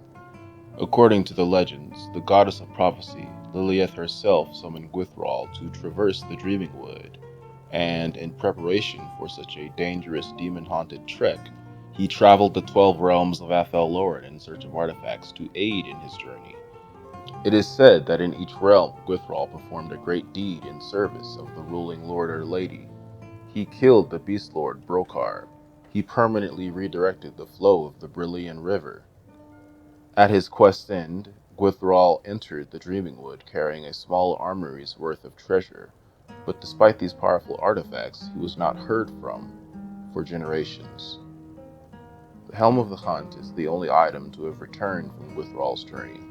In Total War, this item increases armor, charge bonus, and reload time. Kalengor's staff is sung from special branches that do not age, and its wood is brimming with a part of the energy that comprises the living gestalt of Athel Loren. Wielders of this item are greatly in tune with the hopes and fears of the trees who have stood by through countless millennia, and can use this connection to request the forest's help in the form of moving the trees themselves or having them accost nearby enemies. I would make this item reduce the wind cost for spells from the lore of Athel Loren, seeing as how it's not in the game yet. The weaver of the banner of the Eternal Queen is Ariel herself, and her life-giving magic is ingrained in every fiber of the fabric. It is a protective banner, warding off even the vilest of sorceries. Wood Elf soldiers claim to be emboldened from Ariel whispering to them while fighting beneath this banner. Increases leadership and adds ward save in Total War. Compared to Ariel's banner, the banner of the Hunter King is a ragged and worn cloth, vibrating with energy from Orion's adoration of the forest. Soldiers beneath this banner feel an increase in fervor to close distances with potential prey as quickly as their feet or steeds will carry them. They become eager to earn Kurnos' blessing. Increases charge bonus in melee attacks in Total War. Had Vanguard deployment on tabletop. On to Great Stags. These majestic beasts represent the soul of the forest, and are of even greater rarity and significance than unicorns to the Azrai. As great stags are forest spirits attuned to the consciousness of all living things within Athel Loren, they often appear to the Azrai before ominous times to bear the boldest of elves upon their backs to meet the foe at galloping speeds. Or they may present themselves during important celebrations to express the forest's pleasure. Their presence in battle is a terrible thing to behold. These moose-sized beasts with antlers wreathed in fey fire. White hearts are rarer versions of great stags. They have silky white pelts and never age or die from growing old. These are so seldom seen that the elves believe there is only ever one of them at a time. The stags could be implemented as a monstrous cavalry mount with a high charge bonus due to their fairy flame antlers and the forest spirit rule. They should be slower than steeds of Kurnos and Isha, but faster than demigryphs, with less survivability in sustained melee combat, with an anti-infantry bonus instead of anti-large. Make White Hearts an even higher charge bonus option for Transformation of Kadan instead of as units and mounts to represent their rarity. A unicorn's form is magnificent, their pelts glossy pearl and sheen. Constant puffs of steam drift from their muzzle, their horns long and spiraling. These horns are highly sought after for their magical properties, but it is hard for poachers to attain one. The equine creatures often lure greedy Bretonnian hunters deep into Athel Loren, staying just out of grasp the entire trek, before disappearing near a glade full of vicious spites, or the lair of a feral, starving beast, leaving the poacher to be consumed by the forest before they can slaughter and dress down the unicorn. Wild unicorns are spirits of the forest and are happy to use their fellow magical fauna to their advantage. Their self-absorbed nature prevents them from feeling anything but pity for other forest spirits, for they look down on their fey brethren for not also being unicorns. They are attracted to the feminine energy of elf woman spellcasters who, for their part, do not mind the attention, given the excellent mounts unicorns make for mages. Unicorn horns are magic resistant, and that resistance is shared with their rider. The impressive horn also makes their charge particularly devastating. All Creative Assembly has to do is increase the charge bonus of the one already in the game and add on magic resistance before adding it to the Azrai roster for a more dynamic and lore-friendly unit. The word Kelpie is used once within a single sentence in a throwaway line describing the forest spirits imprisoned in the winter realm of Adelwith. For some reason, its mention has stuck with me as a potential mount option for magic users. I say a mount for spellweavers and spellsingers only because it is a forest spirit, and in the mythology it comes from, they are rare and savage beasts of magic. Therefore, it would probably take a magical expert to tame it. Scottish mythology states that these are black horse-like creatures that dwell near water and eat people. so its implementation could be an anti-infantry version of the Elven Steed with the Forest Spirit and aquatic traits. Could be a simple fluffy option to make your spellcasters more mobile. During the cold of Athel Loren's winters, the forest and its spirits become lethargic or enter slumber. The defense of the woods falls to the high-born women and men appointed to the Eternal Guard during these colder climes. They are trained to fight without the aid of shifting paths and allied spirits. The discipline instilled during training allows these soldiers to fight as a unit within a phalanx, forming what they call a wall of bows, spear points flashing in and out from multiple ranks in unison. There is also a strong sense of loyalty and determination amongst the Eternal Guard. Their mentality puts the group before the self, and they will remain in unfavorable situations if it means saving more lives. These honorable traits are also fitting for the tradition of ritual combat highborn houses use to settle disputes. Representatives of each house's Eternal Guard will fight to resolve differences between families rather than inter-family full-blown warfare. Whatever the outcome, these soldiers are always grateful to have aided in reducing bloodshed. Such is the stalwart reliability and self-sacrifice of the Eternal Guard. Not happening anytime soon, but formation animations when bracing would be amazing for spearmen units such as these. Seeing their lines of bristling spears and glittering armor form up to meet charges from large beasts would be quite pleasing to the eyes.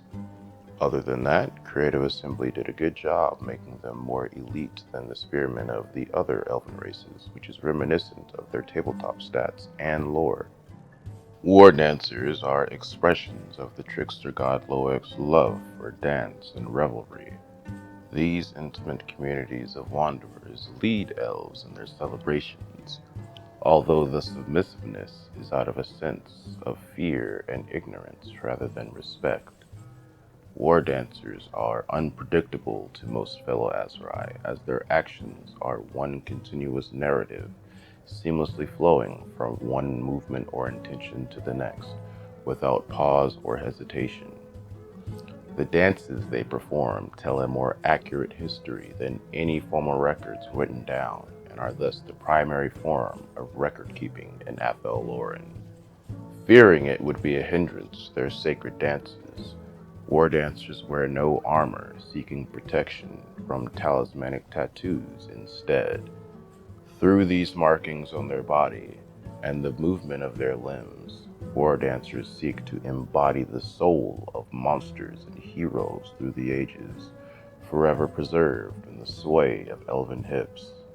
In battle, these great feats of acrobatics are put to excellent use, flipping away 1 second only to spin around into a lethal blow landed the next, forever dancing to a tune only they can hear. The 3 dances you could toggle through on tabletop for various bonuses have been split into 3 units of war dancers, each having a single dance, 1 dual hand weapons variant, 1 Aserai Spears variant, and 1 Aserai Spears Regiment of Renown variant. Wouldn't change much about these. War dancers have low armor and thus work well supported by Eternal Guard who will soak up damage better. Otherwise, they are excellent at chewing up most infantry easily and have a high speed, so can be an alternative to cavalry for chasing down fleeing units. They also have an ability that trades offense for defense, so activate this if they are outnumbered by inferior infantry. Even as the millennia roll by since the First Great Council, many forest spirits remain resentful towards all elves, regardless of the practicality of their alliance, or the elven blood shed in protecting Athel Loren. Given the opportunity, these spiteful entities would torture to death any elf within reach. Therefore, these spirits are corralled into the wildwood and kept there with waystones. When some great tree man manages to damage the waystone barrier, It falls upon the Wildwood Rangers to guard the breach from hostile escaping spirits, while spellweavers repair the gap. This requires not only vigilance and readiness, for these breaches occur often, but also vigilance and awareness due to the tendency of forest spirits to shapeshift, seduce, and deceive. The spirit may take forms terrifying unto madness or deceptively innocent.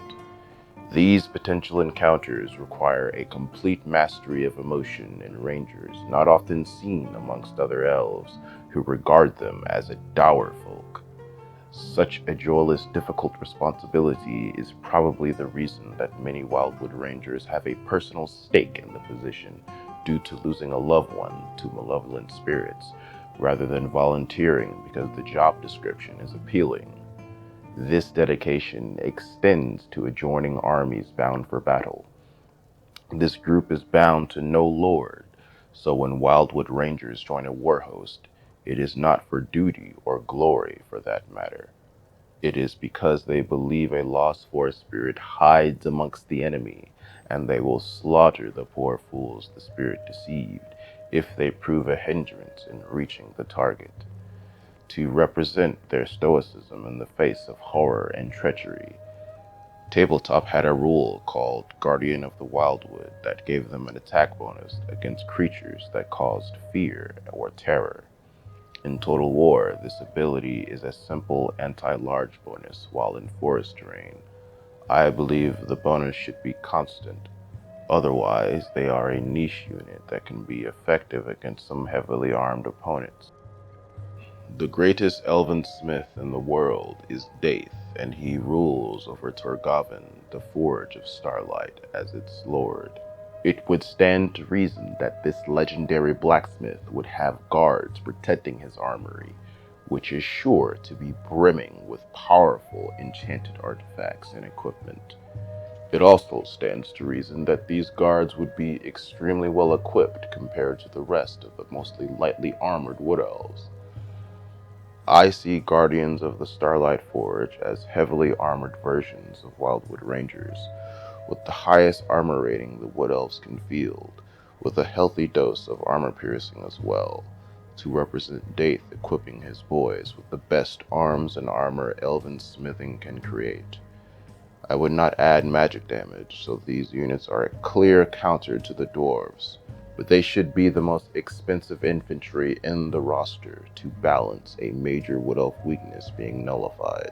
Archery for the Wood Elves is both a survival tool and a weapon, so every Aserai is taught to wield a bow as soon as he or she is able to hold one. When that elf comes of age, they are inducted into their household's Glade Guard. These soldiers are responsible for patrolling sections of the forest with their kin bands and raising the alarm should they spot intruders, who oftentimes die before they sense anything is awry. The Glade Guard hold the elven smith god Vol in particularly favorable regard, as a quiver full of arrows, each painstakingly crafted to strike true, is extremely valuable, and each guard crafts their own arrows. The bows are crafted from laminated wood stripped from rare trees. The bowstrings are woven from the hair of elven maidens. The fletching is chosen from the feathers of predatory birds such as owls, falcons, and shrikes to ensure accurate flight. The arrowheads are precisely shaped from copper, obsidian, and flint. Among the arrows of each quiver is a special flint arrow named the Maker's Tear. They represent the tears Val sheds upon his forge from forcing himself to make common cause with the fellow god, Cain, who crippled and blinded him. These flint arrows are reserved for the most dangerous foes, as they are divinely dedicated and thus hold religious significance. In battle, Glade Guard make up the core of Aserai troops and are expected to follow the general's orders, but are still allowed a great deal of freedom in movement, positioning, and target acquisition. This makes for confusing battle lines to outside observers as various Kith bands independently advance and retreat to and fro, but the army is no less deadly. Deepwood scouts patrol areas of Athel Loren considered too dangerous for mere glade guard. They accomplish this by stealth. These dangerous areas are filled with bloodthirsty predators and creatures to whom which the soul of an elf is a bright, burning beacon of energy. So, in response, Deepwood scouts have made themselves masters of being invisible. In armies, they assassinate generals, sabotage artillery lines, and shadow the movements of armies, feeding information back to their own forces. In Total War, Deepwood scouts can fire whilst moving and hidden, and can stay hidden amongst any terrain. Combine this with their Vanguard deployment, and few units can claim a stealthier playstyle. Waywatchers guard the paths leading into Athel Loren and the borders of the forest's edges. Those Deepwood scouts who find themselves more at home deep within the forest than under tree-sung halls with kin sometimes choose this path. The Waywatchers must immerse their lifestyles in subterfuge, survival, and marksmanship. It is not uncommon for a Waywatcher to depart, alone and unbidden, into the depth of the wood for years on end. They may find an ideal spot to scope out their prey, and will often remain there, prone, crouched, or otherwise hidden, for weeks on end, immobile, waiting for the perfect moment to strike out at their target. In regards to marksmanship, Waywatchers can fire off rapid clusters of arrows in quick succession, fooling their targets into believing they are under fire from a line of archers, rather than a solitary scout. Waywatchers can also draw their Azrai longbows back for a single accurate armor-piercing shot aimed at a single enemy's weak spot. On military campaigns, Waywatchers form small roaming bands of rear guards, scouts, spies, and foragers. In these roles, they are incredibly effective at covert operations, such as disrupting supply lines, ambushing patrols, assassinating officers. They are the first and last defense and offense against intruders. This important responsibility rests in able hands. To survive alone on the borders and outskirts of Athel Loren requires incredible skill. In Total War, I would give Waywatchers the ability to reduce armor piercing, while increasing rate of fire to fully implement their buff. Even by the standards of the Azrai, Ghost Riders are a strange and standoffish lot, even compared to Waystalkers. They roam the old world, leaving behind the confines of Athel Loren, to search and destroy chaos-related threats to the natural world. They effortlessly travel unseen over mountains and through forests, preferring a nomadic lifestyle dedicated to hunting the agents of ruinous powers. So ingrained is their inclination to live in the forest, Ghost Riders will often make homes in the tops of trees, similar to nests, rather than normal camps that other explorers would make. From these porches, they can easily snipe incoming threats and survey a wider perspective of the surrounding land. I would make these extremely elite on the same level as the aspiring champions from the Warriors of Chaos, but archers. Low in number, high armor piercing, sniping, stalking, vanguard deployment, high melee stats. The ultimate Mega Turbo Ultra Ultimate Wood Elf Commandos. Give them arrows that have a chance of resetting ability cooldowns to represent their anti-chaos specialization. Also add an ability to nested trees to increase range and ammunition, and grant immunity to melee damage, but also renders the unit immobile. This ability would be a reference to their first appearance in Warhammer Fantasy RPG 2nd Edition. Dryads have unending hatred for anyone they consider a threat to the forest. Their minds are alien to our own. What will not trigger them is often indiscernible. Lost travelers, poachers, marauding greenskins, fugitives, woodsmen, explorers, rampaging beastmen, and even unfortunate wood elves can all find themselves collapsed on the forest floor, torn, broken, bloodied, and lifeless, their corpse soon to be consumed and recycled by the land they intruded upon. This is the fate of those who earn the ire of the Dryads. Sometimes a Dryad will use shapeshifting abilities to disguise itself in a form pleasing to intruders first, before leading their guests deeper within the forest to be manipulated and toyed with until their inevitable end.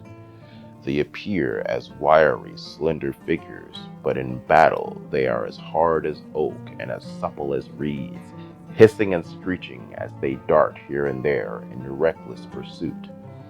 This queerly sturdy constitution and an aggressive disposition makes for effective flank harassers. In Total War, Dryads are an interesting option for mainline infantry versus Eternal Guard. They are weak versus magic damage, but strong versus mundane damage due to being forest spirits with physical resistance. They can whittle down most infantry effectively due to their own magic damage, but are weak against heavy magic resistant or heavy armor factions like the dwarves. They cause fear and are thus immune to psychology, so they can hold the line, but they aren't the beefiest in the world, so are ideally used with Eternal Guard support. In 4th edition, Dryads could shapeshift into 3 forms, giving various bonuses depending on the tree aspect. In Total War, there should be 3 variant units added. The first should be the birch aspect, giving the Dryads white bark and yellow leaves. Their wooden talons grow even longer and sharper. Their hatred becomes even more bitter and vindictive. This form increases melee attack, or perhaps adds significant amounts of armor piercing. I could also see Frenzy being added, given this form apparently increases the spite Dryads already naturally have. Oak aspect Dryads are broad and sturdy of limb and abdomen, causing normally damaging blows to glance off their tough exterior. They also have brown or green skin and hair full of acorns and oak leaves. These are more resilient to damage, granting extra armor or higher physical resistance. Willow Dryads have long, weepy hair and greenish skin. They also have extending, entangling fingers which they use to wrap around the weapons of enemies, entrapping them before they strike true. These should have a melee debuff activated upon engagement with the enemy in melee combat. In the lore, the deceptive and seducing nature of their shapeshifting abilities are always emphasized but never manifested in tabletop or Total War as a mechanic. It would be cool if they could actually disguise themselves as another unit within your army, or maybe even an enemy unit. It should be made easy for lightly experienced players to recognize a transformed unit of Dryads for balance. Naiads are described in the lore as blue-skinned, shape-shifting, water-dwelling spirits. I could see them implemented as a more utility-oriented alternative to Dryads, with the ethereal and aquatic traits to represent them being made of water, on top of them being forest spirits. Most Wood Elves who die within Athel Loren renounce their identities upon perishing, becoming one with the weave to prevent their souls from being eaten by Slaanesh. Azrai, with stronger attachments to life, enshroud their souls within deadwood, becoming treekin. In this form, treekin are able to protect in death what they once loved in life. The physicality such an action creates, however, is a mockery of the form of men and women, as if someone with blurred vision and frail hands tried to carve a doll from bark with a dull knife. Their limbs are twisted, their features blocky, and their personalities muted. At rest, their former life force is unrecognizable, being silent, immobile husks until someone arouses them. They use brutish, clumsy blows from gnarled fists and stout trunk legs to bludgeon the foe into pulp. Those seeking to retaliate against such a creature will be hard-pressed to even inflict pain upon a body made of deadwood. While most Treekin's memories of their past lives are too muddy for specifics, there are notable exceptions. Ironbark was an elf torched to death by daemonettes of Slaanesh. They even cursed him so that he would remember his pain in the spirit world. In the end, this resentful memory allowed his new Treekin body to track down and avenge himself upon the demonettes responsible, and he now rules over the same groves he lorded over in life. Despite the dulled senses and memories of most Treekin, their souls are still in tune with the will of the forest. Hundreds of Treekin will suddenly awake and leave the vigil of guarding the places where their memories in life were created, to defend Athel Loren as a whole if the forest is under threat. And when Orion's horn sounds out through the wood, many Treekin will obey the call of the Wild Hunt. These units are the perfect taints. They don't do a lot of damage because they don't need to. Their high armor and high physical resistance is enough to hold the enemy off long enough for other units to inflict their own damage, unless of course the enemy uses magic or fire damage. It'd be cool if Creative Assembly could add in those kind of smaller versions of Treemen in Age of Sigmar that wield great bows sometimes. They would basically be a nice anti-everything unit, almost identical to Ushabti with great bows, being anti-everything, armor-piercing day ruiners from afar, but unbreakable with the forest spirit rule, magic damage, and faster because they are Wood Elves after all. And they would probably have to be more expensive because that's basically an artillery unit, and if you're going to give Wood Elves artillery, then they should pay a price. So that's my idea for adding in the Kurnoth Hunters. They could call them lesser treemen, I guess. The most powerful spirits in Athel Loren can bind themselves to trees. They may walk like a woman, or man, or even speak in booming, cracking baritones akin to splitting bark. But it is sap, not blood, that flows through the resulting treeman's veins. They grow bush and foliage where there should be hair, knolls and hollows where there should be eyes, razor-sharp twigs instead of fingers. Becoming such a being is not an action to be taken lightly, as the connection between tree and spirit will not be severed until death. But there are benefits. The spirit now has control over quite the formidable form. Towering gnarled limbs and a broad wood-stout physicality can sweep aside entire regiments and effortlessly crush individual soldiers. Hollows within its bark will suddenly crack open during combat, swallowing whole a surprised attacker, whose corpse will provide vital nutrients to the treemen for many years, as the weave intends. These wooden colossi are even known to compete in strength with forest dragons. Multitudes of more diminutive spirits often live within and around the body of a treeman, who welcome their presence and have a general appreciation for all smaller forms of life, so long as they are friendly to the forest in return. Compared to their smaller dryad kin, treemen have a warmer disposition, perhaps a wisdom gained from the longer amounts of time required for a spirit to become powerful enough to possess a tree. Treeman destroyers. Now, having a treeman variant throw boulders, 2-tower style, is the only way I see to add siege engines, quote-unquote, to the Wood Elves while maintaining the flavor of the faction. As the treeman are walking trees. Perhaps this variant could have a deployment mode. It roots itself into the ground, becoming immobile, but gains an increase in range and ammunition. To help balance this niche being filled, I would give these units half the ammunition of a Cygor, meaning the Wood Elves are still among the weakest artillery factions in the game, second perhaps only to Norsca. Treemen Guardians. Now the final Treemen variant I could see being added is one with archers riding the Treeman. Wood Elf siege towers in Total War are functionally identical to that of other races, even though they have a nice reskin.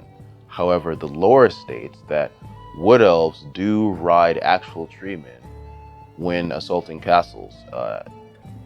When they get close to the walls, the Wood Elves hop right on across from treeman's shoulder to ramparts.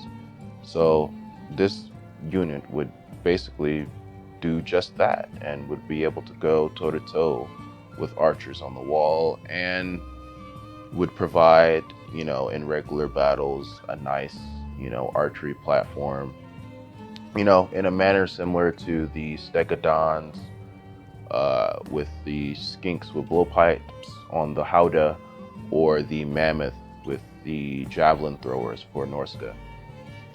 The smallest of the forest spirits that inhabit Athel Loren are spites, and they manifest in all manner of shapes.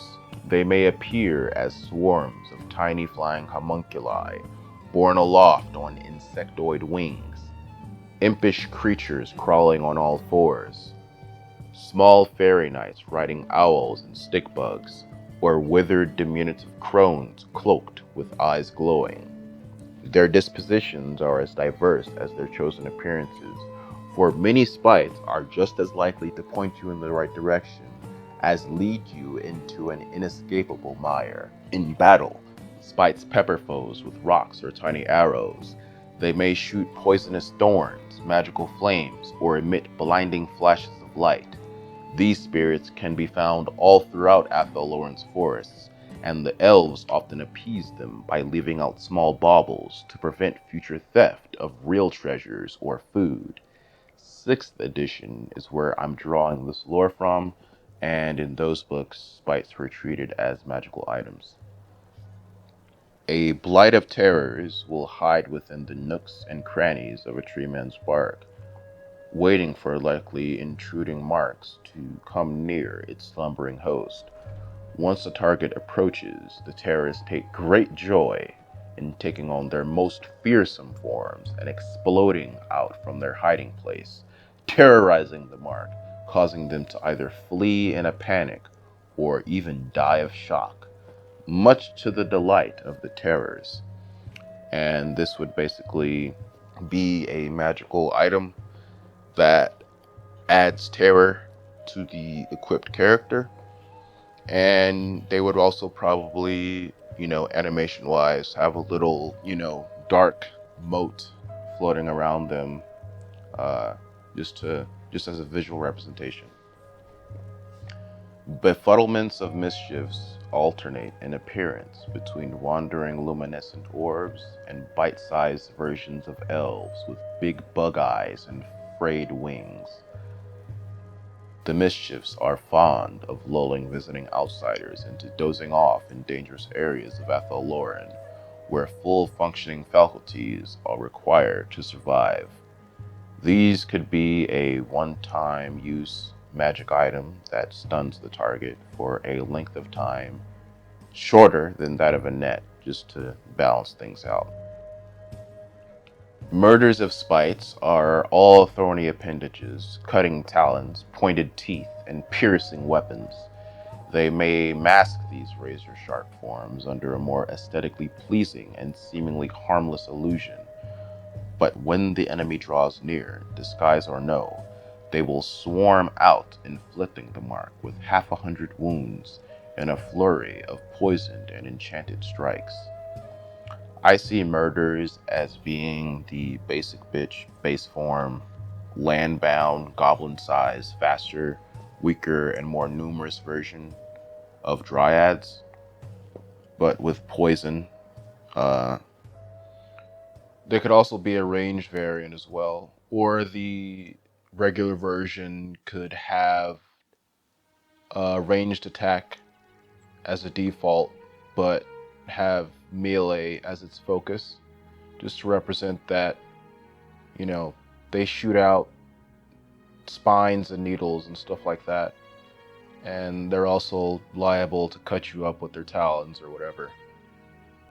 A muster of malevolence employs special darts and arrows the size of needles to snipe intruders entering Athel Loren. Called elf shot by the Bretonnians, these projectiles are coated in a toxin that causes either a prolonged agonizing death or a centuries-long nightmare-filled coma.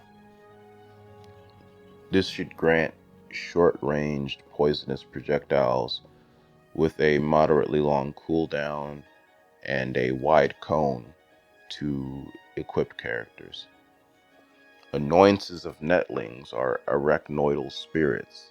They furtively crawl all over the visage of their host, and when that home is attacked, the netlings trap the weapon in magical webbing. This is simple, just lower the melee attack of any enemy attacking the equipped character. The spites within a resplendence of luminescence leave behind a trail of magical residue as they flit and skirt from perch to perch.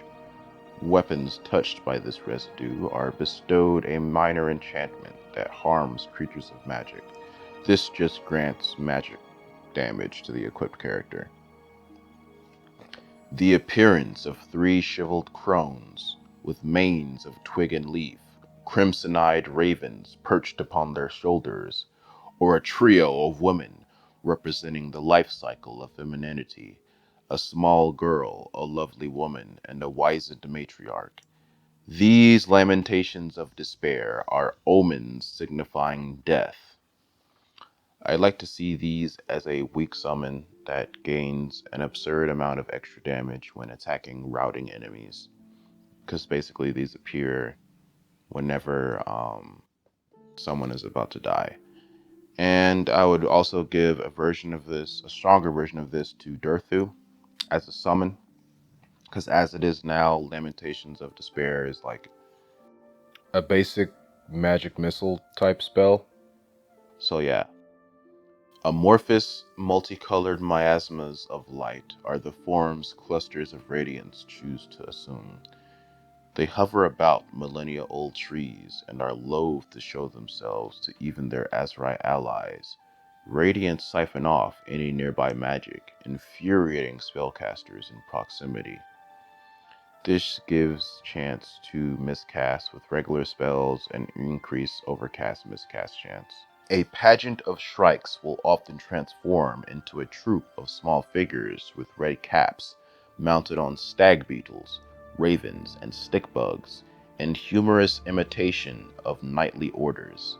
They may also appear as pixies or luminescent-eyed owls, and in battle, they attack with pinpoint strikes at vital organs and vulnerable areas such as eyes or major arteries. These could be a flying version of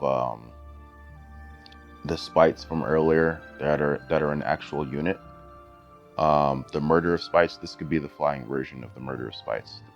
These are a pageant of shrikes, and they will basically be flying because like I said, they're mounted on stag beetles and flying stick bugs and ravens, and they would basically be a weaker, faster, more numerous version of harpies, with armor piercing to represent their small size and focus on attacking weak points. And they could also have a range variant, or they could just have range as a default, but also be pretty good in melee. The forest of Athel Loren is as alive as any walking, talking elf, and will defend itself when under attack if no nearby wood elves or forest spirits are available. This often takes the form of the forest deliberately becoming untraversable, trapping intruders so they die of exposure and starvation, or guiding them down paths that lead to dangerous terrain, such as quicksand pits or poisonous bramble patches. But sometimes the sentient gestalt will corral forest hosts to confront the threat. Forest hosts are swarms of woodland critters, including squirrels, rabbits, raccoons, and foxes, who will harass and harangue the intruders until more powerful allies can be summoned. Flights of carnivorous birds will also answer Athel Loren's call to defense, peppering the enemy with talon and beak from the countless predatorial dives of owls, hawks, raptors, eagles, shrikes, and falcons.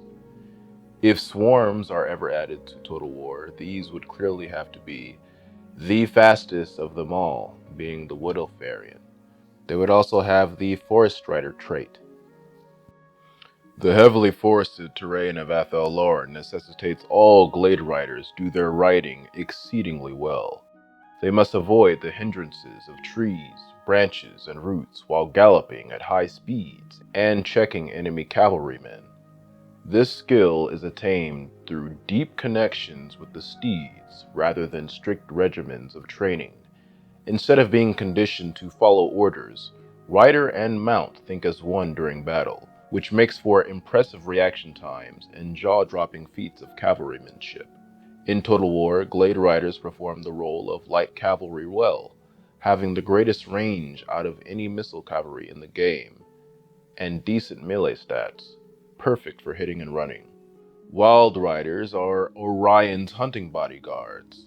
Each one is imbued with enough of Orion's essence to transform them into something beyond mere elves. Their aspect is savage and ancient. They carry crude iron weapons and armor themselves in little more than talismanic tattoos and the animal pelts of past hunts. In the winter, they stand guard, wordless and immobile, at the King's Glade, awaiting Orion's awakening come the spring and the advent of the next wild hunt. Otherwise, wild riders do not stir unless they are challenged, and most elves avoid talking to them. So alien and distant have they become. And this avoidance is also out of a sense of respect for the elf who has dedicated his life and identity to serving Orion. During the wild hunt, they follow Orion's mad charge towards prey upon tireless steeds of Kurnos. In Total War, these are a high charge bonus light cavalry. I would give them the Forest Spirit rule, since they are supposed to be aspects of Kurnos. Where the Wild Riders of Kurnos are stoic, loyal, and determined, the Sisters of the Thorn embody grace, subtlety, and magical prowess. Their origins are unknown, and bards tell conflicting stories of lost covens of dark elves or lost aspects of Isha. The sisters allow these stories to run rampant, for the obscurity suits their own mysterious purposes. They use their knowledge and skill readily to help those who ask, but always with a twisted price, for they wished not to go against the balance of nature. Even though they may use their magic to bring your friend back to life, another friend will die in exchange, and not one of your choosing. In addition to magical affinity, sisters have mastery of poisons, and concoct any number of substances to boil your blood or scramble your mind, but they prefer the more personal feel of their daggers and spears, buried in enemy flesh. On tabletop, and in Total War, sisters have poisoned attacks and 2 bound spells. Shield of Thorns and Curse of Anraher gives them an extreme amount of utility in the hands of a skilled player. Centaurs are nomadic creatures who enjoy hunting, herding, and music. They also have a talent for oration and singing, using their melodic, complex language, in sharp contrast to the clumsy, sodden centaurs of the Cloven Runs. It makes sense then, given these common interests and hobbies, that the centaurs were quite friendly with the elves in ancient times, and this is loreful. This information is actually coming from 2nd edition. In fact, the art that you're seeing on screen right now is from a 2nd edition rulebook. And this is why I'm putting them here as a potential unit, whether by creative assembly or modders, that could be added to Wood Elf armies in Total War. Also, in Age of Sigmar with one of the spin-off model series, I think for like Warcry or something like that. They have added basically centaur models for a Wild Hunt line of models, basically. And I'll put that up on screen so you can see what I'm talking about. But yeah, I mean, these are part of the Sylvan F, which is Age of Sigmar's continuation of the Wood Elves, basically. So whether you look into the past or the future, centaurs are a part of the Wood Elf lore. So there you go. Compared to the Glade Riders, the Centaurs would have a greater melee attack and defense, a higher charge bonus, and more weapon strength to represent their attacks being more fluid, from it being a single creature making the lunges and swings, rather than a horse and elf having to coordinate. This fills the role of a melee-focused light cavalry, but in exchange, Centaurs should be slower to represent their greater size, being 10 feet tall from hoof to forehead. Lower leadership to represent the lack of discipline due to them being wild half-beasts instead of cavalry soldiers, and shorter range for the archer variant to represent elves being more skilled at archery than centaurs. Compared to Cynogors, however, they are faster, have a higher charge bonus, and a higher melee attack and defense, representing a more graceful, less drunk, and less clumsy nature relative to their beastmen counterparts. But in exchange, they would have less health, less leadership, less weapon strength, and no armor piercing for the ranged variant, representing them having an easier lifestyle than the cloven ones, and can tolerate less pain due to being sober and not benefiting from drunken strength, and no armor piercing due to having arrows instead of throwing axes. With the release of the upcoming Wood Elf DLC, we will be receiving Great Stag Knights. These are probably going to be a unit version of the fast, high charge bonus Forest Spirit Monstrous Cavalry mount we spoke of earlier, with, I would guess, a higher speed and charge bonus than a comparable unit like Demigryph Knights, but with less armor and melee defense. I would guess they have a anti-infantry bonus rather than an anti-large bonus. The foothills, crags, and ravines east of the Grey Mountains harbor falcons, shrikes, hawks, and raptors that grow to a size magnitudes larger than similar species elsewhere in the world. Whether it be due to magic or environmental adaptation, the elves take advantage of this size by using these birds as mounts. The elven halls in this area are built into the spires on top of which the creatures nest. Thus are friendships struck between elf and hawk easily and often. The elves raise those they wish to mount from fledglings, creating bonds similar to that of glade riders. Hawk riders make excellent scouts, and from the skies the enemy is easy to spot and snipe with arrows. The bonds between elf and great eagle are even older than the bonds between elf and forest spirit, and the Azrai maintain these bonds in Athel Loren. Compared to their smaller warhawk brethren, great eagles are longer lived, more intelligent, and nobler of spirit. Great eagles actively hate and seek out beings of evil to destroy them. Sometimes these majestic beasts will fly long distances to warn elven councils of what they have seen from their high vantage points. On rare occasions, a great eagle will allow a highborn to mount its back in times of desperation if the elf is worthy of such a privilege. Such an event marks the start of a lifelong bond. Deep inside the timeless realms of Athel Loren, within the eastern reaches bordering the Grey Mountains, is a land where pines and evergreens crawl up cliff and crag. The elves dubbed this realm the Chasm Glades, and no one, neither dwarf dragonslayer, nor Bretonnian questing knight, nor elven beastmaster, can reach this place without the aid of flying beasts, airborne engines, or flight enchantments. It is here that a particular species of the majestic dragons, known as forest dragons, have found a way to thrive, even in a densely forested land such as Athel Loren, even as large as they grow. The forest dragons have adapted to their ecosystem by entering deep hibernation during the winter months to ease the burden of prey the forest must provide for such an enormous creature.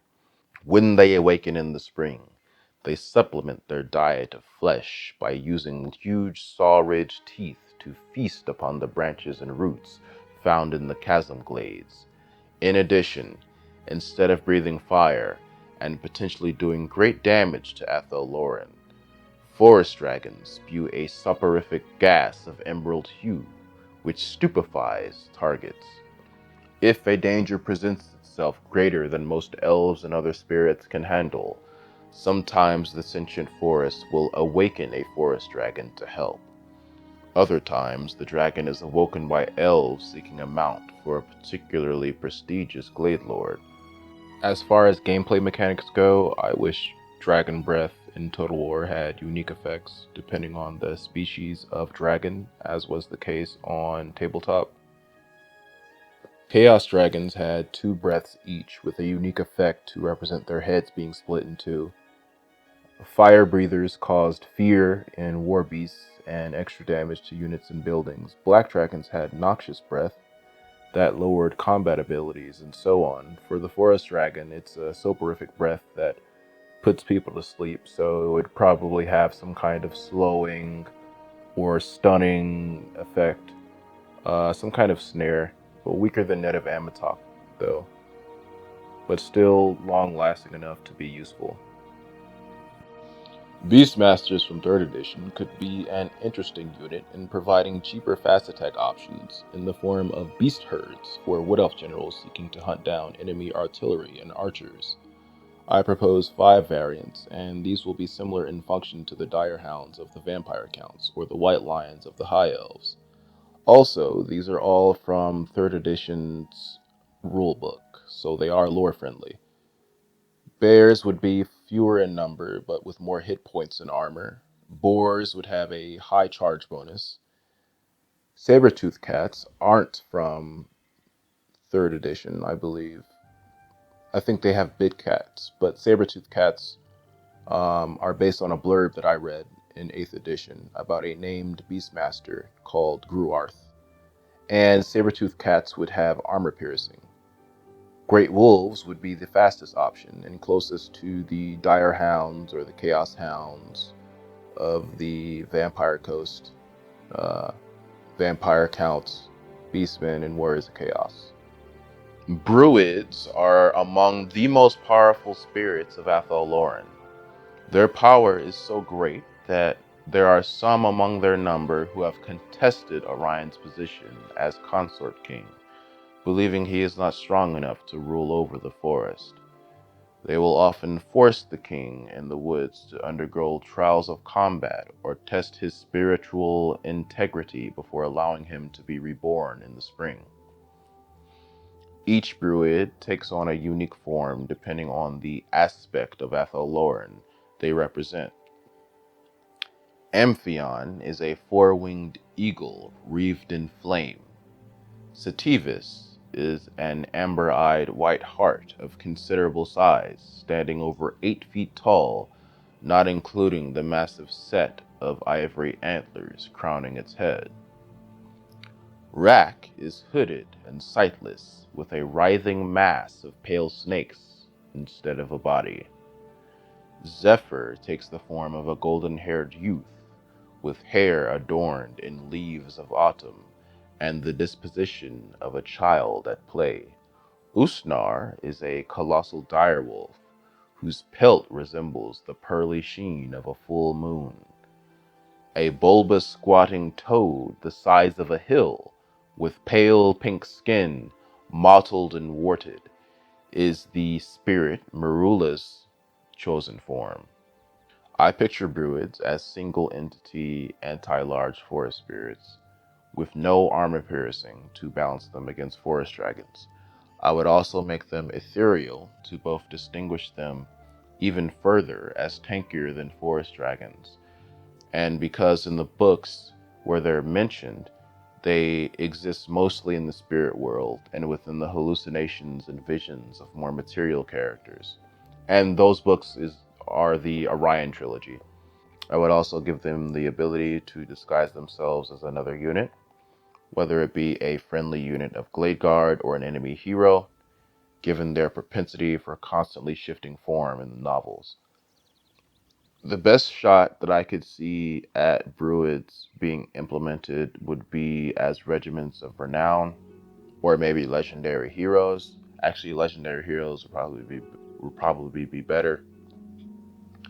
The same way there's the Green Knight, Lord Croak, Gotrek, Felix, and Marcus's like 5 or so hunters.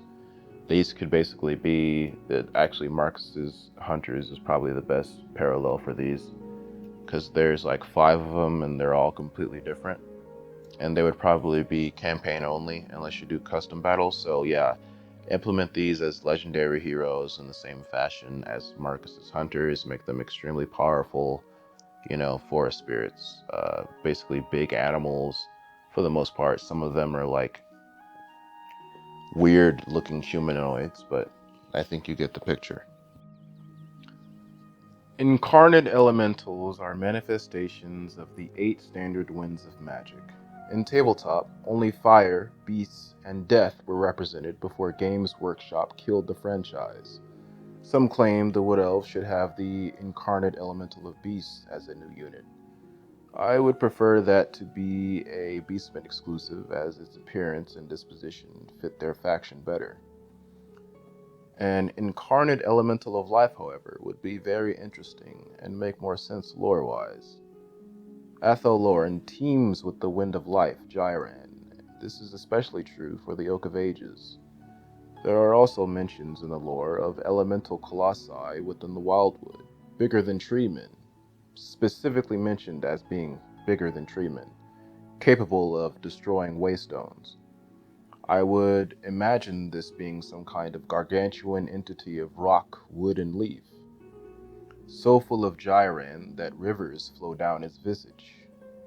It might take the shape of a stag, or a turtle, or a humanoid, and I would make its role tanking and support.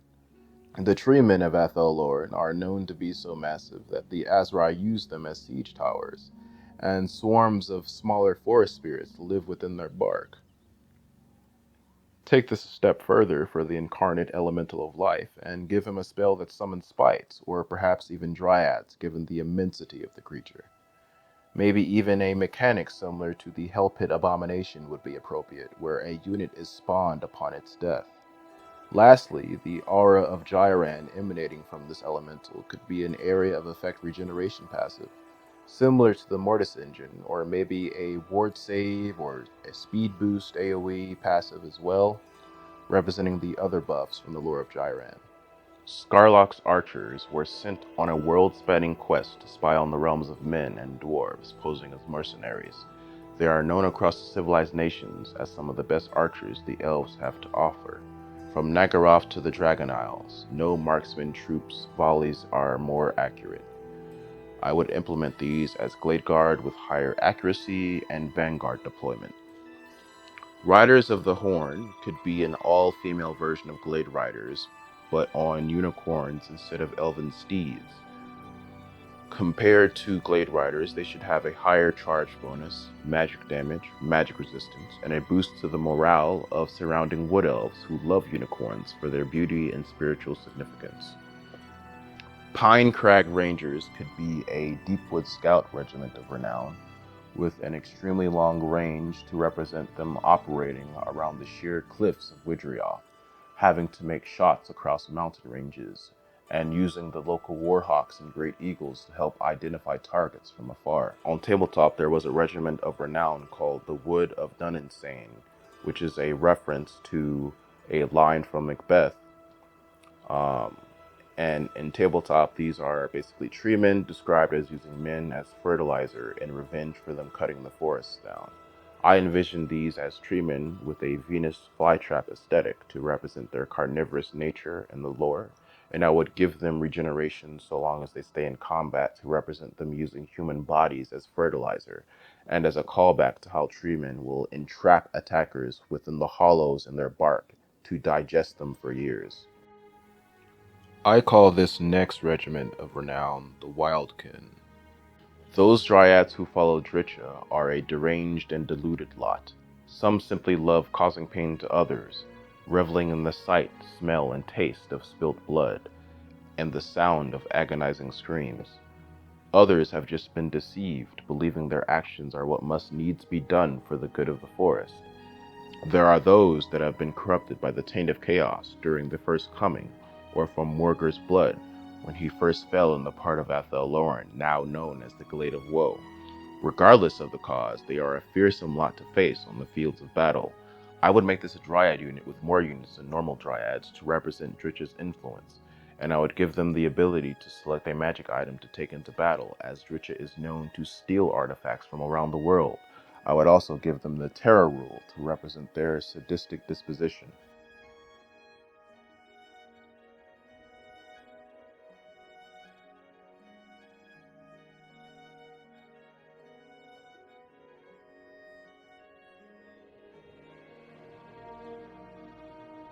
From the 1st edition to 8th edition, Wood Elves are portrayed as rustic and fun-loving people, preferring hunting, singing, dancing, gardening, and partying to the more lofty pursuits of their High Elf cousins, like trade, lore mastery, diplomacy, and exploration. Wood Elves being the best race at archery has also been a recurring theme since 1st edition. In contrast to their standoffish relationship in 8th edition, where Athel Loren claims total independence from Ulthuan, High Elves ruled over the Wood Elves in 1st edition through a mixture of commerce and treaties. Instead of Orion, the Master of the Wood, a demigod incarnation of the god Kurnos, in 1st edition, the king of the Wood Elves was a regular elf whose son had a similar name, Orion. Orion led a regiment of renown called the Bowmen of Orion, and had lost an eye fighting against a necromancer in hand-to-hand combat. Another more entertaining story involves Orion being challenged by a giant to a one-on-one duel. Orion accepted, and when the giant strode out to meet him, he ordered his company to loose a volley of arrows into the giant, killing him instantly. When questioned on his reasoning for such a ruthless deed, Orion claimed the giant's breath was so rank that it was reason enough to kill him where he stood. War dancers were present in both High Elf and Wood Elf armies in 2nd and 3rd edition before becoming a Wood Elf exclusive in 4th edition. In 1st edition and 2nd edition, all elves could recruit animal shapeshifters in their armies, though it was more common among the Wood Elves. In 3rd edition, shapeshifters were relegated to Wood Elves only, and then eliminated in 4th edition. In 1st and 2nd edition, tree men were their own thing you could take as an ally to Wood Elf armies, rather than being part of the faction, and dryads did not exist until 4th. Wood Elves had their own version of chariots, like the Dark Elves and the High Elves, from 2nd edition to 4th edition. Wood Elf bolt throwers were another technology shared with the Dark Elves and High Elves in earlier editions. Athel Loren didn't exist in 1e and 2e. Instead, Wood Elf colonies were more widespread throughout the world, even after the High Elves called for all colonies to retreat in the aftermath of the War of Vengeance. In fact, the largest Wood Elf colonies were found on the eastern coasts of the New World. Smaller ones were found near the World Edges Mountains in the Old World. Additionally, Wood Elves would not receive their buffer state in the former Bretonnia until 3rd edition. In early editions of Warhammer Fantasy RPG, elves required no sleep. Instead, every several days or so, they would enter a trance wherein they would edit unneeded memories that build up from having such long lives. This phenomenon was called Branwa Shin, and it explained the sometimes aloof attitude of elves. Given they can choose to erase the memories they regret making, there is less of an obligation to create positive ones through healthy relationships. They didn't have immortality either, dying out at around the age of 160. Instead of having the Beastmen as a primary rival in 4th edition and onwards, goblins were their most hated enemy in older editions. In 4th edition, Games Workshop added Orion and Ariel to the Wood Elves as their main leaders, king and queen. They have remained the rulers of Athel Loren going into 8th edition. It could be argued that more than any of their contemporary factions, 4th edition Wood Elves had rules closer to 5th edition. Even though the Wood Elf 4th edition book was released in May 1996 and the 5th edition didn't come out until October 1996, the former was clearly preparation for 5e. Wood Elves in 4th are only fully compatible with 5th edition because Wood Elf mages and special characters are the only 4e models to use quote-unquote battle magic, a concept that was not expanded upon outside the Azrai until 5e. I mention this because 5e was the first edition where Wood Elves did not have an army book. Instead, Games Workshop released rule update handouts in the form of what were called Ravening Hordes. This was also the case for 7th edition. 4th edition also permanently removed the only artillery piece Wood Elves had, bolt throwers. This solidified the faction's identity as a fast-moving, hard-hitting guerrilla force. What are referred to as spites in 6th edition onwards were present within the lore of 4th edition, but under the more conventional name of sprites, though they received no rules or official models. 6e spites were essentially another list of magical items for lords, heroes, and named characters to take into battle. In 8th edition, spites were relegated back to a lore-only edition. And that, my friends, is absolutely everything I have to say about the Wood Elves. I'll see you next time.